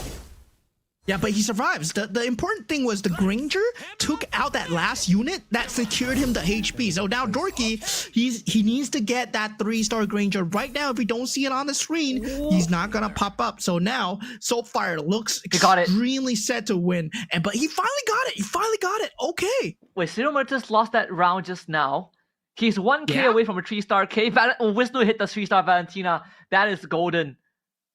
Soulfire has the Wisnu has the 3-star Valentina too, and has the Stargazer, 6 Stargazer, 3-star K coming up for Zero Merton.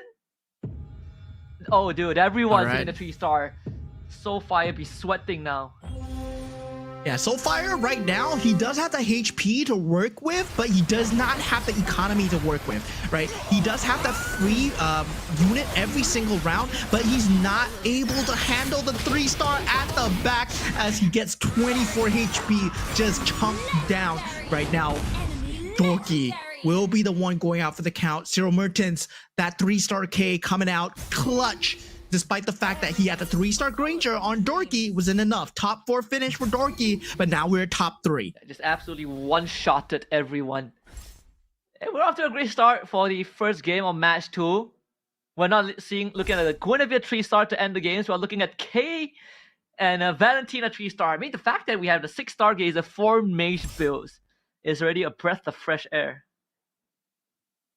Yeah, I mean, at this point, this KOF build is really a breath of fresh air here. It's not the standard Guinevere build that we see, but at this point, 2-star Akai to top things off. Soulfire is going to have a lot to deal with, but taking a look at Wisnu versus Zero, whoever loses here will be the 3rd position, and we will be left with top 2.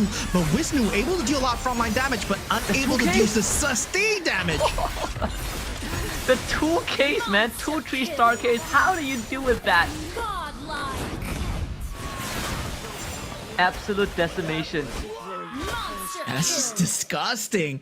And yeah, we see that Soulfire actually manages to take out Zero Merton. Oh. So right now, it's the carousel round. There's a lot of options available. That +1 cap is something that Soulfire probably wants. Yes, but Zero Merchants has not decided. Just taking the time to go through it, we'll pick up the Iori instead. Alright, takes the Iori, Soulfire. And still has health to work with, right? So even if he loses this round, it's still fine. Kadita, what is he looking for now? He did get the Ixia in the field. If he gets an X-Borg, the Edith 2, There we go. big. Yeah, there we go. But he did sacrifice one Beyond the Cloud synergy, but still, he's at 99, so doesn't need to worry about that too much. I think early on, like the Harley 2 that he hit earlier on also was part of the key to beating Zero Mertens. Let's see this final round, potential final round. This double 3-star K, I can't believe it lost. The Kadita played a very huge part. The K also needs to select the correct target, and I think he has found it. The Harley is now dead.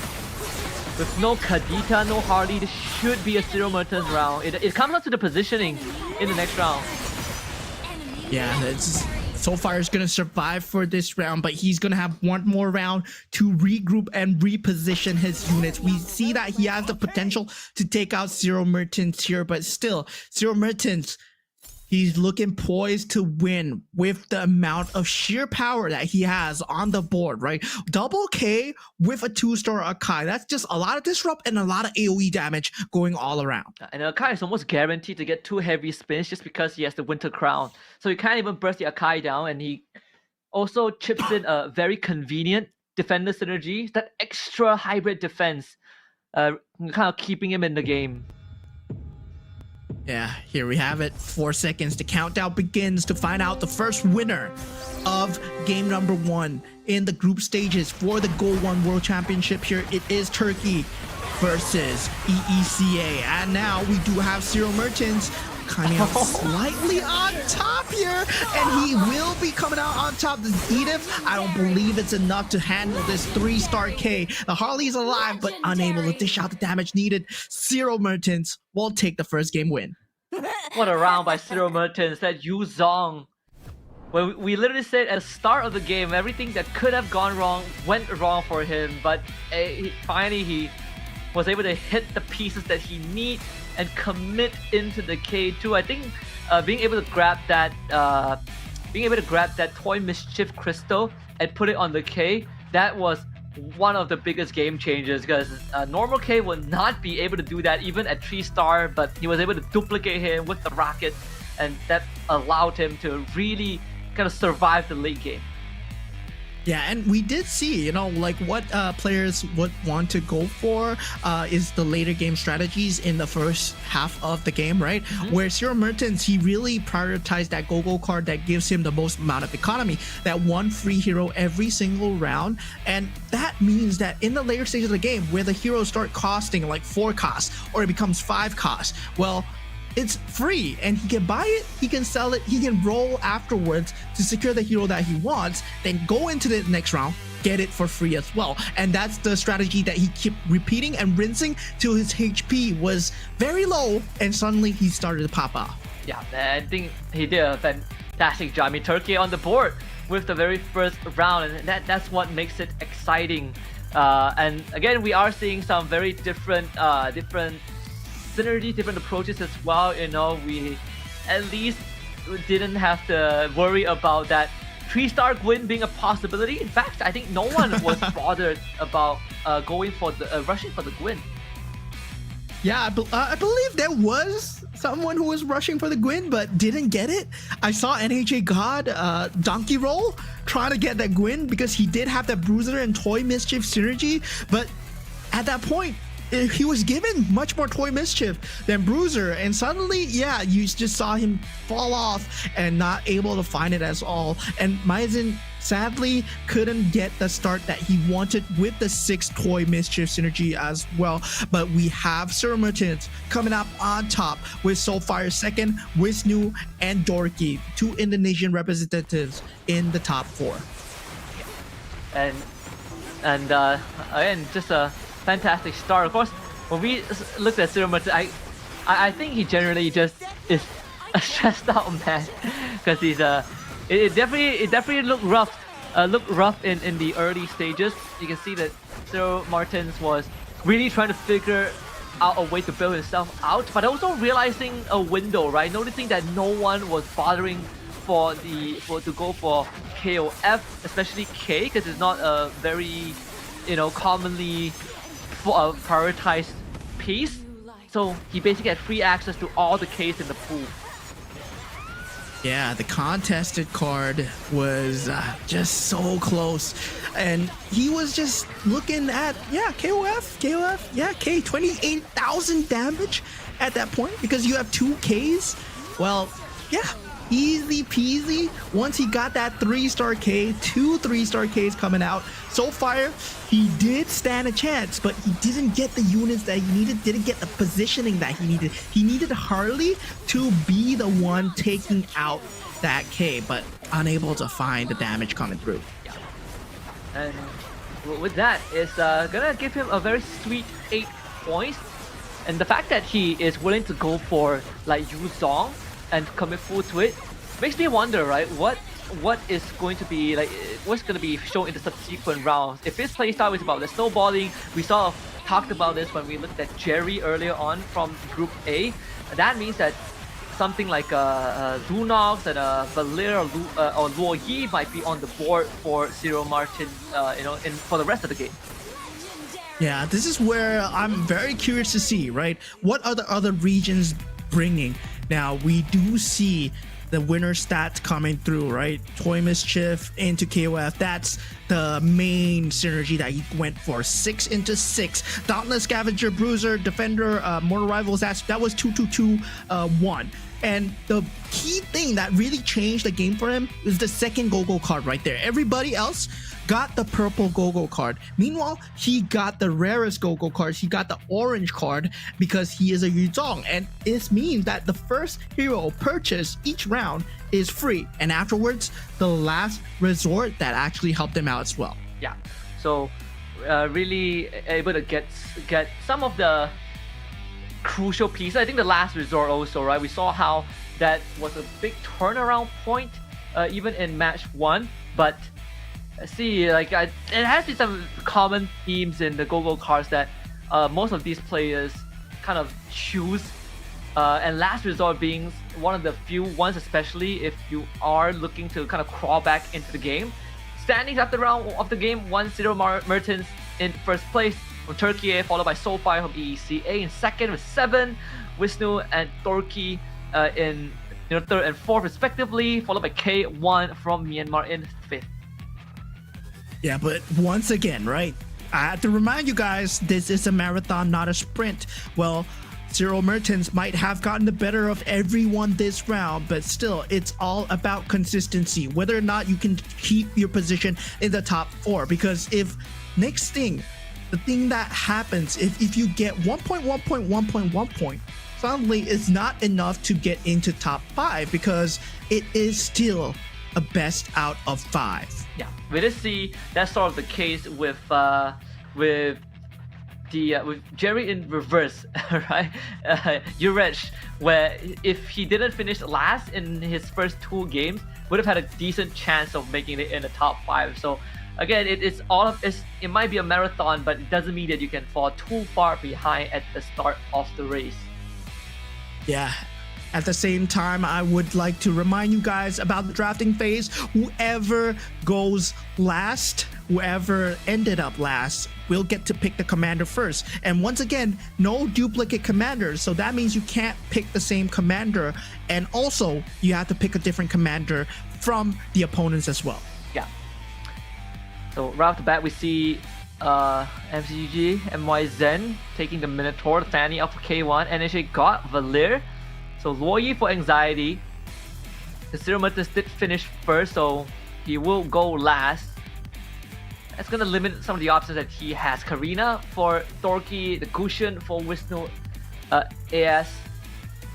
Soulfire is gonna go for the Cho, so it's all about that economy. Yeah, it's all about the economy. Everybody's seeming to go for the economy this time here. And Maizen here going for that Minotaur. He sees the power coming in from Soulfire, yes, but Zero Mertens, once again, going against the grain here. He goes for the Wan. So yeah, bringing the Wan in this early, that's extremely cheese, but I believe he has something up in his pockets. Oh yeah, and that's what we like, right? Like this could be one of the few approaches that he has. You know, you sort of defy what's normal, but at the same time making it work in your favor. We've seen, I think, 2-3-1-1 games in the previous match. They have varying degrees of success, mostly landing in like 4th to 6th place. Let's see how this game 2 is gonna play out.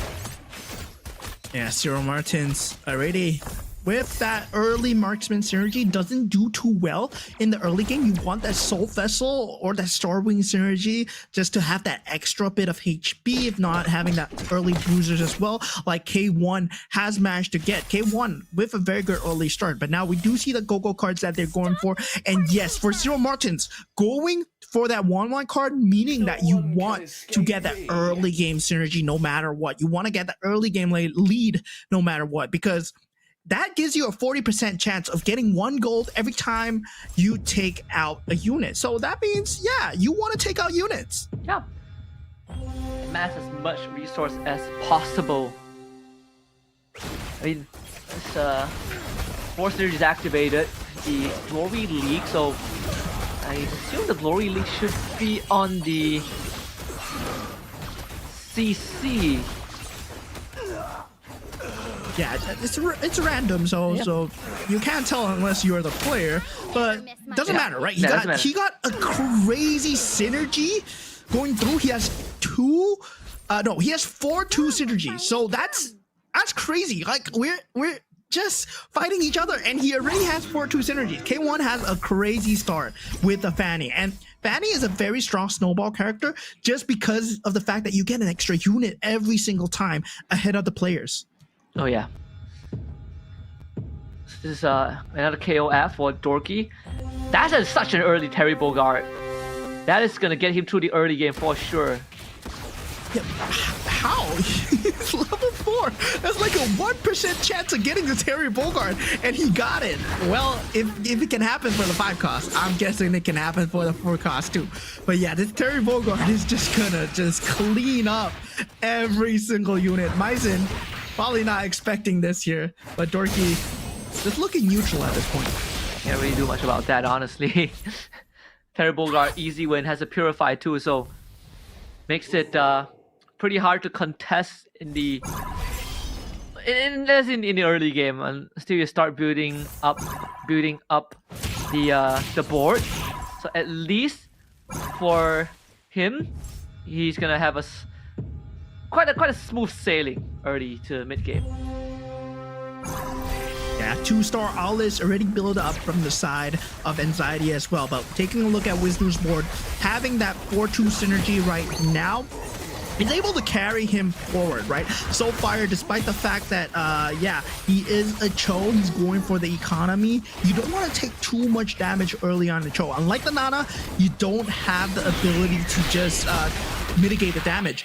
Instead, you just get raw gold every single time. Cold, hard cash. Yep. So far, Anxiety and Dorky, the only 2 players who haven't lost a single round. Zero Mertens, Soul Vessel Aspirants, just like game 1, got off to a slightly rougher start. Let's get to call dibs on the early carousel, go straight for the Golden Staff. I mean, Zero Merchants is a player after my own heart, right? I like playing the Yuzong. I value the Golden Staff. I value the Feather of Heaven. And yeah, it seems like he's bringing the meta that I'm familiar with compared to the Southeast Asian meta. And yeah, I always like to go against the grain, but now him on the 1-1, it really speaks out to me at this point. I'm really rooting for him. Yeah. He's got the entire Turkey on his back too. Got a triple star wing there for Soulfire, who in that game 1, we saw him go for the early Beyond the Cloud and was able to basically snowball the entire game until it got late, then when he started falling off. But before that, Soulfire was basically killing it. That's how he ended up second. If not for the 3-star K from Zero Merton, the Soulfire was working with a 3-star Granger on top of that.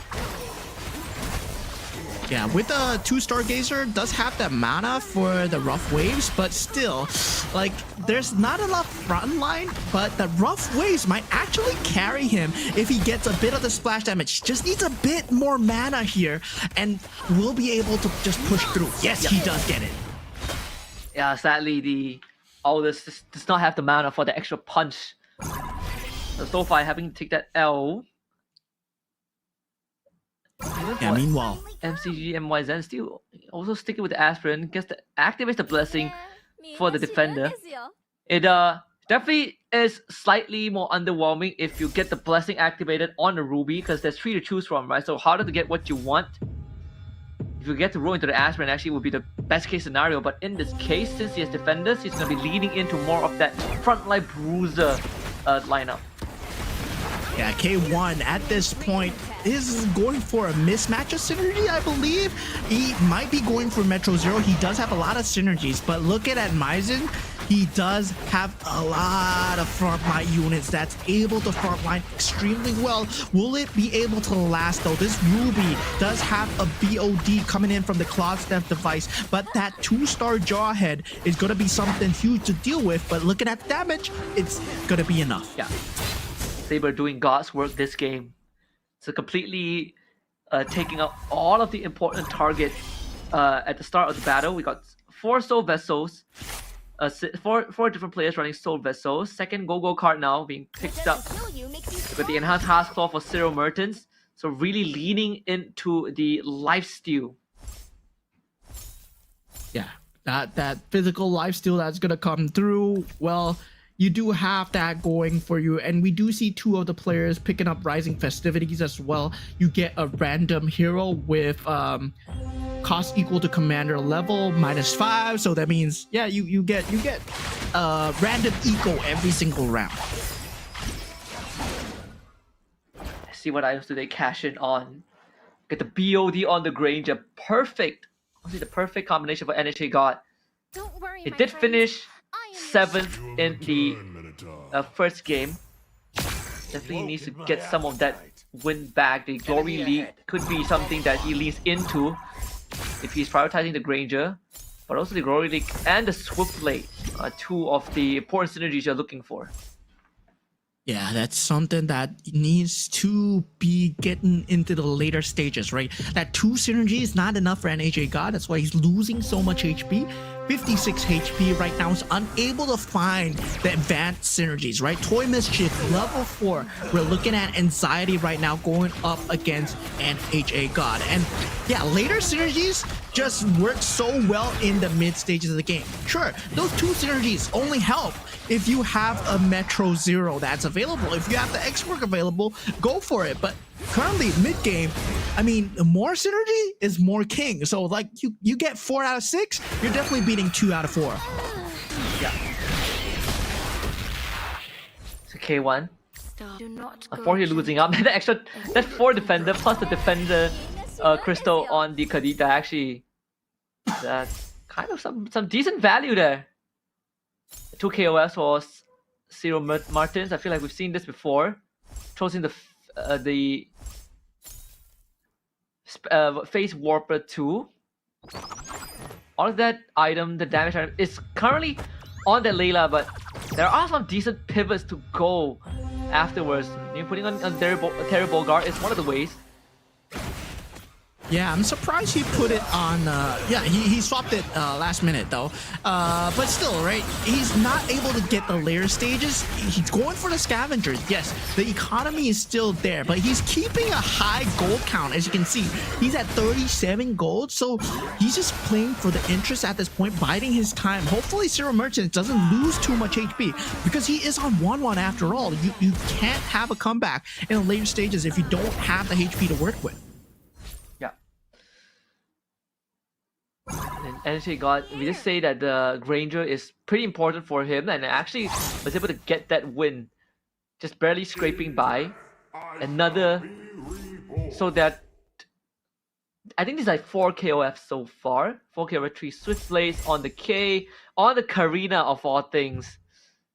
So Dorky being quite a contest to Cyril Martins if he still wants to lean into the KOF, but the fact of the matter is Dorky has not lost a single round so far. 4 bruisers, Guinevere with Feather of Heaven. This is starting to look a bit familiar here. We're running into familiar territory. And yeah, it feels like Dorky is going for the Guinevere all in. Hopefully he gets it. Too bad the Holy Crystal is not available. It is from the Cloud's Death device, but this Guinevere is going to start dealing a lot of work. Oh yeah. See, this Guinevere gets to that tree. In fact, funnily enough, the first game of match 1 with that Guinevere 3-star was with the Karina equipment too. Cyril Martins gets his hands on the +1 again. So same position as game 1, but I felt like his current spot is slightly harder to pull back from as compared to what we've previously seen. Yeah, does not have the ability to use that the extra free reroll. No, the extra free hero every single turn. He does not have the economy to work with. The only thing that is kind of like a silver lining is the scavengers that he has. But right now, K1 able to pick up the Akai. So yeah, he does have that 3 triple scavenger synergy. So there's a lot of eco going for him. But on 43 HP, right? That's not much eco to be gained if you are out of the game. Yeah. And he doesn't have a fallback plan too. Say the same for K1. He is gonna bounce that Freya in, who has a golden staff in hand, but it's just a Freya 1 sitting in front of a Baras and Obsidia, which is gonna be quite problematic. So Needs Akai to bail him out, but the damage output just isn't really there, sadly, for K1. Yeah, I mean, K1 at this point, we're talking about HP. He's currently finding himself at 26. Dorky taking the first L of the game, finds himself at 89, loses out to Maizen here.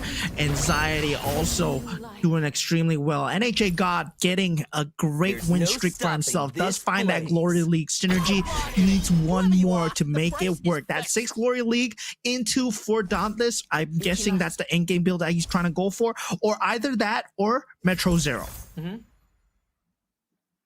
See what he's searching for first. The Guinevere. If you can hold the Guinevere, then that actually just slow down the rest of the game. But seems like 4 Glory League.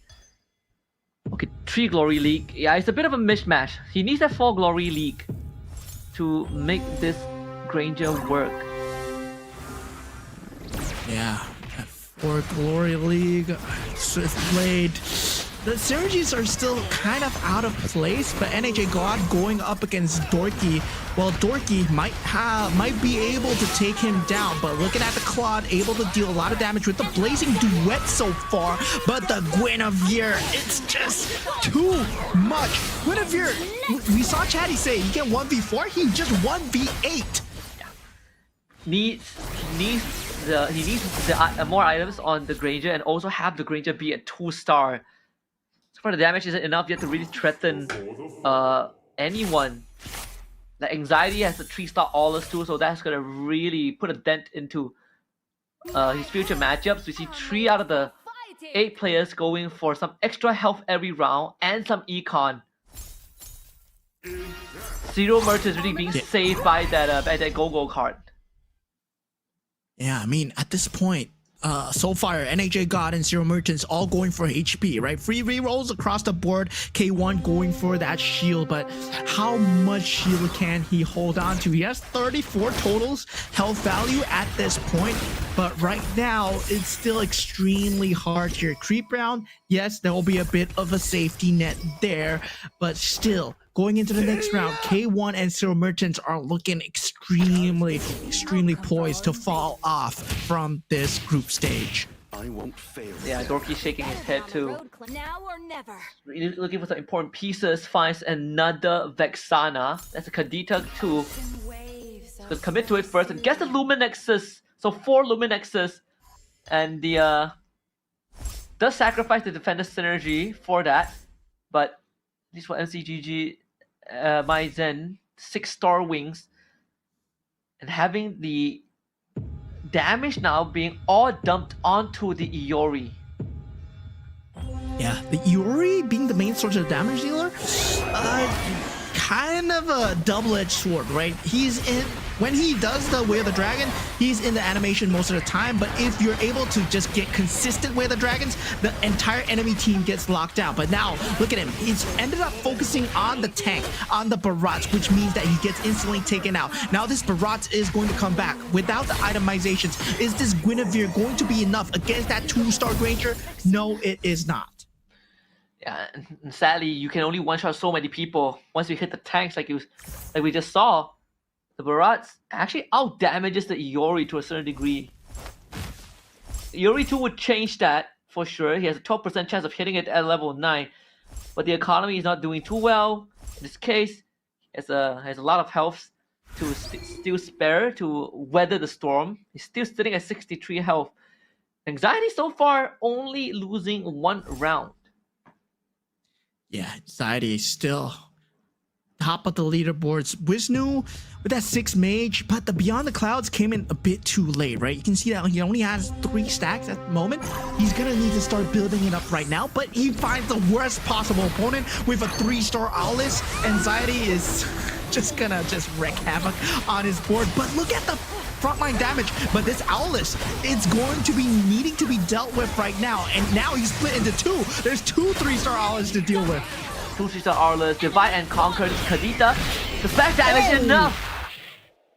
More than enough. That was the 6-star, 6 synergy coming through from the mage and the Stargazer. That's just enough. Oh, he has 2 crystals. He has the mage and defender crystal. So 6 mages, 6 stargazers. I must And face this the alone. tree beyond the clouds too. I would swap out something for the Valentina at this point, but yeah. Oh no, that's different. There's Soulfire. So it's yeah, Soulfire currently going for the Starwing Stargazer combo, the double star that we saw, but it's unable to get the Vexana, right? The Vexana being locked up by the other players at the moment. Yeah. Highly contested units at this point in time. Soulfire also trying to drag himself back into the game. You can see that up against MCGG MYZ, who has the Hardy with the false Steph device. Kadita also a high commodity in this game. Man, this show not really able to show his value. Just gets auto attacked to death by the Edith and the Hardy. Yeah, Myzen also has that Kadita for himself, so it's going to be a huge issue to deal with. But now we do see Zero Merchants being taken out, the first player to be gone, and yeah, same in the first fashion for Jerry, where he got the first place, then got 6th place, but this is 8th place, so there's slightly less points. Yeah. Fortunately for Zero Merchants, not able to get the ball rolling this game, right? Doesn't have the same fallback plan as he had in game 1. And this opens up opportunities for Soulfire. I mean, Anxiety still looking incredibly strong, but we saw what Dorky could do. Wisnu too. There's a 6 major, 6 Stargazer, and a Kadita as the main piece. At this point, do you put the items on the Claude or the Hanabi? I would prefer the Hanabi versus the Claude, but K1, he does have that 10 Metro Zero, 6 Marksman build right now. So K1 is looking poised for the late game with the Akai 2-star that's going to bounce into the battlefield as well. So there's 12 units on K1's battlefield. Let's see, maybe going up against MCGG MyZen 2. I mean, there's the Dorky is gonna have the level 2 win with the crop proc, but yeah, there's not enough damage there. Getting absolutely clobbered. At this point, the AoE damage coming out from both the Hanabi and the Claude in the 6 Marksman build. Now, you combine that with the Metro Zero, where he has 10 synergies. That's a lot of damage added up. So Anxiety gets the better of Myzen at this point. So we're gonna see Myzen slowly falling off, and yeah, Soulfire might be the next to be out of this battlefield. Okay, that's the Gwyn 2, so he needs another 3 more Gwyn for the Gwyn 3. Finds himself a Barats 2 too. So far, only having 8 pieces. Yeah, Soulfire is in a bit of a pickle, right? He is 6 Starwing, yes, but he favored the 2-star Kadita, and right now does not have the Stargazer. Yeah. The Anxiety's is in quite a strong position with this double Aulus too. Unless they could stop the Aulus, but he does have a Winter Crown. So looks highly unlikely even with the Kadita. This Blooming Nexus. Can it do enough? Aulus now splits into 2 Kadita trying to blow it up, but just does not have enough damage as the Winter Crown also counts for the phone. As K1, MCGG, MyZen, and Soulfire all get knocked out at the same time. We are down from 7 to 4. Yeah, that was a minesweeper of a round. Now that would be up to the league ops to decide who is going to have the least number of points. But now, I believe, yeah, it is out so far. Zero Martins being the first one out, followed by, I believe, Myzen, then Soulfire, then K1.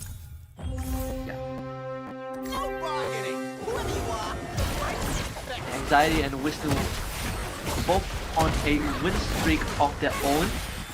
Anxiety having 81 health to spare by stage 4-3. The Barrage tree and also I'm looking surprised. possible, right? Like one more Barrage and he hits Barrage tree and 10 Metro Zero. Yeah, exactly. It's like, I'm surprised like how K1 lost, but then I saw the other side. I was like, oh, 10 Metro Zero as well with 4 Dauntless and 4 Swiftblade. Oh yeah, you win, you win. Yep, and a 3-star Granger. And a soon-to-be 3-star Barats. This is just disgusting. NHA God proving that, yeah, I may have gotten the 7th place last time, but it's not going to happen a second time here. Yeah. Oh, you get the extra stats combined on top of the Metro Zero default of all the other synergies that it gives you too. Alright, 3-star Granger is going to go to work, 1 blast, and then front line disappears.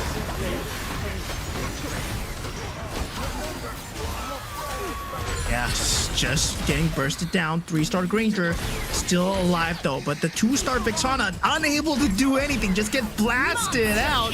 Valentina will be just food to his gun here. Dorky gets taken out by Anxiety as well. So yeah, this brings us into top 3, and Dorky unable to get that 3-star Guinevere, just sad for him. 3-star Kadita for Wisnu. The 6 mages. Sees 2 Dusins, but doesn't go for it just yet. Barras being contested too here. Did he? Hold on a minute. So Barras is highly contested because Anxiety also wants the Barras. Because the NHA God also wants the Barras. 2-star Arkai. Come on. Let me give you A lot more important than the Barats. Yeah, he goes for it. Anxiety has the 2-star Barats, 2-star Akai, and yeah, forgoes that 3-star Barats. Kadita, is she gonna do enough damage though? Yeah, I mean of course she is. Just straight up blows up everyone. So until the 3-star Barat comes out, Anxiety is gonna have a hard time dealing with Wisnu. Even here, NSA God trying to win against the mirror until now.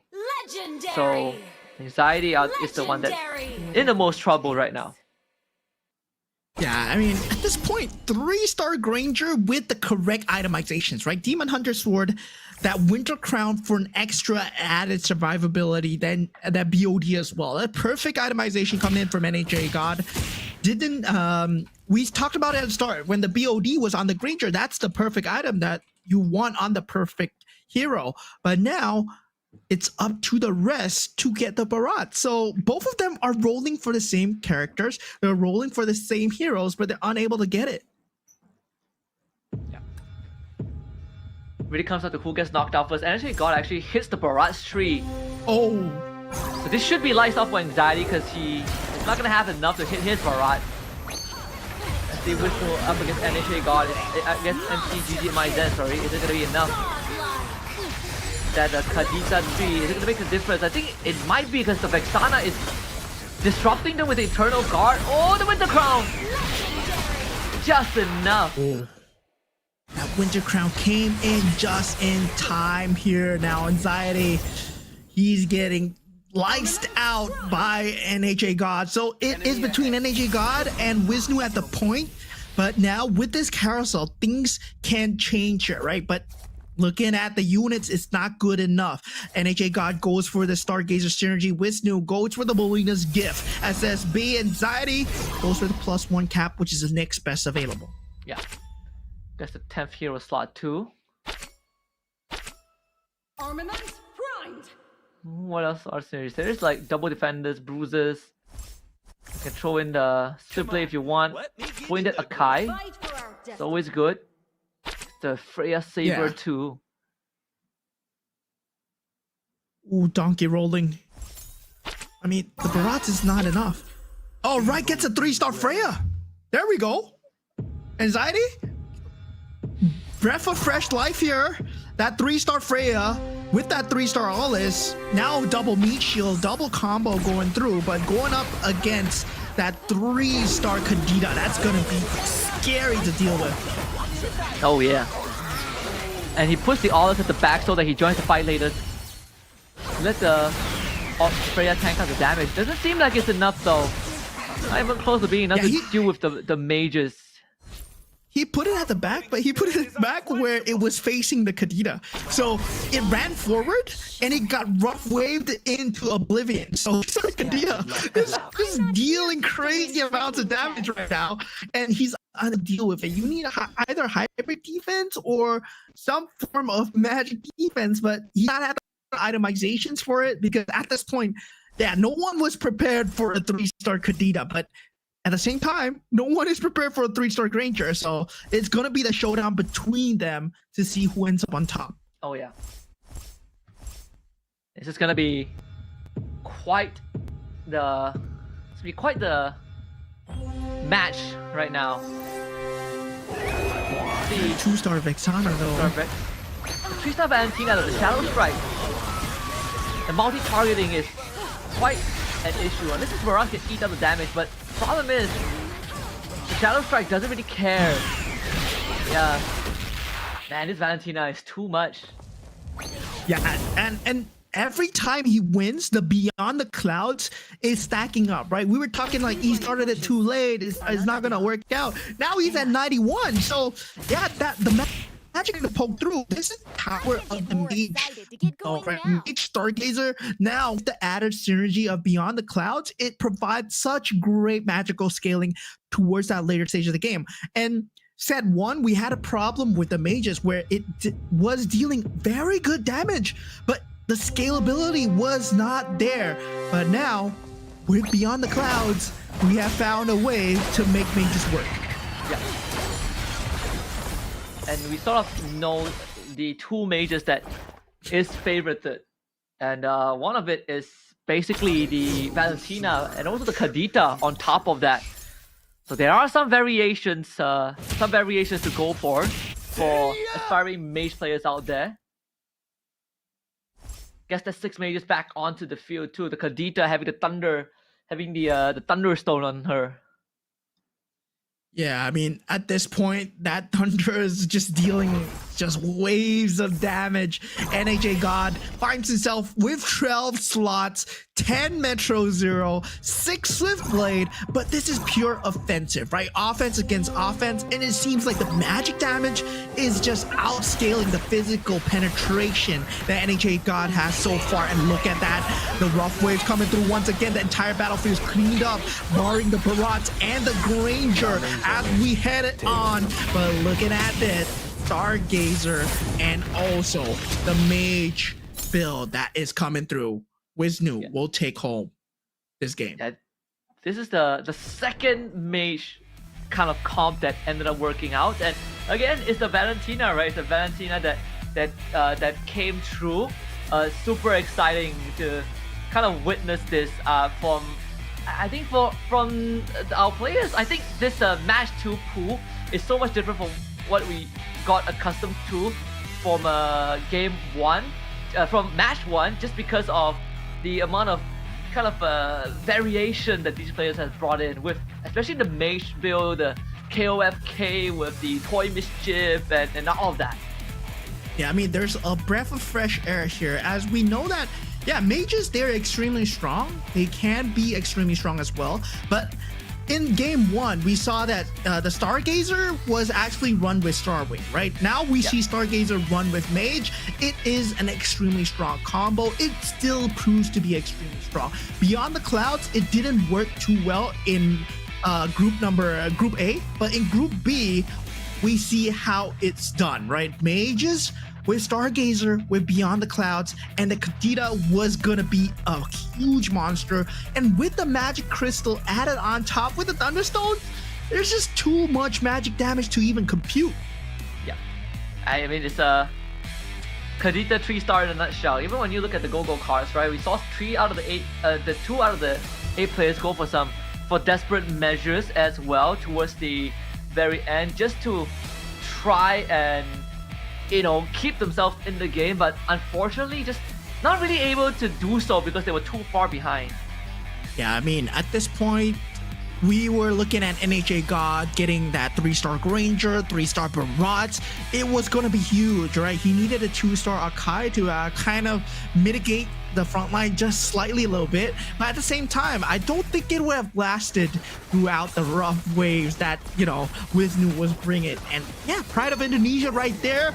And yeah, Jakarta, well, he is your man. Yep.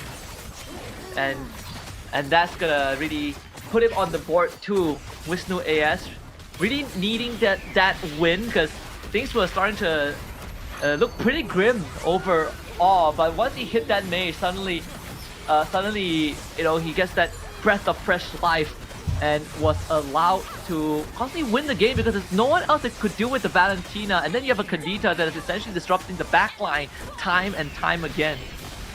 I mean, at that point, the Kadita just, no one was contesting, only one other player, but at the end, it didn't really matter too much because that 3-star Kadita was secured. Now, with that 3-star Barats, yes, you're able to dish out a lot of frontline damage, but once the Vexana starts ramping up the Eternal Guards one by one, there's a lot of meat shields just to tear through. And this build, right, with the build of having that Lumen Nexus as well, it just gives you an extra link bonus damage and added AoE for Wisnu as well. Yeah. And and that's gonna shake it up a little bit, right? Because I feel like we're seeing some of the same scenarios where Cyril Martins, he gets first. Reminds us of Yuresh, you get Jerry get first, and then you kind of get booted out the next game early. So let's take a look at the stats first, because I'm interested to kind of see how this game ended up going. Like Wisnu as the cushion as well of all things. I think that Roll Magic Crystal Chest really changed the game, because at one point he's running 4 defenders and have that defender crystal on the Kadita. But not only that, he also ended up going for the prime selection at the very end, and that allowed him to hit more different synergies, and then the Rising Festivities was the cherry on top. Yeah, I mean, a lot of people, they discount the Gushin as, like a secondary minor character. Not a lot of people like to play him, but I mean, when it comes to higher ranked players, higher MMR players, Gushin is extremely good because of the fact that it gives you a lot of direction for the synergy that you should head towards, and it gives you a lot of space as well, right? Especially if you get something like a Defender Crystal, like Wisnu got, it bought him the space, bought him the time in mid game to build up towards that Go-Go cards, towards getting that Mage Stargazer synergy. Oh yeah, and I think with that in mind, right, we are gonna have reaching the halfway point soon. That win for Wisnu puts him at 14 points. So 3rd place in round 1, 1st place in round 2. You got Soulfire coming in 2nd at 11. Dorky in 3rd with 10. Cyril Mertens and Anxiety tied for 4th and 3rd with 9 points. Yeah, and sad to see, our regions are at the bottom, my friend. Maizen and K1, well, they're 6 and 4 points respectively. NHA God also at risk of elimination, 9 points, but that is tied with Anxiety, as you said before. So yeah, 3 members are tied right now, but it's still game number 2, right? There are 3 more games to go. There are 3 more games to decide who's going to be the top 5, and anything can happen here in MCGG. Yeah, and that's the exciting part, I think. Man, now I'm curious. I hope that we can end the day with I hope we can end the day, by seeing some what is it? Some like aspirant builds, because so far hasn't been able to see any. We've seen like the biggest cash out was like 390, and yeah, we saw like a Nana that I thought was able to go into the aspirants, but that didn't happen as well. Yeah, I mean, I'm hoping for like a 500 aspirants cash out, man. 500 aspirant cash out. Last time I cashed out at 540. It gave me a 2-star Vexana at 58 gold and a few items as well. So it's like, yeah, dude, like the aspirants cash out is kind of huge, right? And for those of you that played set 1, have not played set 2, I mean, well, you've seen right now, aspirants very similar to what Eruditio brings, I would say, yeah, but the cash out is a bit different, right? It works based on energy instead of having the units on board and also having the wins and losses. The energy is built up by having the synergy as well. So aspirants kind of new as well. As with KOF, so season 4 just brought in a lot of new stuff with the commander cards as well. Now you get to pick different commander cards, as you can see just now. Gushin, yes, he picked the Gushin commander card, but we know that Valir, you get an extra 6 gold and you get a random commander card as well.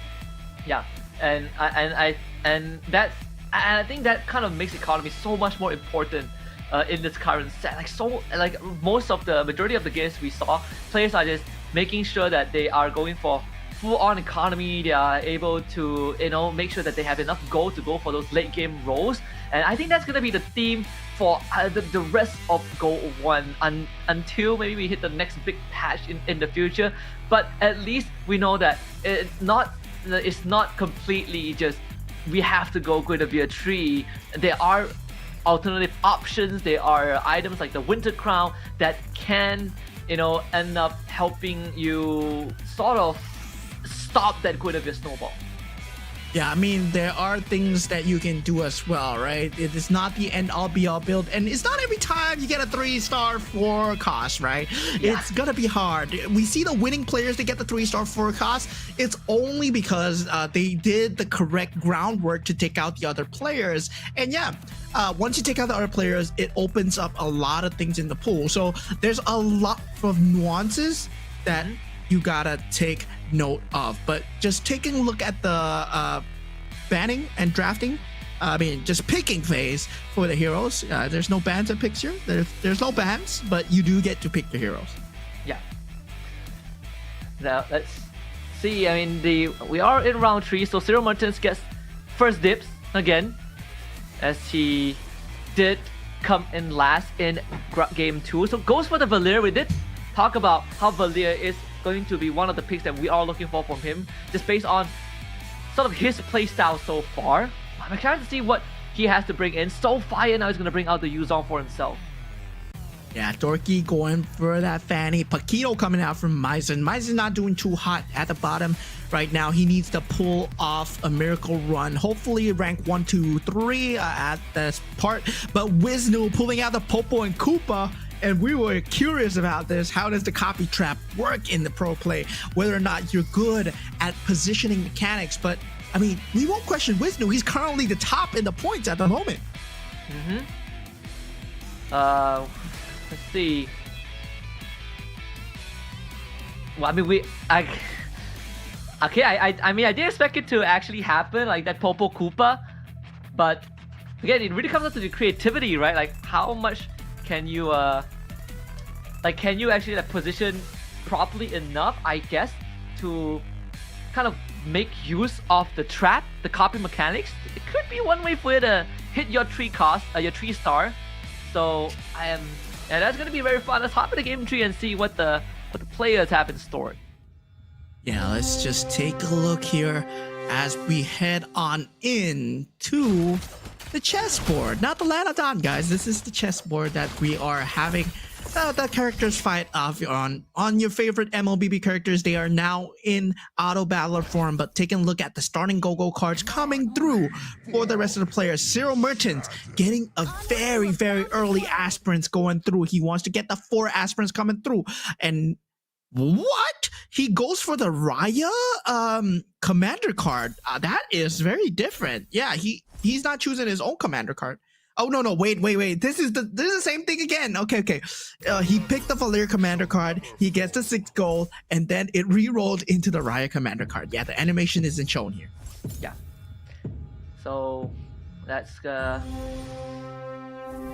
with just 2. So really playing for that full econ. Make sure that you have that 10 gold to work with. I can definitely get behind that. You get the economy going early on, and you still get to hit your levels, but at the same time, build up that board. You should be able to win this. That's the thing, because you do have the level 2 Alders and the Bruisers too. Yeah, I mean, the 2-star Alders and a Bruiser, I think that's enough. That's enough. Like, yeah, you sit on 10 gold. Yeah, I would do that perfect. too. That's perfect. Actually, the perfect start. Wow. Yeah, and speaking of perfect start, there's also, the aspirants that's coming out from the side of Zero Merchants that people need to worry about. If he's able to get that 4 aspirants, suddenly it becomes a huge threat, especially going into the later stages of the game. That's this one's also aspirant. Guarantee lose streak. It is a Popo Koopa, so can't really do much about that. We'll take that loss for now. Just trying to minimize damage by at least taking out this one piece. Nope. It really happened in the end. Unfortunate. Yeah, but he's just getting the copy traps in. Just trying to get the units coming through. Right now, looking for the 4th aspirant to join his team. So Zero Merchants as well will be doing the same. He does have that 2 aspirant synergy extremely early on, and is unable to find the 3rd and 4th, but does have the Glory League and also the Shield synergy coming through. Okay, is that out of the way? Let's see. I feel like for Zero Merchants, this is a strong spot, right? Like that front line is incredibly solid. A lot of damage. If you can get this win streak done, it will benefit that Valir even more. You can see he's trying to get the Layla away as well. Yeah, at this point, well, I would say that Zero Merchants synergy is not there, but still, like, what's he going for in the later stages of the game? Because currently, yeah, you can tell that he hasn't set out a clear direction. Now, most of these pro players, they don't have a clear direction. They can pivot anytime. But looking at the Golden Staff, Yijang is not going to be strong enough, and he does get the win against Soulfire. There's no stopping this blaze. And that's gonna keep him basically in a good spot too. Level 6, MCGG MY Zen gets the first dip. Goes straight for the Freya. Interesting. Going for that Freya extremely early on. I mean, it seems like he's decided on a direction, and Zero Merchants going for the Golden Staff as usual. And now with the rest of them going for the Berserker's Fury and the Haas Claws, but at this point, nothing too game-changing as of yet at Freya. Not gonna be too big of a deal given that the fact that they're all level 6 at this point, level 5 to 6. So that means they do have a certain number of 3 costs to deal with the Freya. Let's get the Atlas. 14 stacks on the Karina so far. Anxiety also having almost a similar build as what we saw early on from MCGG and MY Zen. He's rolling the Prokido, but Karina should be able to clean up shop. There's the Gushin with the Golden Staff in the bag. But yeah, can't really get through this Atlas, sadly. Yeah, this Atlas 2-star is going to be a slight bit of a problem for Soulfire, as he's currently on a lose streak at this point on the Utah. But we did see how Zero Merchant was getting battered early game on his character. And it all really changes when you get that first Go-Go card. Suddenly, yeah, things change. And you can see from the color on the top, right? It's purple. The card going in is purple, meaning that Soulfire is going to get the orange golden card. Let's see. Soulfire now, yeah, it's still a mishmash of comp, but I think he's relatively comfortable in the spot he's in. Oh, there's the Layla that's built out quite an item. The Uranus as well. They have the Toy Mischief, so 5 synergies. This could be a Metro Zero angle here. They get the Ixia on top for K1. Yeah, K1 does have the armor to work with. I mean, he did have that Golden Staff and also the ability to duplicate on the Uranus. I love this extremely early. It provides a great meat shield. And now Anxiety taking out Dorky as well. Yeah, you will get the win streak going in. So the 2 players with win streaks right now are Anxiety and also NHA God. But now looking at the Go-Go cards, the most important to look at is Soulfire. Yeah, it's even in terms of the synergy too. K1's gonna get the. It's gonna cost less for him to level up, so that's also a pretty good angle to go towards for K1. Yeah, that card. But looking at Soulfire, he just straight up went for Ethereal Essence, which is a 2 synth card that gives you 70% mana every time you get your first cast. So yeah, there's a lot of mana to work with, especially if you have like skill casting heroes, right? It doesn't matter if you're going spell cast or physical. It just matters whether or not you have a skill or not. The winds of battle are picking up. There's the Ixia up there. So 3 star wings for MCGG and YZen. Gonna go for 4 star wings for now. It needs to start working on that economy a little bit.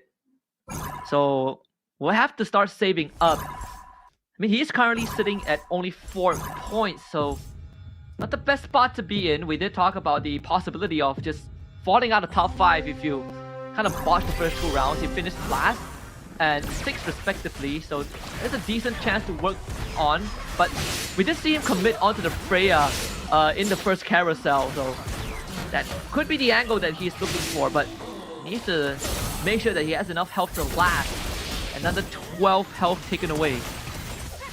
Yeah, this lobby is tough, my friend, and right now we do have a multitude of synergies coming in for Gorky. Once again, you said it before, it can be a Metro Zero angle coming through, but he's still winning, right? And the most important synergy out of these 7 is the aspirants and also the scavenger. At the same time, he's getting value going into the next few rounds. And now with Wisnu leveling up, he does get more copy traps, but at the same time, you need to be wary of the positioning of PNK. So yeah, Wisnu at this point, I'm very curious to see how the PNK works with this positioning of these copy traps. Benedetta is out too. We saw that early Benedetta pickup, so that could be a game changer here for Wisnu. The level 8 hitting that 5 cost at Benedetta. You've got triple scavengers as well. The economy is going to be looking mighty fine for this young man. Yeah, I mean, it's mighty fine, but he only got value for one of the copy traps, sadly. Now, Atlas, not the best hero to copy. He was possibly hoping to lure in the Saber to get a higher cost going for him, but at the same time, a win streak isn't too bad either. Stop and listen to my graceful song. I must try harder this time. It does give him some fallback plan, right? Like that copy can continue to work in his favor when he starts, when he starts kind of falling behind. Yeah, he went for the blessing shift, which is on the scavenger synergy. So he does have 3 out of 3 scavenger synergy right now.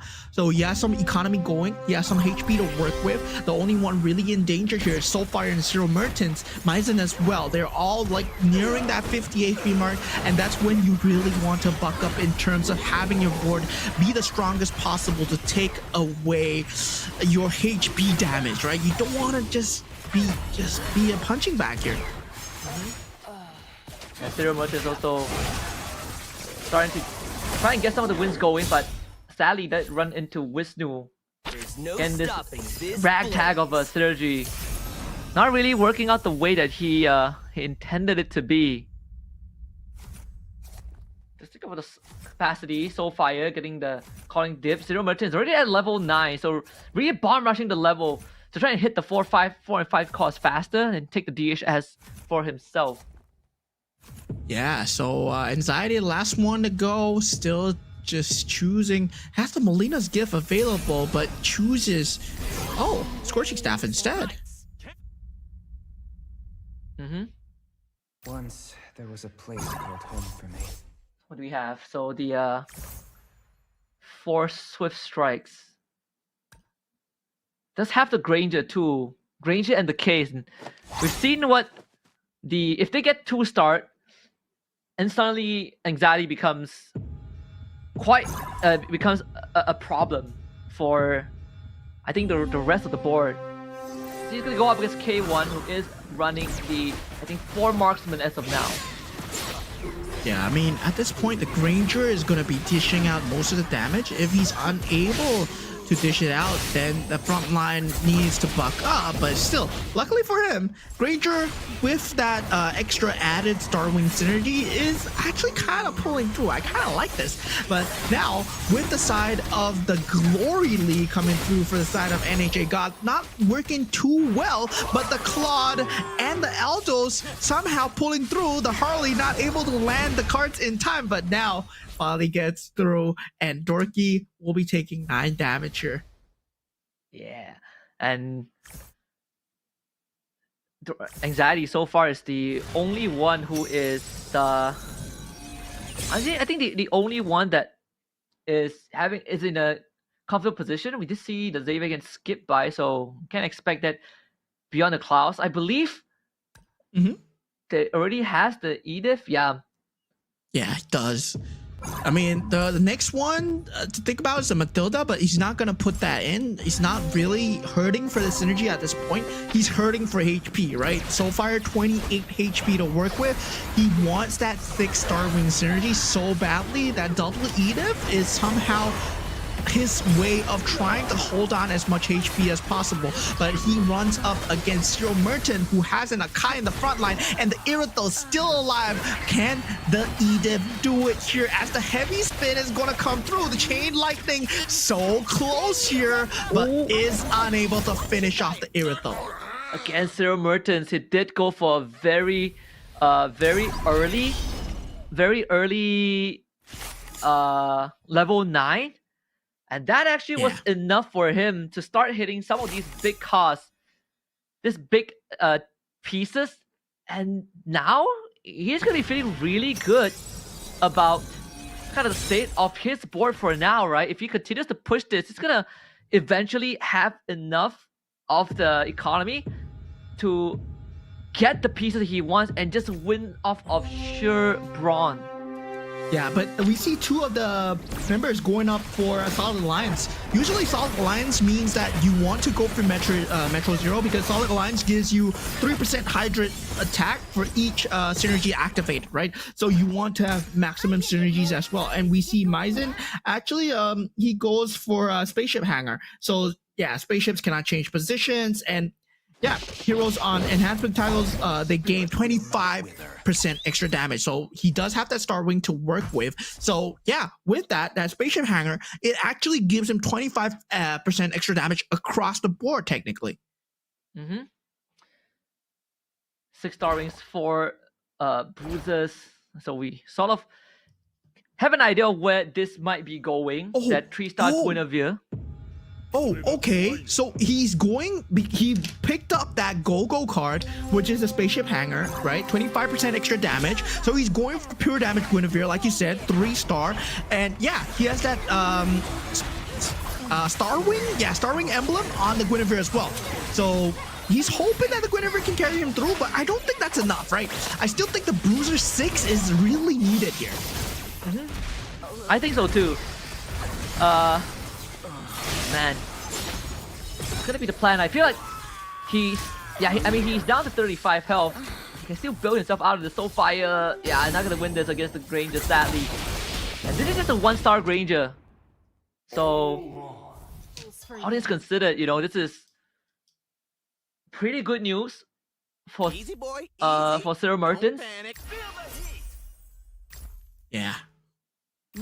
But now, looking at the synergies coming through for Zero Mertens here, Metro 06, Solid Alliance picked up, and he has that 6 Marksman synergy as well. With a 2-star Hanabi and 2-star Claude, we've been in this situation before. Right now, he needs that 2-star Akai to provide as much disrupt available, or a 2-star Barat in the front line. His back line is set, but his front line is looking kind of weak. Yeah. And the Akai. I think the Akai can bring in value, because you have the Eternal Guard that's working magic through the export. Sadly wasn't able to cause enough disruption to the back line. And it's just the Khadija and the Harley left. That's the Glaive bounces from the Hanabi. Was able to win out in the end. Soulfire, the first one to get knocked out. Yeah, so far wasn't having a good game at all. Despite going for Ethereal Essence, getting the gold card, it was not an economy card. So yeah, he had to go all in into either spellcasting or skill damage. And yeah, he did not get the items that he needed. Now, Maizen, the next to be on the chopping block so far, Zero Mertens has low HP, but his build is looking good so far. And so is K1's, right? Same with him, Metro Zero, and also 6 Marksman Synergy as well. Mm-hmm.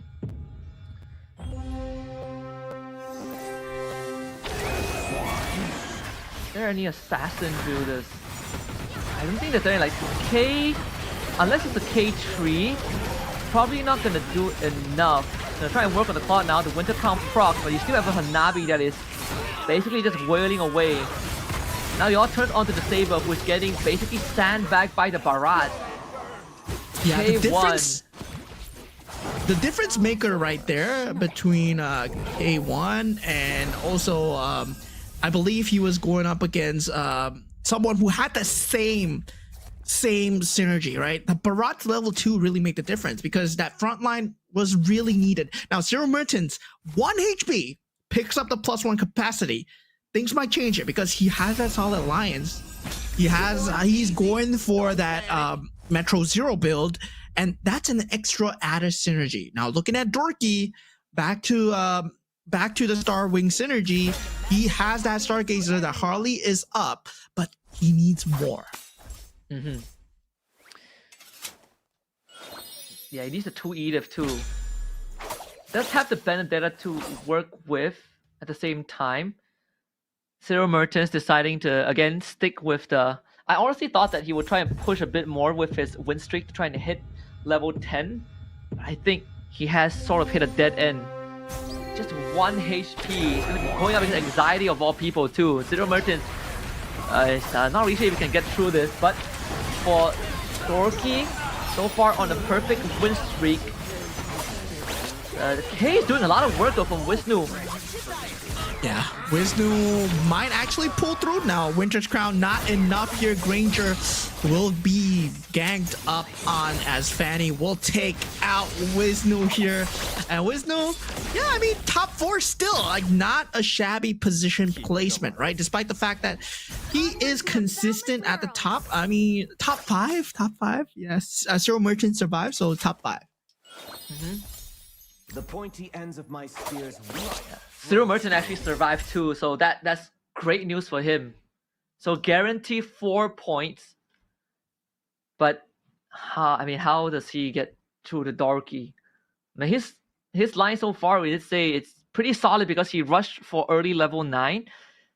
But now the tough thing is all the other 3 players they have. Like they have a pretty solid board to deal with Zero Merchants, who is relying on this 6 marksman. Yeah, He but just still, export 1. he has that solid alliance, 8 Metro Zero with a 2-star Akai.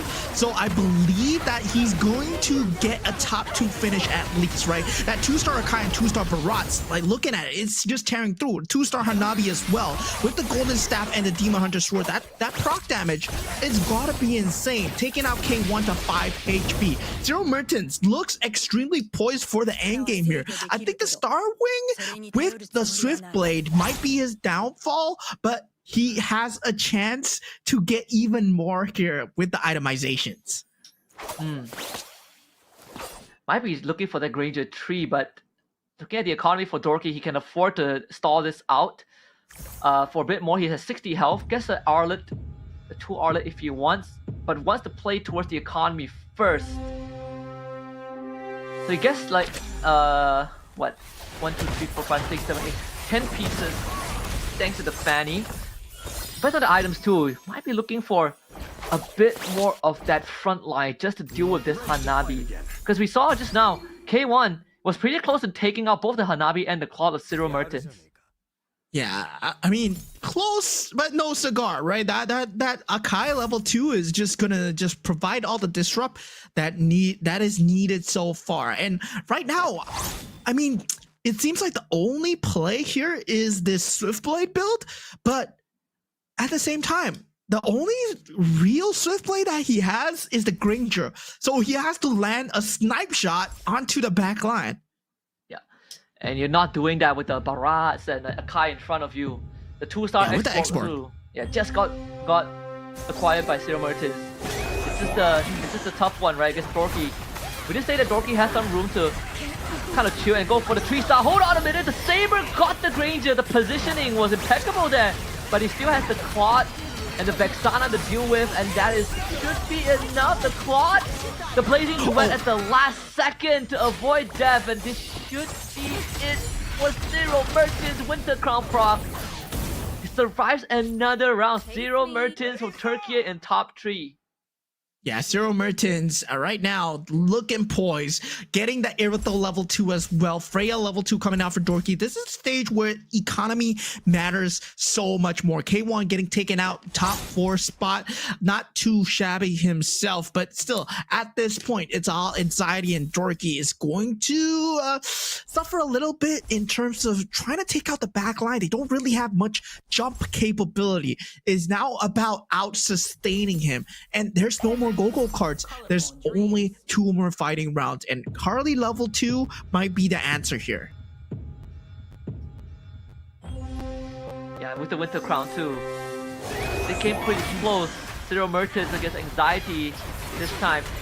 Again, that Granger, we saw the snipe, the Granger and the Saber really doing a lot of work. Actually, it might just be enough. It's down to just the Vex and the X-Borg.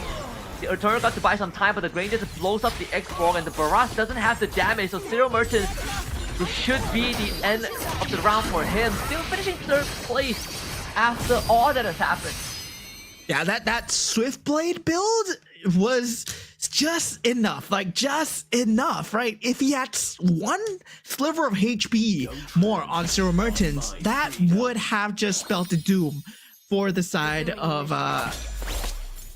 Dorky here. I mean, Anxiety. Spears warn those against me. Yeah, she actually just straight up, I think they blew up like the Claude or something, right? Like you did say that he had to get a snipe to the back line, and the first shot was an instant execution.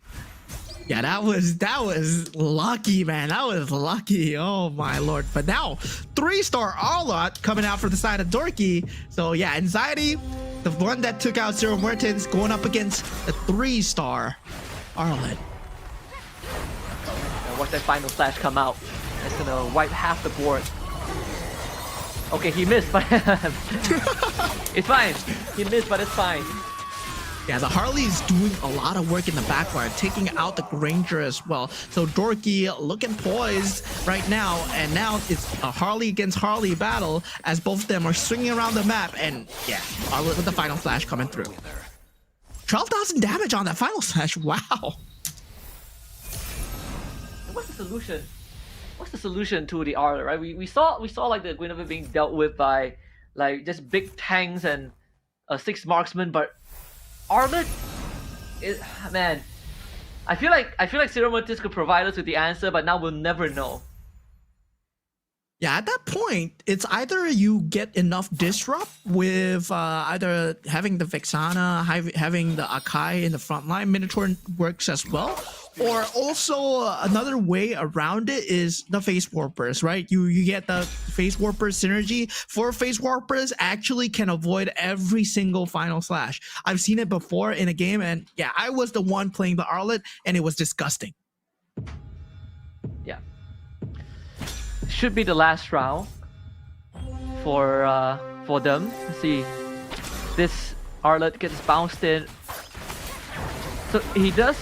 The Granger and the Harley does avoid the Arlott, but I don't know. They don't have the damage though. Here comes the final slash. Oh my lord, that final slash just disgusting. And we do see Anxiety taking out Dorky here. Indonesian on Indonesian action here. I mean, Dorky taking out Anxiety here, as Dorky will be the top one, getting that 8-point lead. So Indonesia coming out on top during game number 3 of match number 2. I think the Indonesians are like in top 3, right, on the overall leaderboard.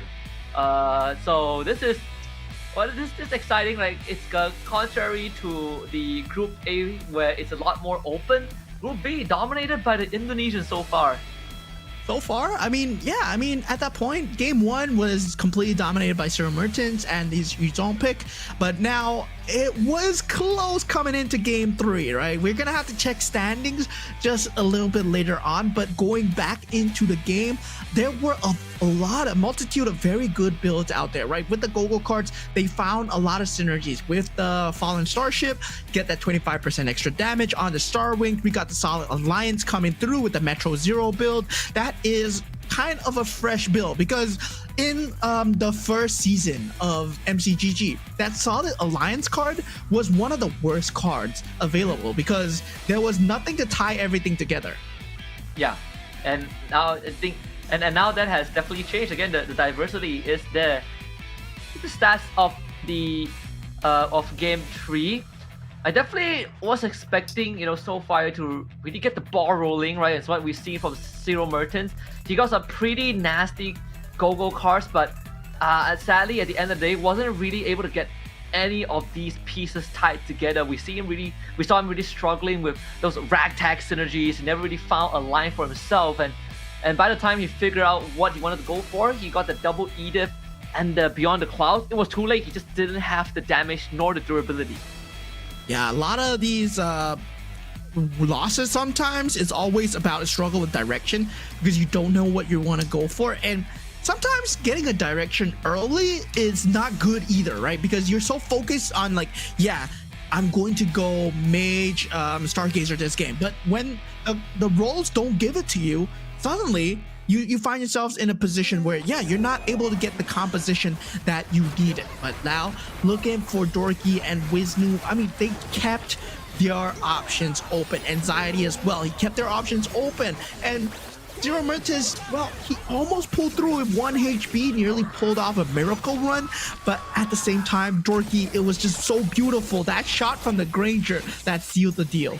Yeah, pretty reminiscent of the actual game where Granger, still one of the deadliest like in meta marksmen right now, and very unfortunate that I against Zero Merchants, he was about to really pull himself back from the dead. Right? Like this 6 marksman, 8 Metro Zero composition. He was doing all the work. He had the Vexana that was just spamming Eternal Guards, but we did say the caveat was that the marksmen have to stay alive, and if they go down, the entire line collapses. Yeah, at that point, it was really on that Death Sonata, right? Just to hit that Claude where the itemizations was all on. And it's always, when you go into full marksman, it's always about whether do you want to put the itemizations on the Claude and whether or not you want to put the itemizations on the Hanabi. And at that point, it felt better that it was on the Hanabi instead of the Claude, because the Claude was going to Blazing Duet forward and get shot down by the Death Sonata. But now we see the final engage coming through where Anxiety was going to come out on top. He did have a great Beyond the Clouds combination together with the rest of his synergies, but we'll take a look at his stats later. Yeah, you got the 3-star R2, so really was no way around it. So congratulations to Dorky for coming out on top in this game number 3. Basically, he could have easily run Metro Zero if he wanted to with the amount of synergies that he has. Yeah, and really, he went going for that 1-1's power, going for that early game, snowball, because he is a Fanny. He has extra units on the board, so 40% chance every time you gain to gain 1 gold every time you kill an enemy. So yeah, so with that, you get extra units, you get the economy as well, you get the snowball, so you get the best of all worlds. But at the same time, you need to make sure your early game is solid, and his plan was there, right? Smash the early game, keep control in the mid game, and find direction in the late game with glittering jewels with the free shop refreshes. And then we see Dorky just come out on top. Right now, Dorky, Wisnu, and Anxiety, top 3 from Indonesia, 18 points and 16 respectively. Zero Merchants coming in 4th also with 15, able to pull himself back after a abysmal round 2. But for Soulfire, he gets the opposite treatment, right? Couldn't find the direction and he got knocked out first. Still holding that 5th place, but for the rest of the contenders, they still have a very good chance of catching up as a K1 and NHA Gods just 1 point away, and MCGG Maizen 5 away from Soulfire.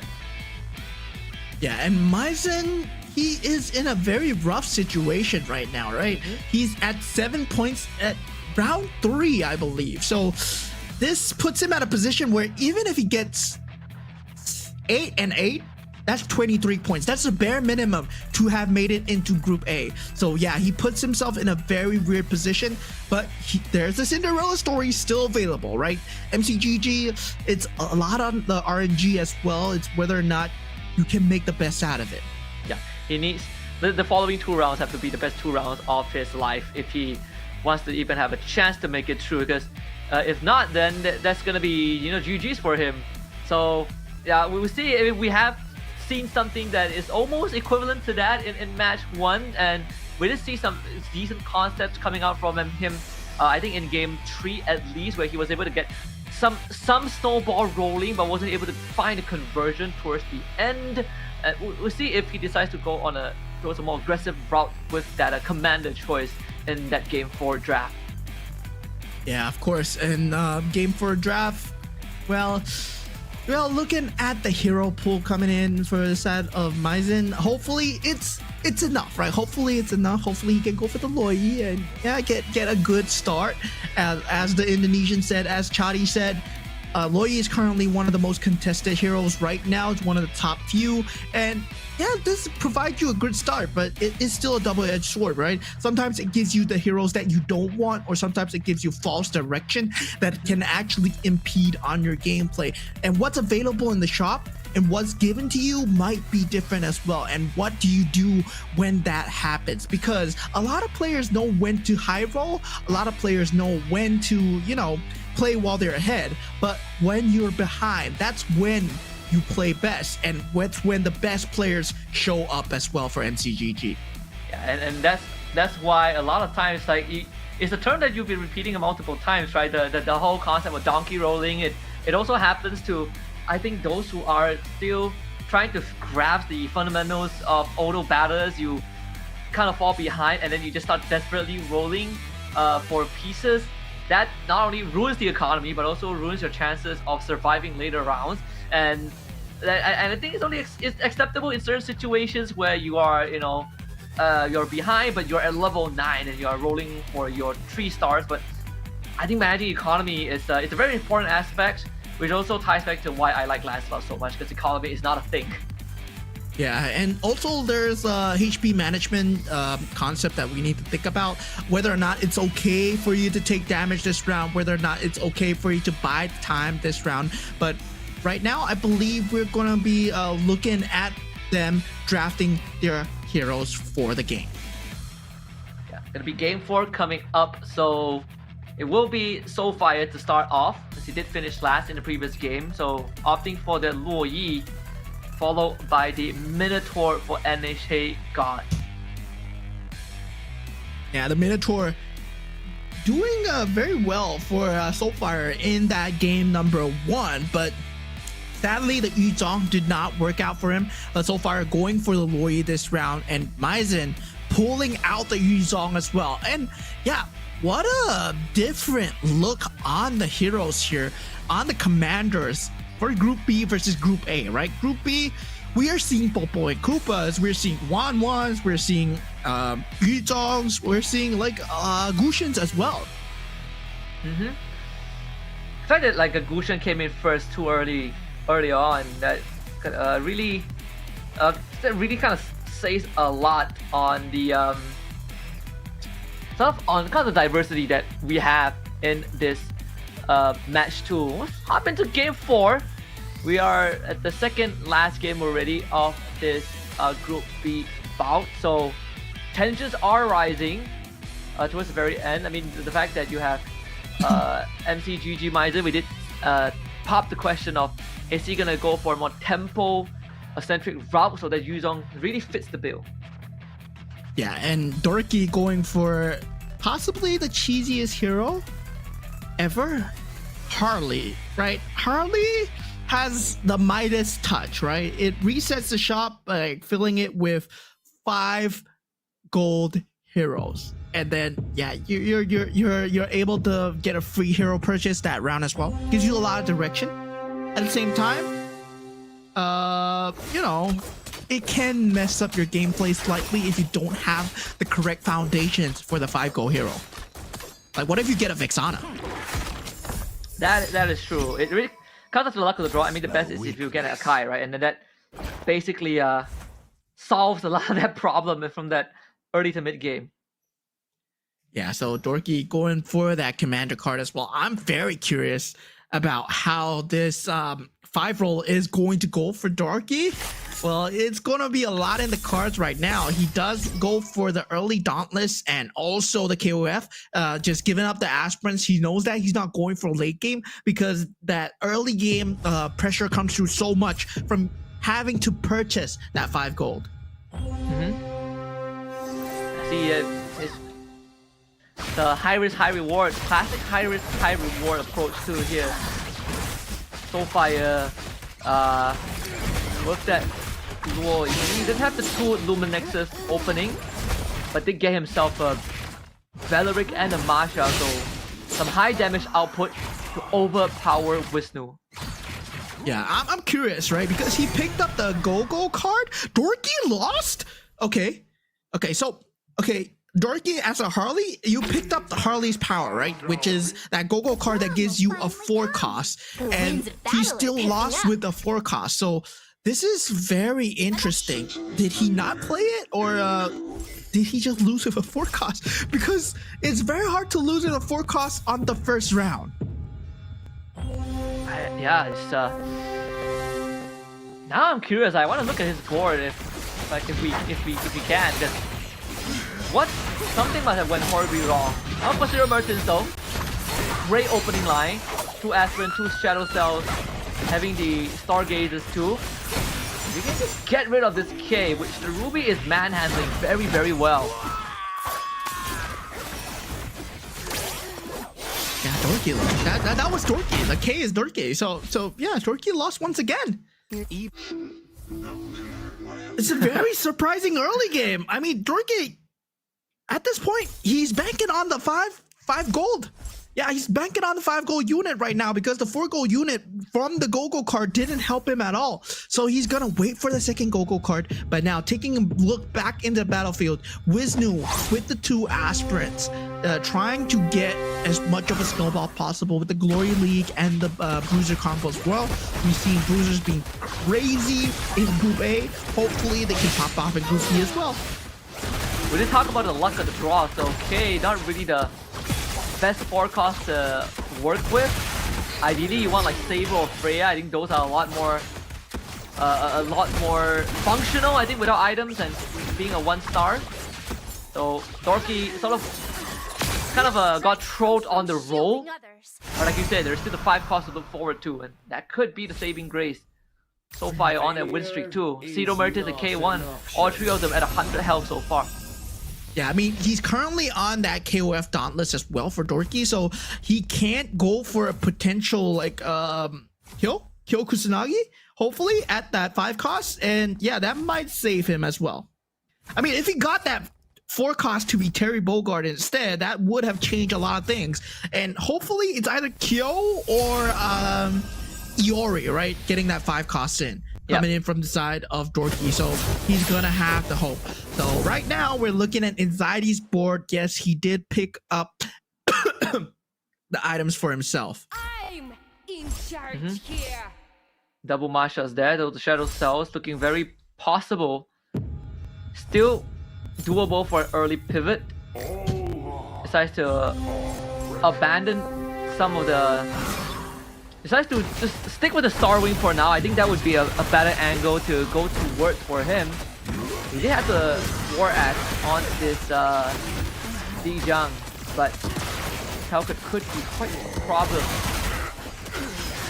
Yeah, his Hellcurt is going to be a huge problem, actually.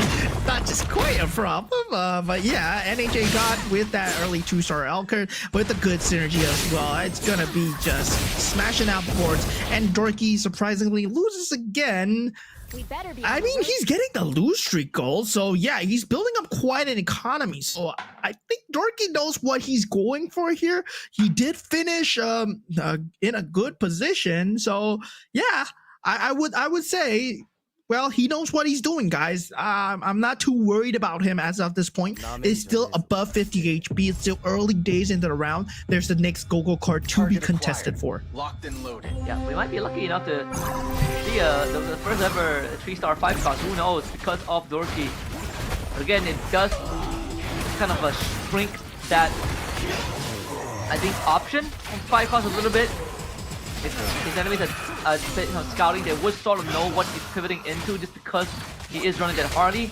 Either way, early Valentina and Kulak here are more than enough for K1 to break the win streak of Soulfire and become the only person so far to have not dropped a single round.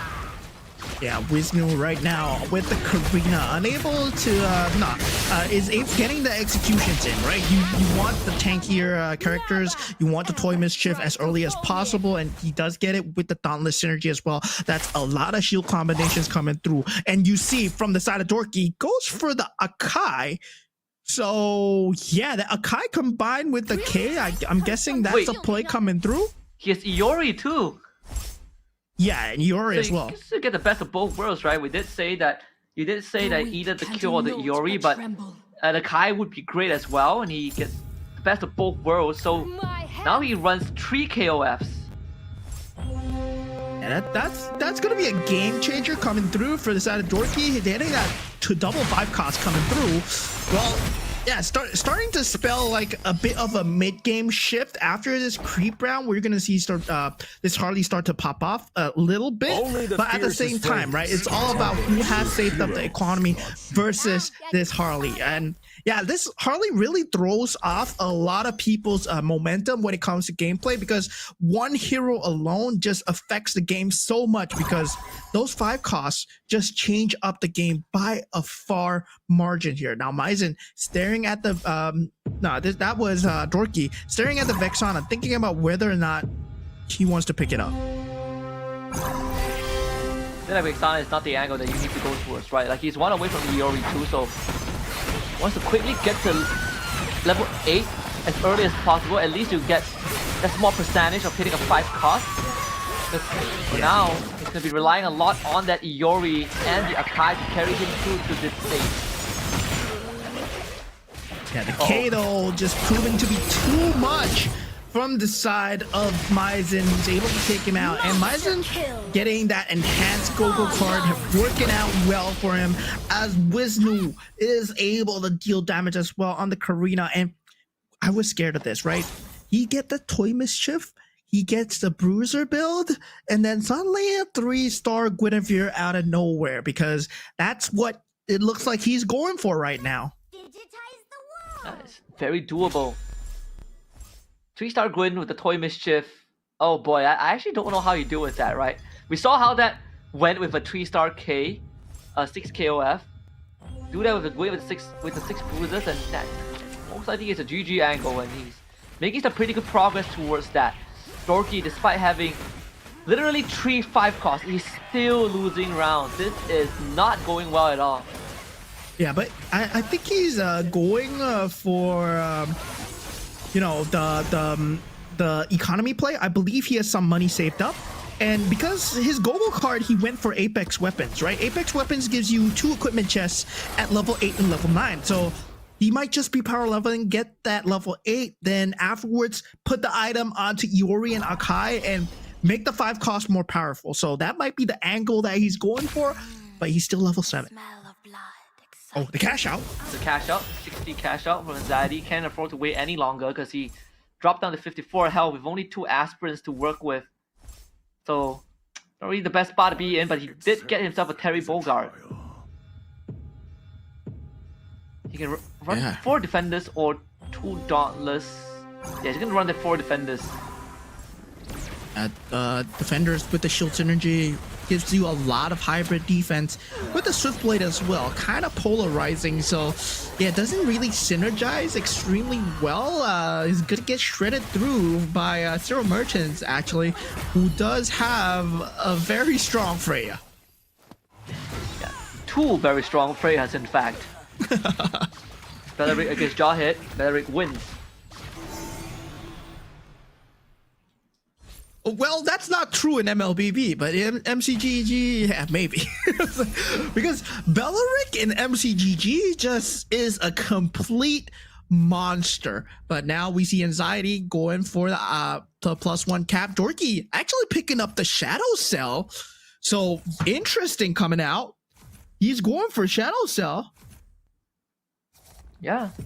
We've seen like a couple of Shadow Cell attempts, but I don't remember seeing one that has like work in that late game, right? Because unless you get like a very strong Arlet or Valentina, then even then it felt like Valentina is more worth it if you just go for Mage, Stargazer, or you have the Thunderstone from Beyond the Cloud.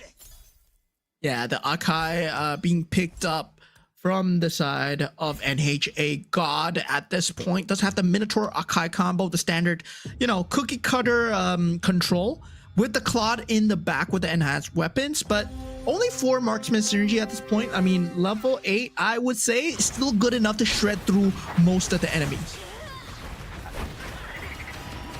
The Akai starts spinning again, so at least we know that there are 2 Akais on the board for now. And the Akai should be able to carry them through this, right? The other bar is going to kill it. Nah.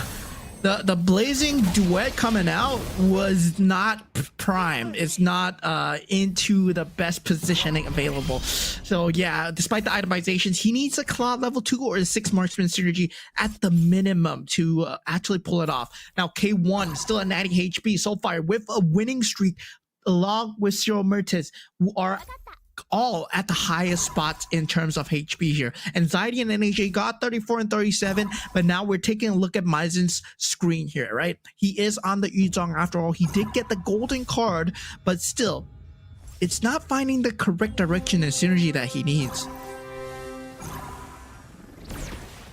So we check back in on MCGG. Maizen does have the 2-star Saber.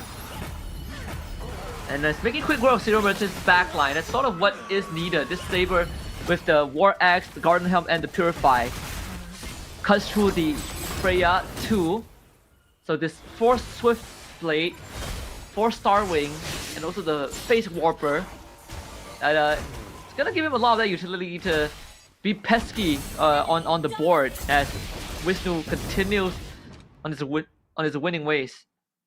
Yeah, I mean, I'm very surprised at the build coming out from the side of Maizen because the Saber has a War Axe and a Garden Helm, right? So it's a tanky Saber, and yeah, he went for the extra capacity as well. So now at the last Gogo card, the enhanced cost clause being picked up, so far going for that Star Wing card as well, the extra 25% damage. And now we get to see what Maizen went for. He did go for the extra hero capacity on the golden card as well. Yeah. So far it has a 3-star too. 3 scavengers for Dorky. Very much needed, and that's where the early Akai comes into benefit too. It unlocks that scavenger synergy for him, so he does get some decent economy going if he wants to. Some great item choices too. You got the Holy Crystal for the Hardy if that's the line he wants to go down. Gets himself a Kadita. So it's starting to come together. 6 Star Wing could be the direction that Dorky heads for. Yeah, Dorky needs to find direction right now. He is at 39 HP, but people that need to find direction more is Anxiety and NHA God, 21 to 24. Now, we'll take a look at K1 here, right? We saw how this shredded the first few games, right? The Mage into Stargazer. Now he's looking for 2 more Stargazers to fit into the board or some form of synergy. Does get the Luminex's blessing available. So yeah, he's gonna be shredding through in terms of magical damage. Now it's all about the itemization. Is the Valentina gonna be enough? And it should be, right? Oh, it doesn't seem to be the case. Yeah, that K1. I mean, I mean, he the has, Saber.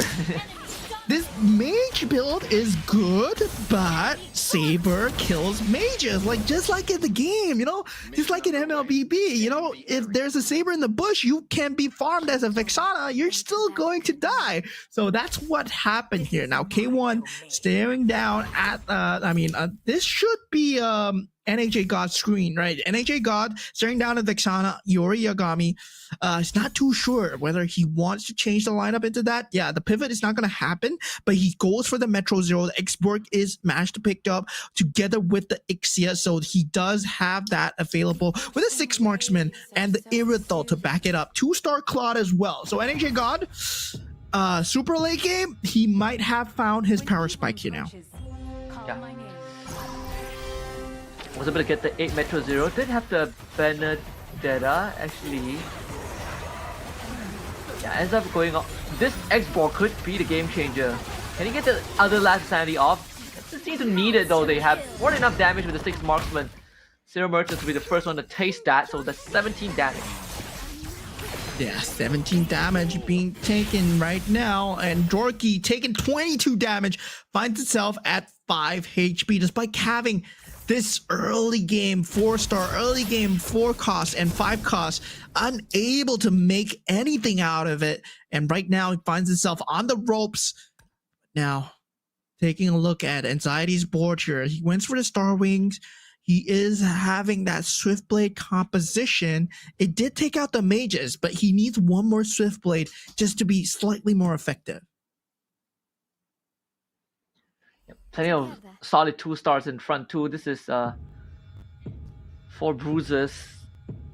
2-star Iori, which is great. Dorky pivoting away from the Akai completely, and now is relying to see this Iori and Guinevere 4 bruises can get him through. Can he assassinate the Saber on time? The Saber still gets the ult off, but he did have the Arlet to keep everything under control. So Dorky back on the board. These 2-star 4 and 5 costs starting to get work done.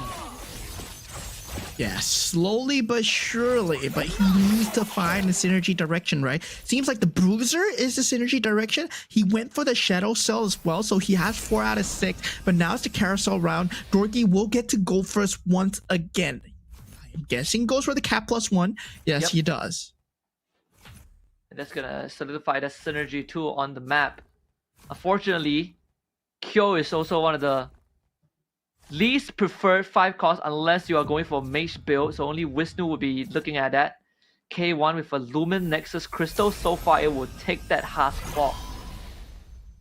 Yeah, so as it boils down, as we see game 4, game 5, all 8 players still alive, right? Everyone's playing to win this, and yeah, a lot of the points matter.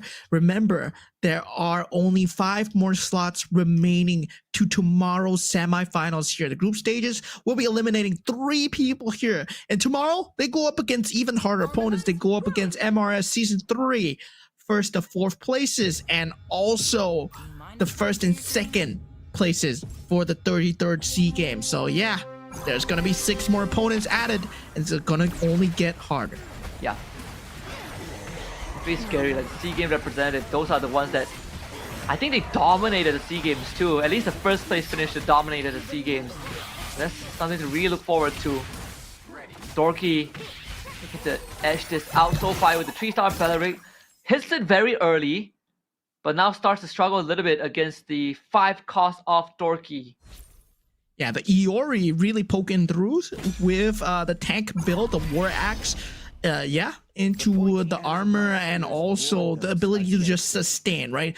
But the Belleric 3-star, surprising, but at this point, it's about getting that Guinevere into 2-star minimum, right? That 1-star is not gonna punch it, so the itemizations on the Guinevere doesn't make sense. He should have put the items on the Belleric, which is the 3-star, and that could have potentially just ended Dorky right there. Yeah. Zero Mertens put in the same position as in the previous round. Again, 1 HP and a dream. He was able to finish 3rd in the previous game. Whereas the 7-0 Metro and 6 Marksman. Is it enough though? He dropped the Freya in with the launch pad. X-Bomber needs to go off. The Saber in the right position, cleans up House in the backline. Anxiety was the perfect answer to Zero Mertens. And he knows his run to game 4 is done though. Yeah, Zero Mertens finds himself the third player to be eliminated here in this group stage. And right now, we're gonna have 5 players remaining. Dorky next on the chopping block, 5 HP left. But we've seen him time and time again pull through, but he's unable to get the 6 bruiser build that he's looking for so far. So right now on 11 just gold in general, still waiting for the creep round before he decides to roll. Yeah, needs the Aldous, I believe, for the 6 bruiser. So better off relying on trying to get a crystal at the end. Which I feel like he could give it to like Terry Bogard or even the Valentina. See what items he gets here, because Dorky is also 1 round away from elimination. That this 5 cost has gotten him pretty far into the late game, and the Shadow Cell too, giving him some decent economy. But with only 12 gold left to work with, the next few buys are going to be important, and one of the Ioris taken away from him as well. Together. Yeah, the deny game coming in strong from the side of Wisnu. Knows exactly what Dorky is trying to go for here, but now he has a Yuri of his own, so yeah, he does want to play that in that Mortal Rivals, and hopefully he can get another KOF synergy in, because Metro Zero at 7 at the point, but 6 bruiser build, hopefully with a Guinevere, hopefully can pull him through. Yeah, I don't think he has. Yeah, there's not really a switch angle there to get the 8-0 Metro, so slightly unfortunate, but the Eternal God actually ruining that backline. This Valentina, 1 more Shadow Strike would do the job. It's him and the Gwen, the super magic, but the Winter Crown saves the Valentina. Big difference maker there for K1. Yeah, Dorky will not be long for life here as he gets taken out by the mirror. Oh, wait a minute! Wait a minute! Oh! Nah. Dorky gets taken out by the mirror of Anxiety at this point. Meanwhile, Anxiety takes 19 damage to the face, finds himself next to be out of contention here. Dorky finishing off on the top 5 position, but now we're left with the top 4, and they're all relatively low HP. K1 at 46 HP, looking the most poised to win in terms of HP, but not in terms of draft and also synergy. Yeah, that looked pretty close, because that's spell vamp of Dorky's Iori. The pointy ends of If the Hardy didn't start throwing cards, I just felt like that could have been the turnaround, and we'll see Dorky for another round. Still, all things considered, the Indonesians still killing it. No Dorky, no problem. Wisnu and Anxiety still in it to win it. Anxiety down to 2 up against Wisnu. One of them will have to go, and it seems like Wisnu is having a field day so far, but the Saber. It's gonna be a Saber against the Granger, who just blast him. Right? Okay. Bam. Oh, that bam. Oh my God. We didn't even see them go out the battlefield, man. That was an instant execution with the 3-star Granger. That 3-star forecast, it's proving to be the meta pick of Group B so far, right? Everyone's been winning with the Granger. Yeah, like Group A is Guinevere, Group B is Ranger and Valentina. Zelkadita, take up Valentina. Oh, one more. One more Valentina. Is it coming home? Is it now? Oh, one more roll. Oh. You can still sell the Kadita. Yeah, there it is. Oh, he gets it. He gets it. So fire. Yeah, I feel like that. I mean,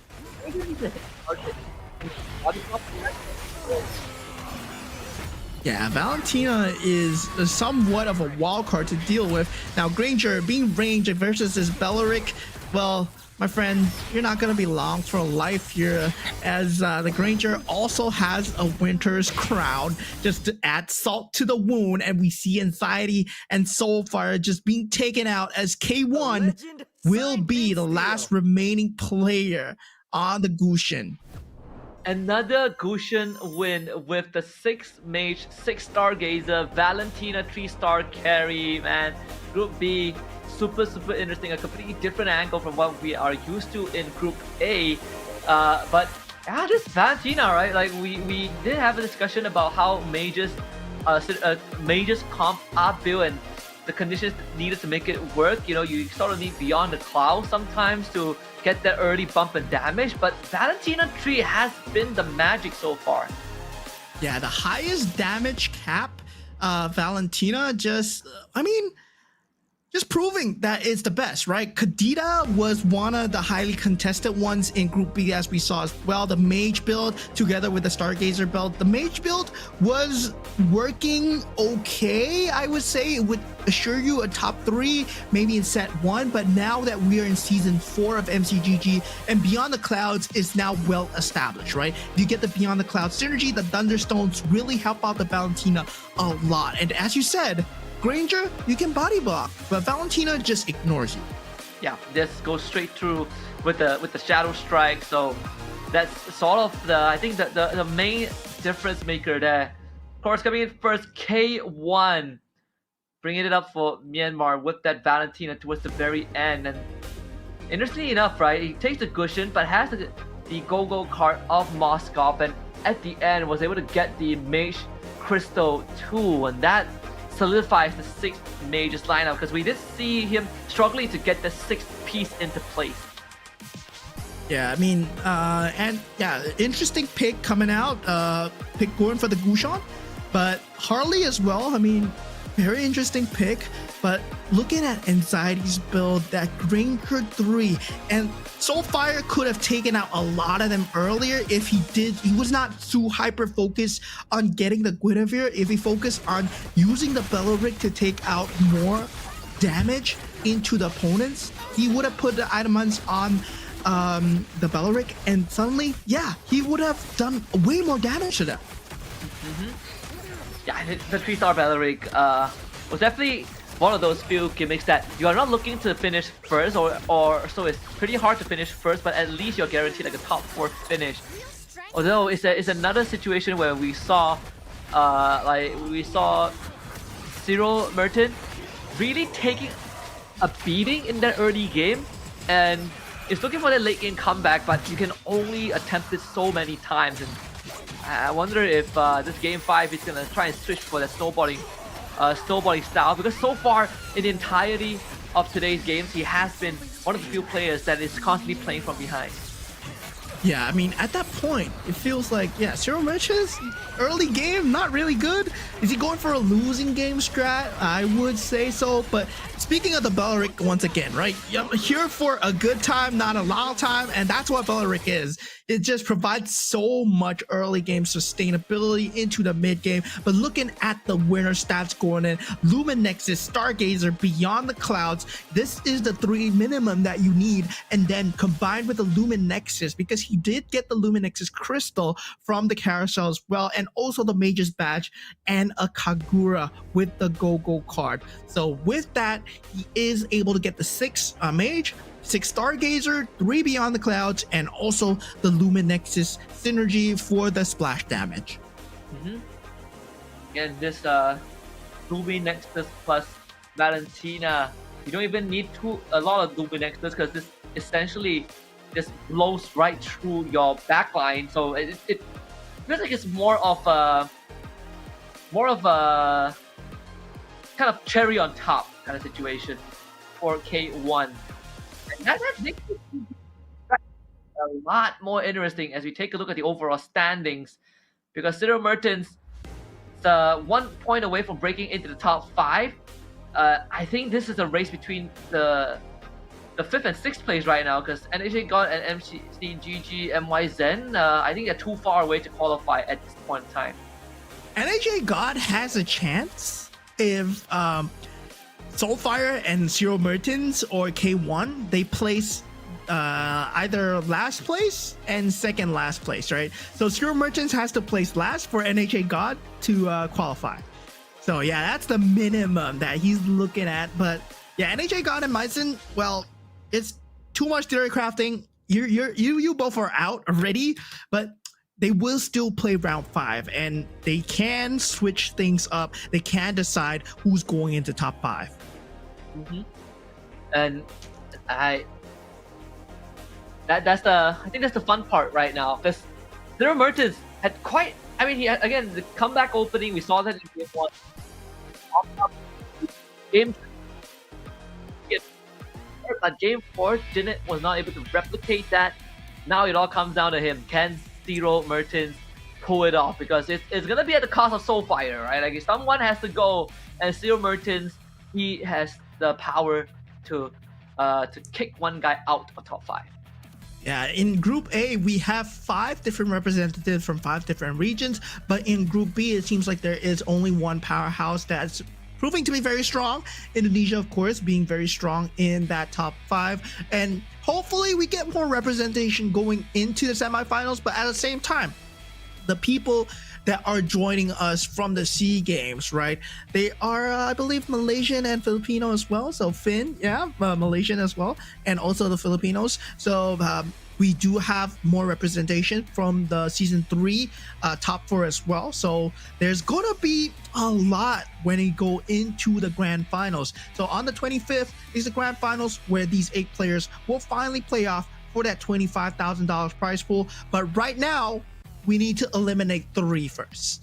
Yeah, eliminate 3 from each group, and then another big chunk, another 8 tomorrow from the semis. It's going to be a brutal one. It's going to be a brutal 2 days, because tomorrow's format would essentially be the same, right? We still have those 2 groups, 2 groups of 8. We're still looking to get rid of some of these players with higher stakes and with a harder lobby to play for as well.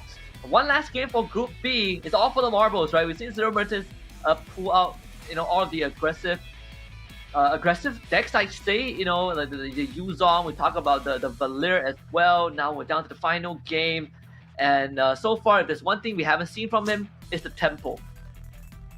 Yeah, we did see an attempt at the tempo. He did go for 1-1, but there was no attempt given, right? It was only a commander attempt. It was not a peace attempt, where he did not actually proceed to dominate the early game. But hopefully he does so this time, because this time top 6, they're really close, and we never know who's gonna be that bottom 6 position. Yeah, and NHA God gets first dip. Moskov comes through, and Zero Mertens, let's see what he goes for, right? The Fanny for MCGG Maizen, the Dyra for Zero Mertens.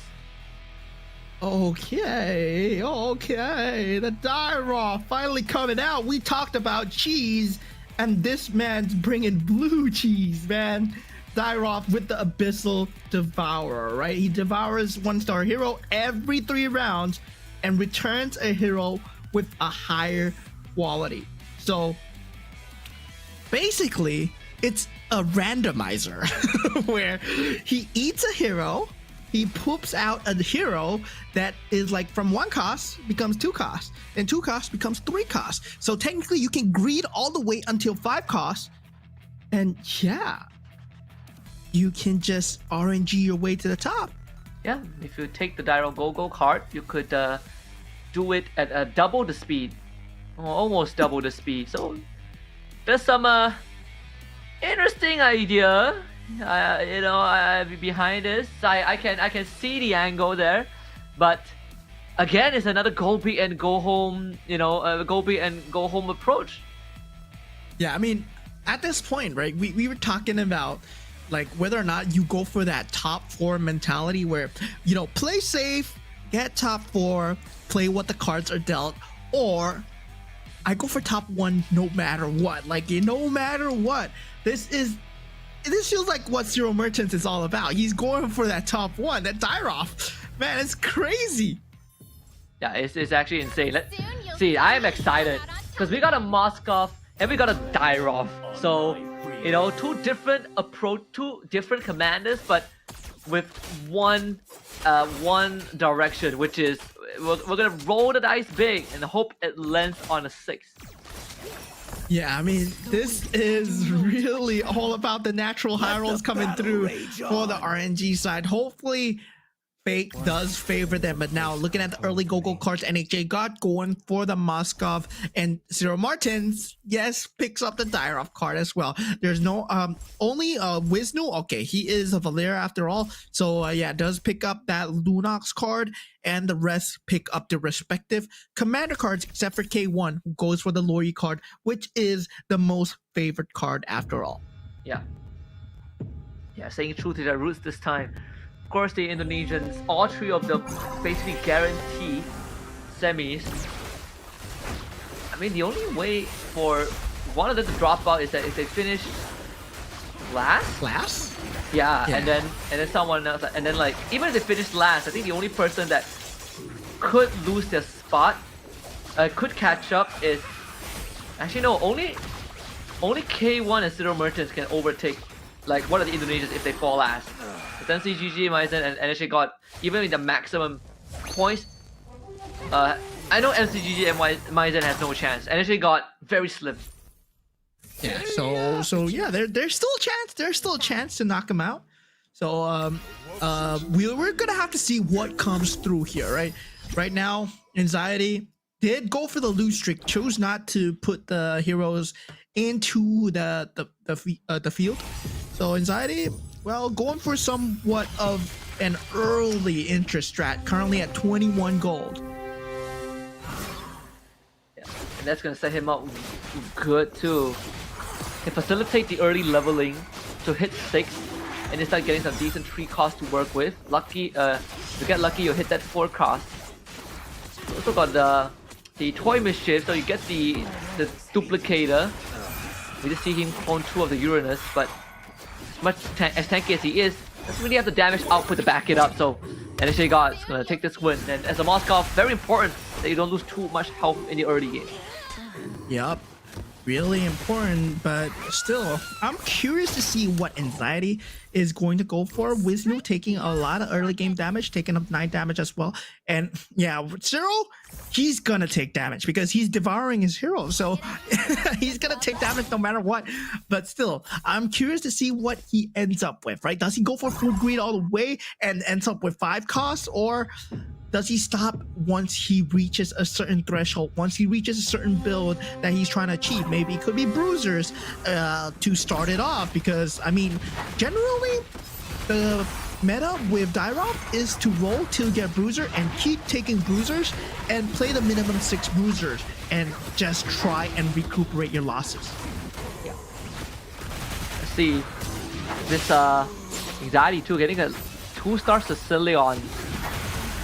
So it will have the Uranus holding the front too. So this Sicilian may do enough burst damage before the Dyro cuts through the Uranus. Over time, should be doable. Yeah, Anxiety. Very curious to see what he's going for, but with the first carousel coming through, Wisnu will be the first to pick, and it seems like it is a lot of marksmen across the board, but none of them are going for it. Zero Martins going for the Hanabi, actually. Dorky and Soulfire jump on the Claude and Hanabi respectively as well. So the Feather of God being picked up by NHA God, the Sea Halberd being picked up by Maizen, and the War Axes by King1 and Anxiety. Yep. 18 stacks on the Dyrov, on the Karina equipment, so 18 more to max stacks. The Hanabi picked up 2 by Soulfire. So you want to commit to the Dyrov. It feels like it's just gonna be a buffer for now. There is the angle to pivot into the Bruiser if he so wishes to. Yeah, and now, meanwhile, for the side of Maizen, not looking too good in terms of points. He is definitely out for contention, but he's still playing his best here, right? With the Scavengers out in the field, very good economy to work with. Going up against Zero Martis there. But Zero Martis, well, you don't really have good units, so I mean, I expected to lose, but he has an export already. Yeah, the Dyrop, right? Able to munch. So I assume he felt like an Ixia or Roger to get that export, right? Like, yeah. Or someone with a Dauntless. So with the export, like, do you go for the Metro Zero right now? I mean, you don't have the board space to pull it off. Are you? I don't think so. I don't think he can. But he can like consistently get himself like the 5 cost that he wants, right?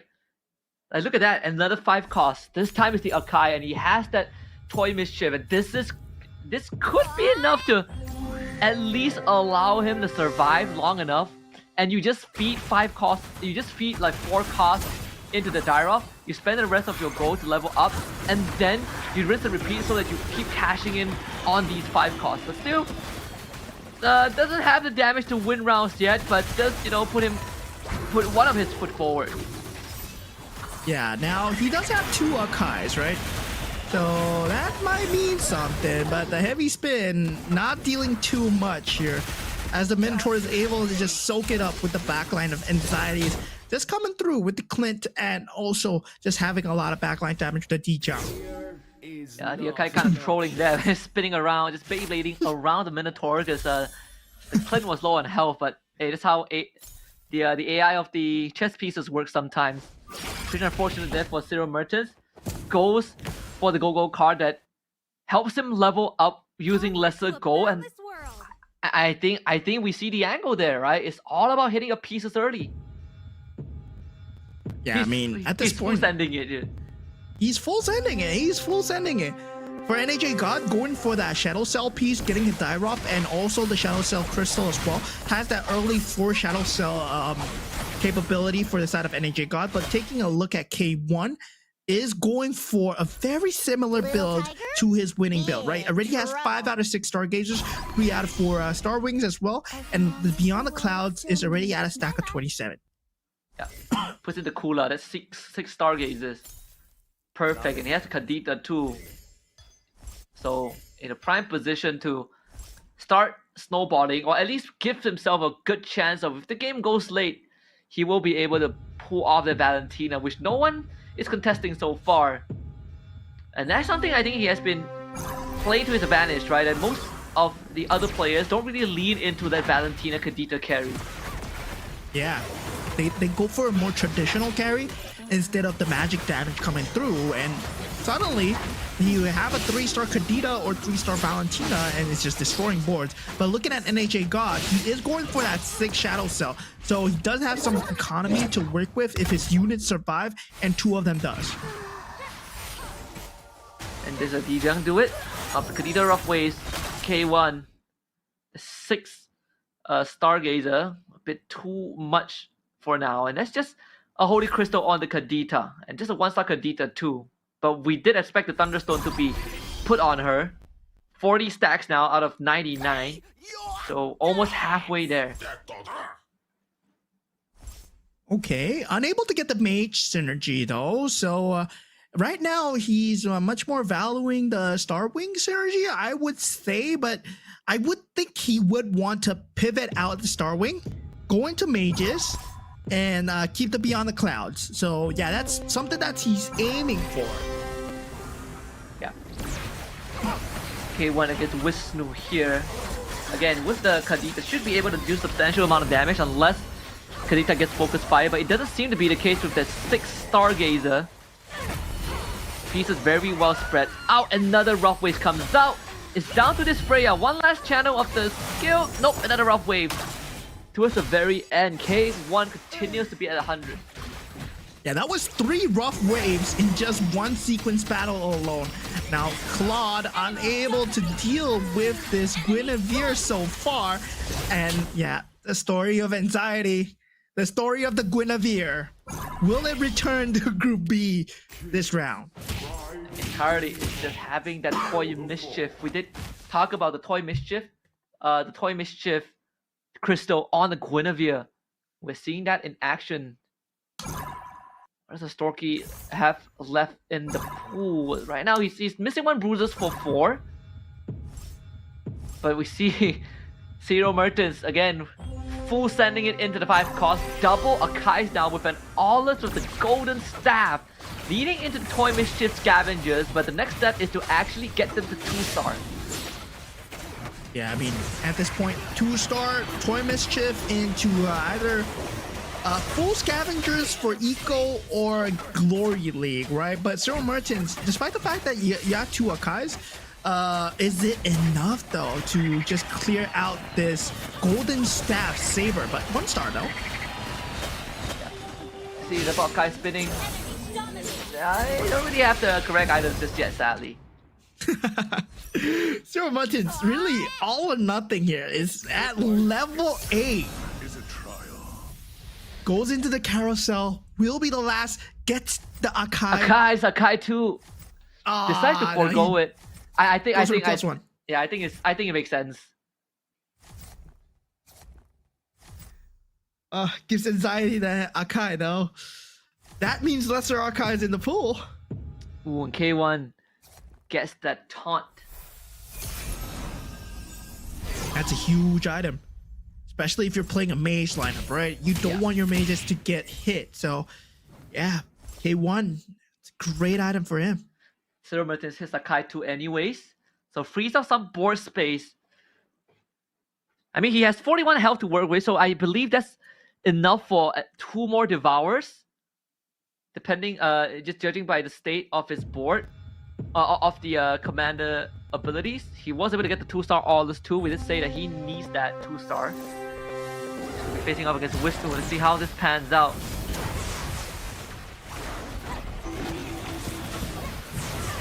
Yeah, tough times coming out for the side of Zero Martis here, right? But still, with that 2-star Akai, will it be able to turn the tides here? He needs that split coming through. Able to come through right now. Now, with that heavy spin, first win coming out for Zero Mertis so far after a huge lose streak till 41 HP. Yeah. Might even have an angle to go into the Zero Metro if he wants to. And then he has just bought himself an extra round to feed into the Dyrop machine. Claude pickup for Dorky there. 6 bruises now officially confirmed. 6 bruises without the Guinevere. Yeah, but there's a bruiser emblem on the Claude.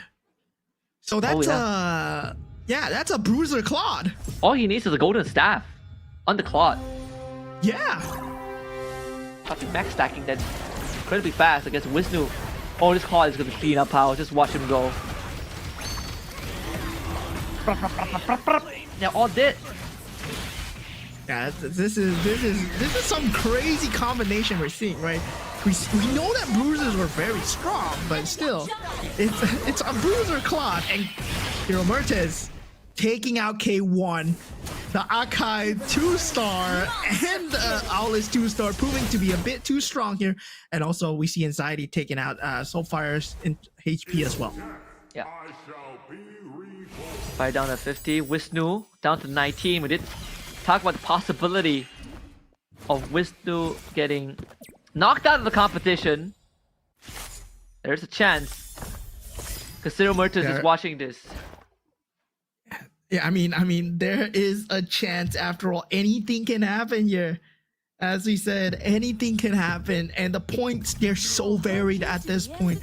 Now with the go cards, you can see that Zero Mertis going for an economy card. Payday, you get 7 gold immediately and 7 gold per round for the next 2 rounds. So yeah, just trying to reset in terms of having the economy, because he does have the board pieces, but now he needs the money to buy them. So he's looking at an angle where he's getting a lot of 5 stars at the same time, because he's already level 8, right? Yep. And we saw the econ dump into leveling up to 9 earlier on too. Again, Akai is a very contested commodity. Highly unlikely we'll see Zero Mertis get more Akai. There's more Akais. But there is the export angle, right? The Benedetta too. Problem is finding the pieces that lean into that. For Benedetta, you're looking for Soul Vessels or the fighters. And for export, you need the Zero Metro one. And look at that perfect itemization for both the Irritel and the Claude. Yeah. At this point, Wisma Irithel and Claude just needs the stars on it. Now taking a look at Anxiety versus K1 here. K1 slightly coming out on top, getting a Stargazer build with the Beyond the Clouds, but still, that Guinevere has a lot of shield value that you need to poke through. And is he able to do so? Yes, doing overtime, he will. And Anxiety, you need a 3-star, man. You need a 3-star or more hybrid lifesteal on that Guinevere. Man, that Guinevere getting just controlled to oblivion by the Saber too. Tough spot to be in. We see NHA got 6 Shadow Cells and 6 Bruisers, and it's a Guinevere Shadow Cells. Wonder how many stacks he has. Looking at 12 stacks, only extra 7.2 damage at this state of the game with minimal economies. Not really the best spot to be in if you are running Shadow Cells. Yeah, NHA got though Bruiser Shadow Cell? Well, with a Shadow Cell on the Guinevere, let's see what it can do here, right? Going for the Dami's Feather of Heaven does not have a lot of hybrid lifesteal as well, but the shield value is there with the Dami's. Now, this Guinevere needs to do a lot of work against K1. He went up against a Guinevere already. He came out on top, but this Guinevere is slightly different with that Shadow Cell and that Feather of Heaven. So does have that lifesteal going. 6, make that 7, and now finally takes out the Eternal Guard as well. And H God finds himself on a winning streak. So far, very dangerous to getting knocked out, losing 18 health in the previous round, down to 16, Wisnu to 19. So the bottom 2 is very, very dicey right now. What is he rolling for? Zero Mertens. Who else do you feed into the machine? Ignores the export. Gets a 2-star Iori here. Does he go for it here? He's thinking of it.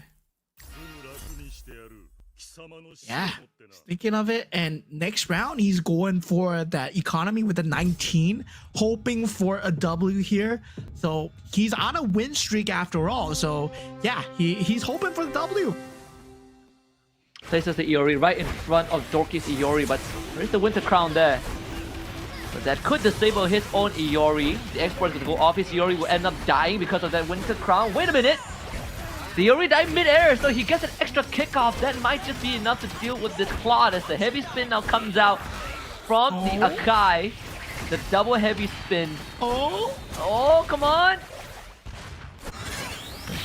Oh, the Akai coming in clutch. Now, Zero Mertes able to get the win streak that he needed. Soulfire will be taken out, the first to be taken out. And sadly for him, that would mean that, yeah, he's no longer able to go into the semifinals. He's only at 20 points, I believe. He's only at 20 points, yeah. 19. He was 18 he's plus 19, 1. yeah. So Zero Mertes overtakes him already by default. Yeah. Sad day for the ESA reps. Let's protect the future together. Yeah, and that would mean MCGG Maizen and NHA God no more chance of qualifying as well. So with that, I think our top 5 is settled. Got 3 Indonesians. Yeah. For sure we have 3 Indonesians. The Zero Mertens and K1, yeah. So far it's at 20 now, right? Zero Mertens minimum is 20. So Zero Mertens just needs to survive like one more player. If MCGG and YZ gets knocked out, then yeah, then Zero Mertens is in. Like one more player gets knocked out, and it is set in stone. Wow, the Stargazer Iori.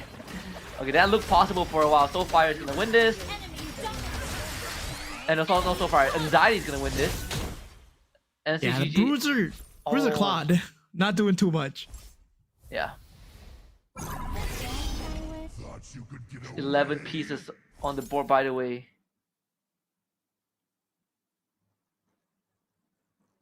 Tough call coming in for this round here. A lot of members on low HP. Maizen on the fanny. With the last few slivers of gold, chooses to go for that 2-star Saber, and that will be his last breath into this round as he is on a sliver of HP. 3 HP and 1 gold, right? Dorky 3 HP as well. Wisnu 4 HP as well. Wow, a lot of players getting knocked out this round potentially here. Yeah, 12 pieces on his board. Is it enough though? 10 Metro Zero, 4 Switchblade, 4 Starwing. This Hardy needs to go to work, but the Hardy maybe too late though. The Purify saves him from the knockup, but the Akai just pins down the Granger, who gets the job done. Iori finds the kick, and yeah, that's gonna be lifestyle for him, sadly. And that's gonna secure Zero Merton's slot in the semi-final. Dorky actually gets knocked out in the process as well. Yeah, I mean, at this point, 2 heavy spins, 2-star Akai is just extremely disgusting to deal with, especially when you have that cloning device that's available on that toy Mischief. That's just disgusting, right? And with that, you also have a hybrid life-stealing Guinevere at the back to deal with. Now, we saw this out from Wisnu before, the 6 marksman into that Metro Zero as well. So instead, he's prioritizing, actually, the Irithel. Irithel too, because the Claw Theft device would love to have that extra marksman, so that you get the 6 marksman synergy going on. This could give him some decent items for the Irithel, and then he can swap the Claw Theft device to the X-Board or the Akai. Locked and loaded.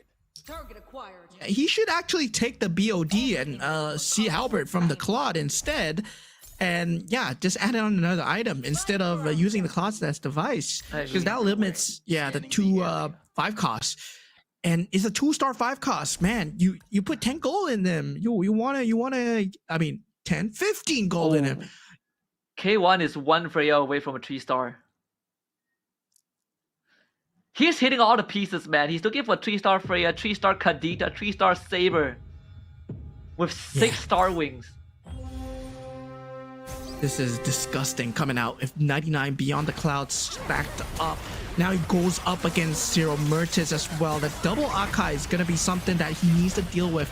And already he's handling the backlines extremely well.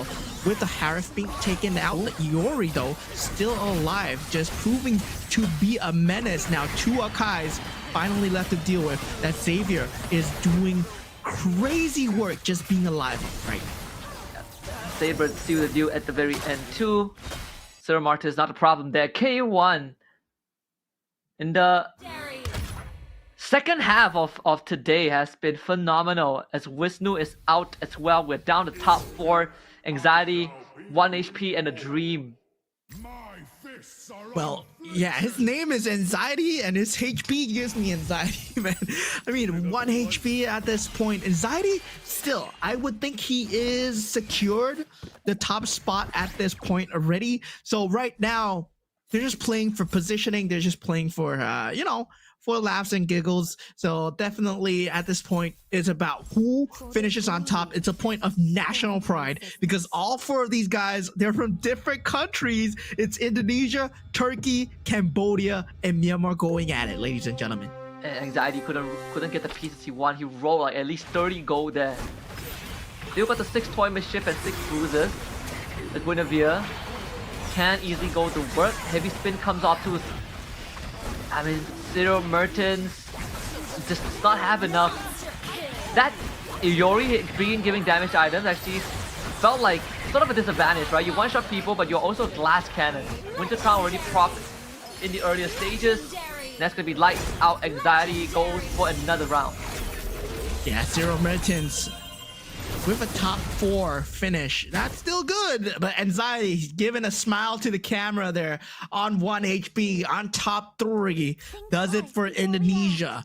And yeah, Dorky as well, Wisnu, I mean, their points are solid. I feel that all the Indonesians are getting through at the end of the day. And that's a heads up for Freya. Indonesia. But 3-star Freya. That K1 is still going on a rampage here. K1's K1 most likely is gonna take this game, right? And he's on track with the 3-star Kadita too. And he has 75 health, man. He has at least 4 rounds in him. Come on, man. At this point, K1 it's bringing the pride to Myanmar at this point. We saw the underdog run that he has brought.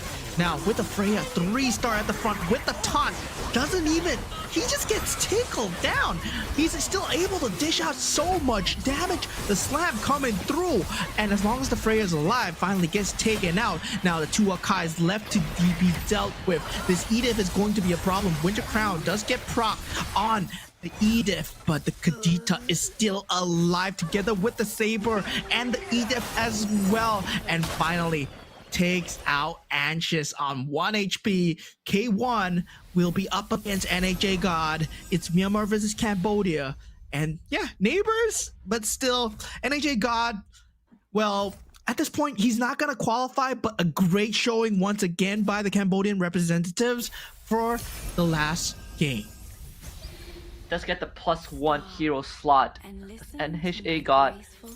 If any more tricks up his sleeve, he did gamble with the Moskov. There shouldn't be a 3-star of any of them unless you I mean, for K1 he can wait. There's no rush to sell anything for that. Yeah, taking it chill right now because at this point he has a very stellar lineup, right? Beyond the Clouds, 99 stacks.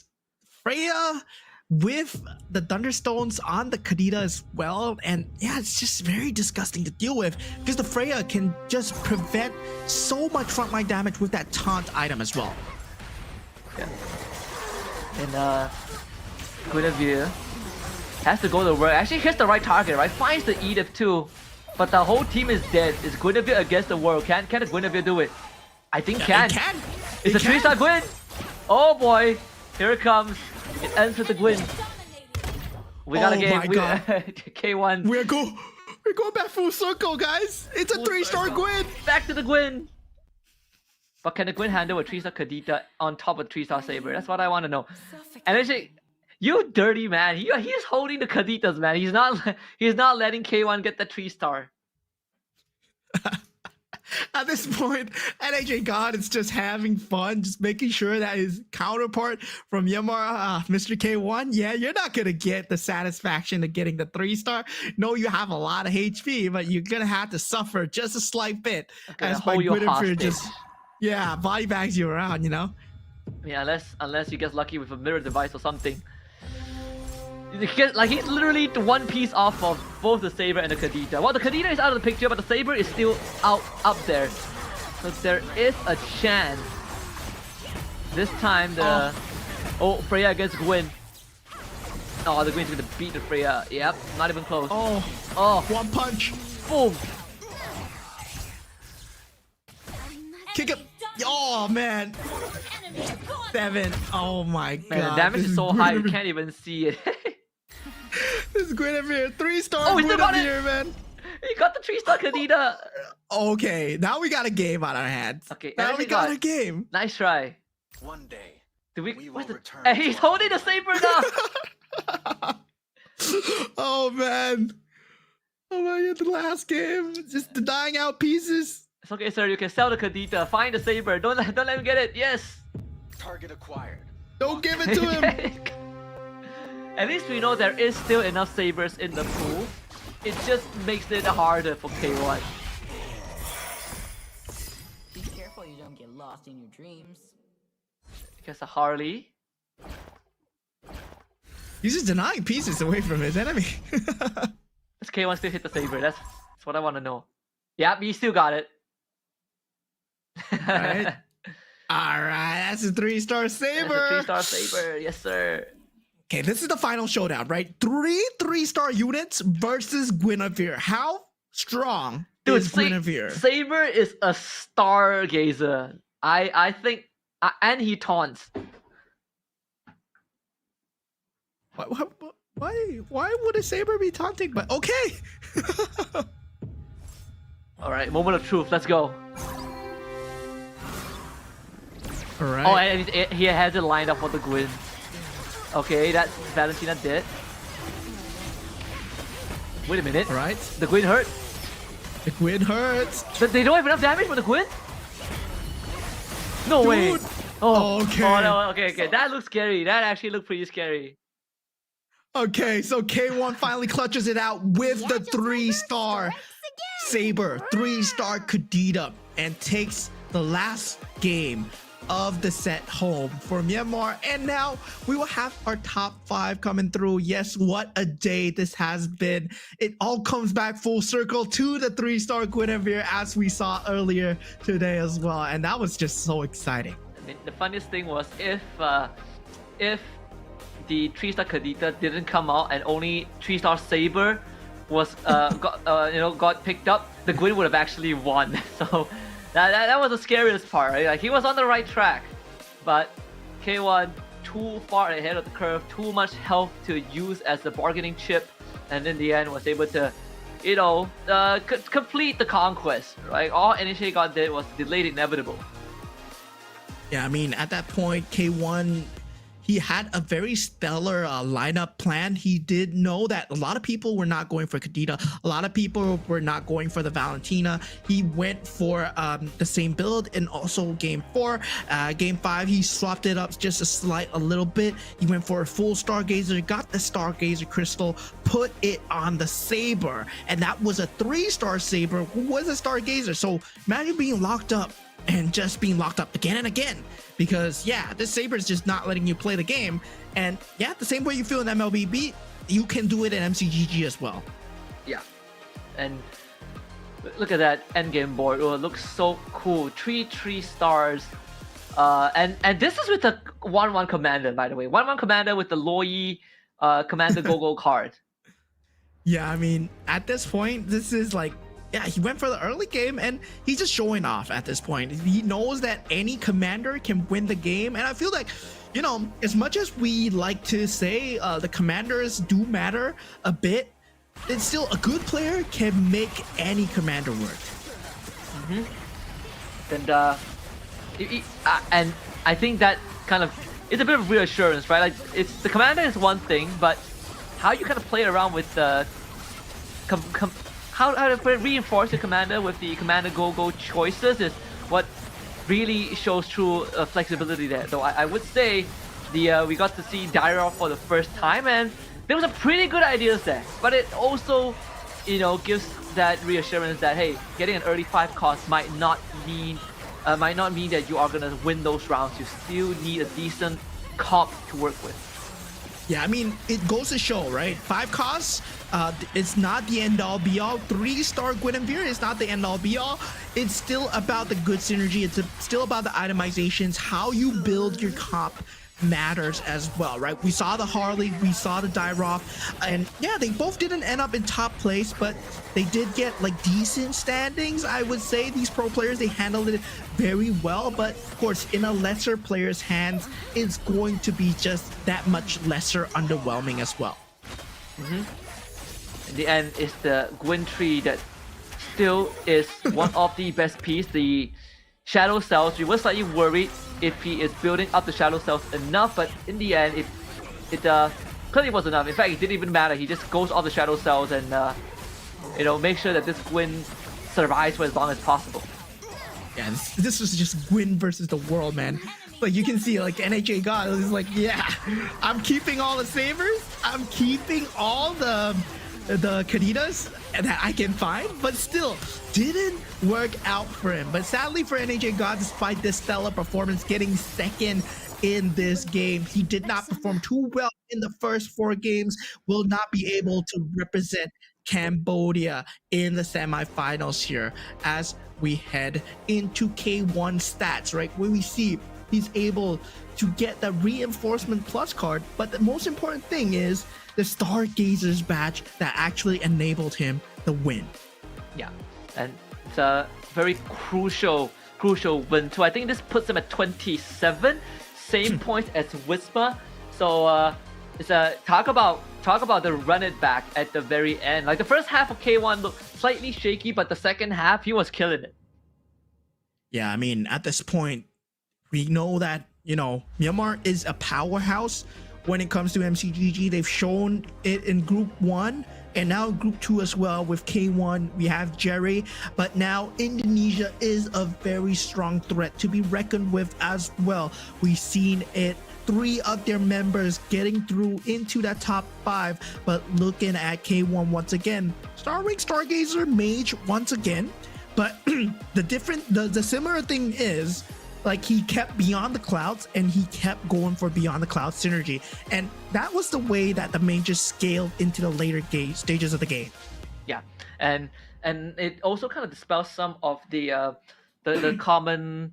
I think for the general public out there, you know, if you're still struggling with how to utilize some of these comps, I think if you want to go like more standard or generic, I think watching the Group A matches will be helpful. But if you want to go more unconventional and try to dive into those mage Beyond the Clouds build, I think the Group B gave us a very good insight on how that pans out.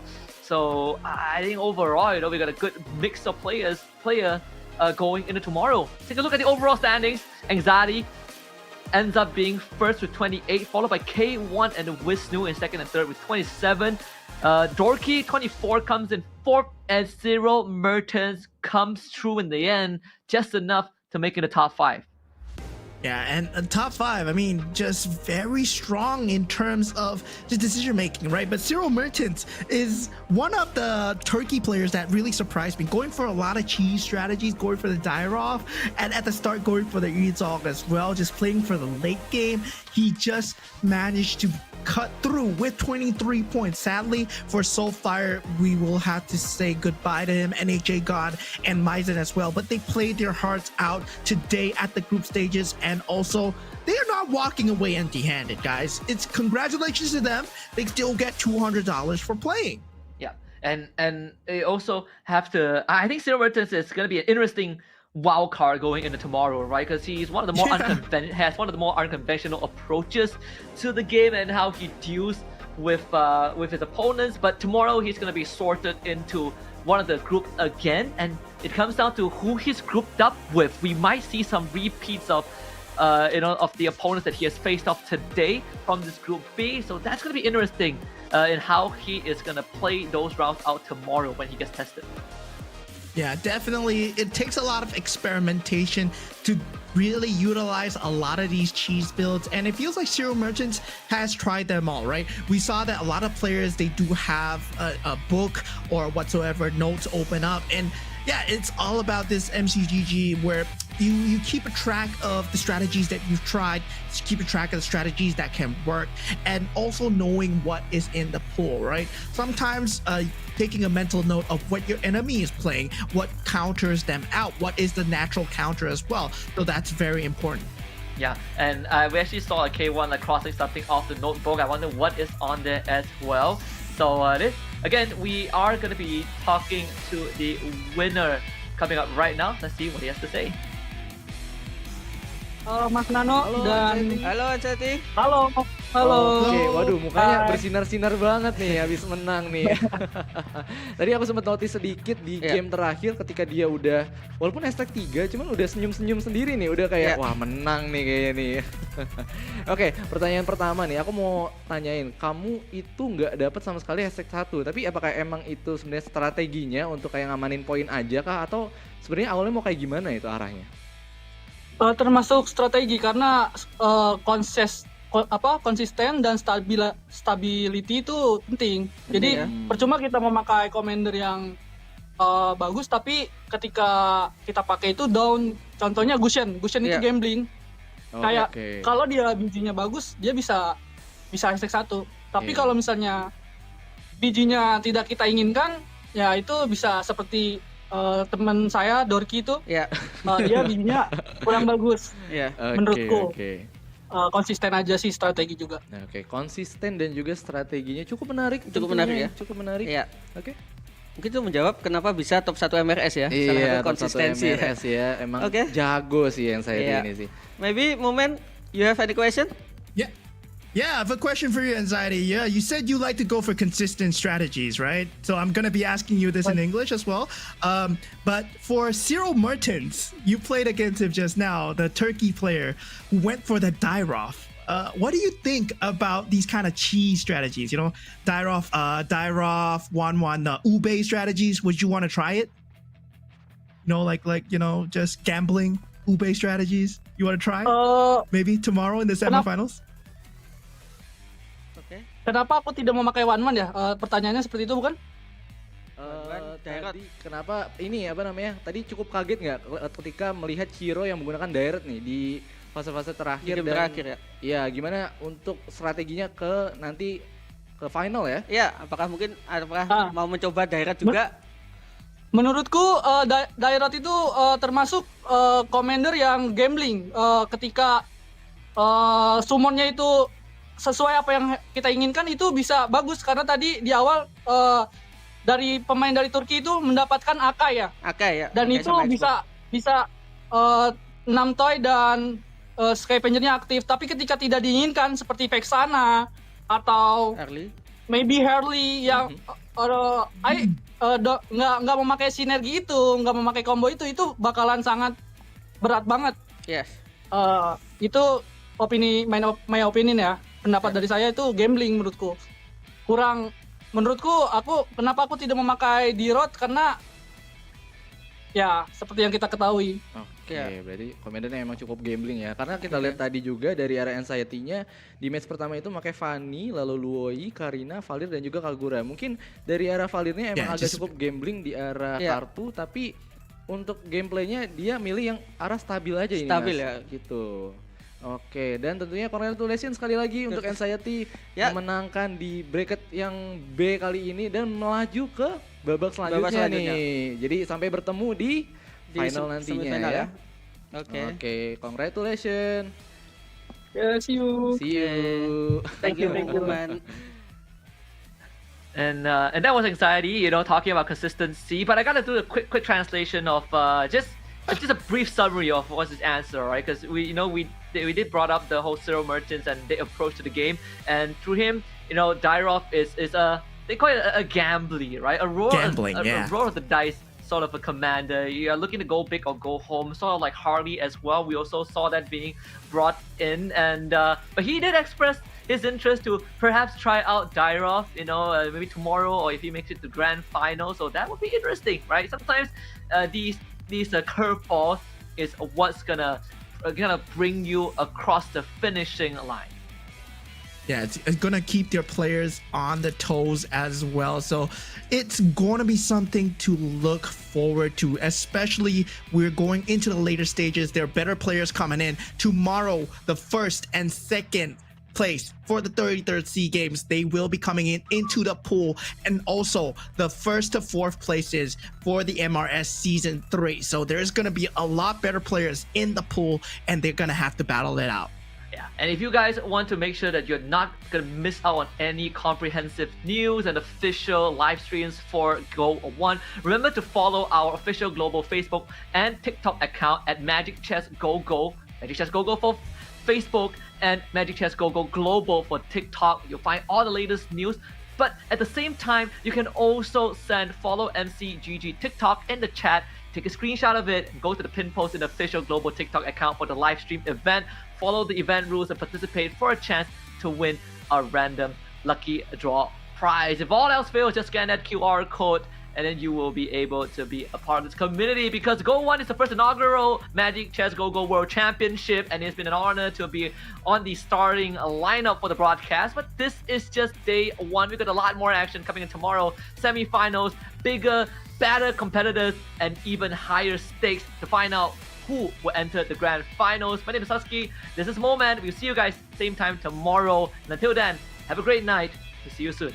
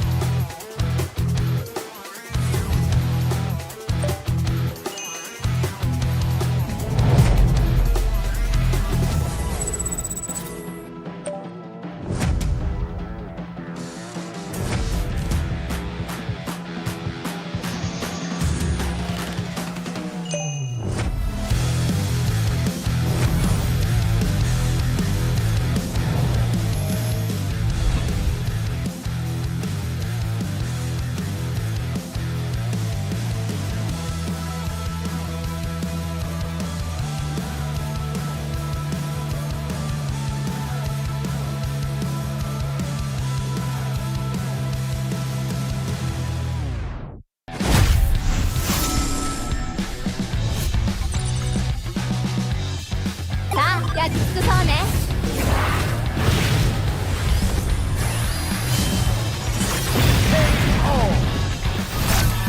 虫けらにしてはよく頑張ったね。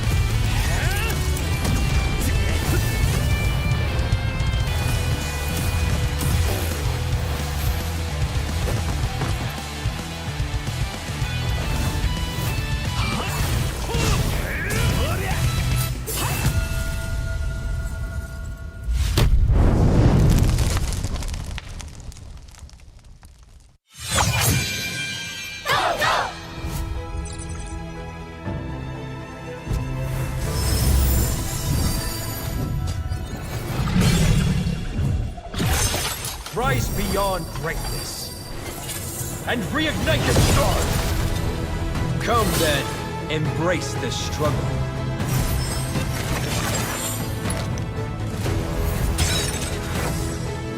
Hold on. Let it become your strength.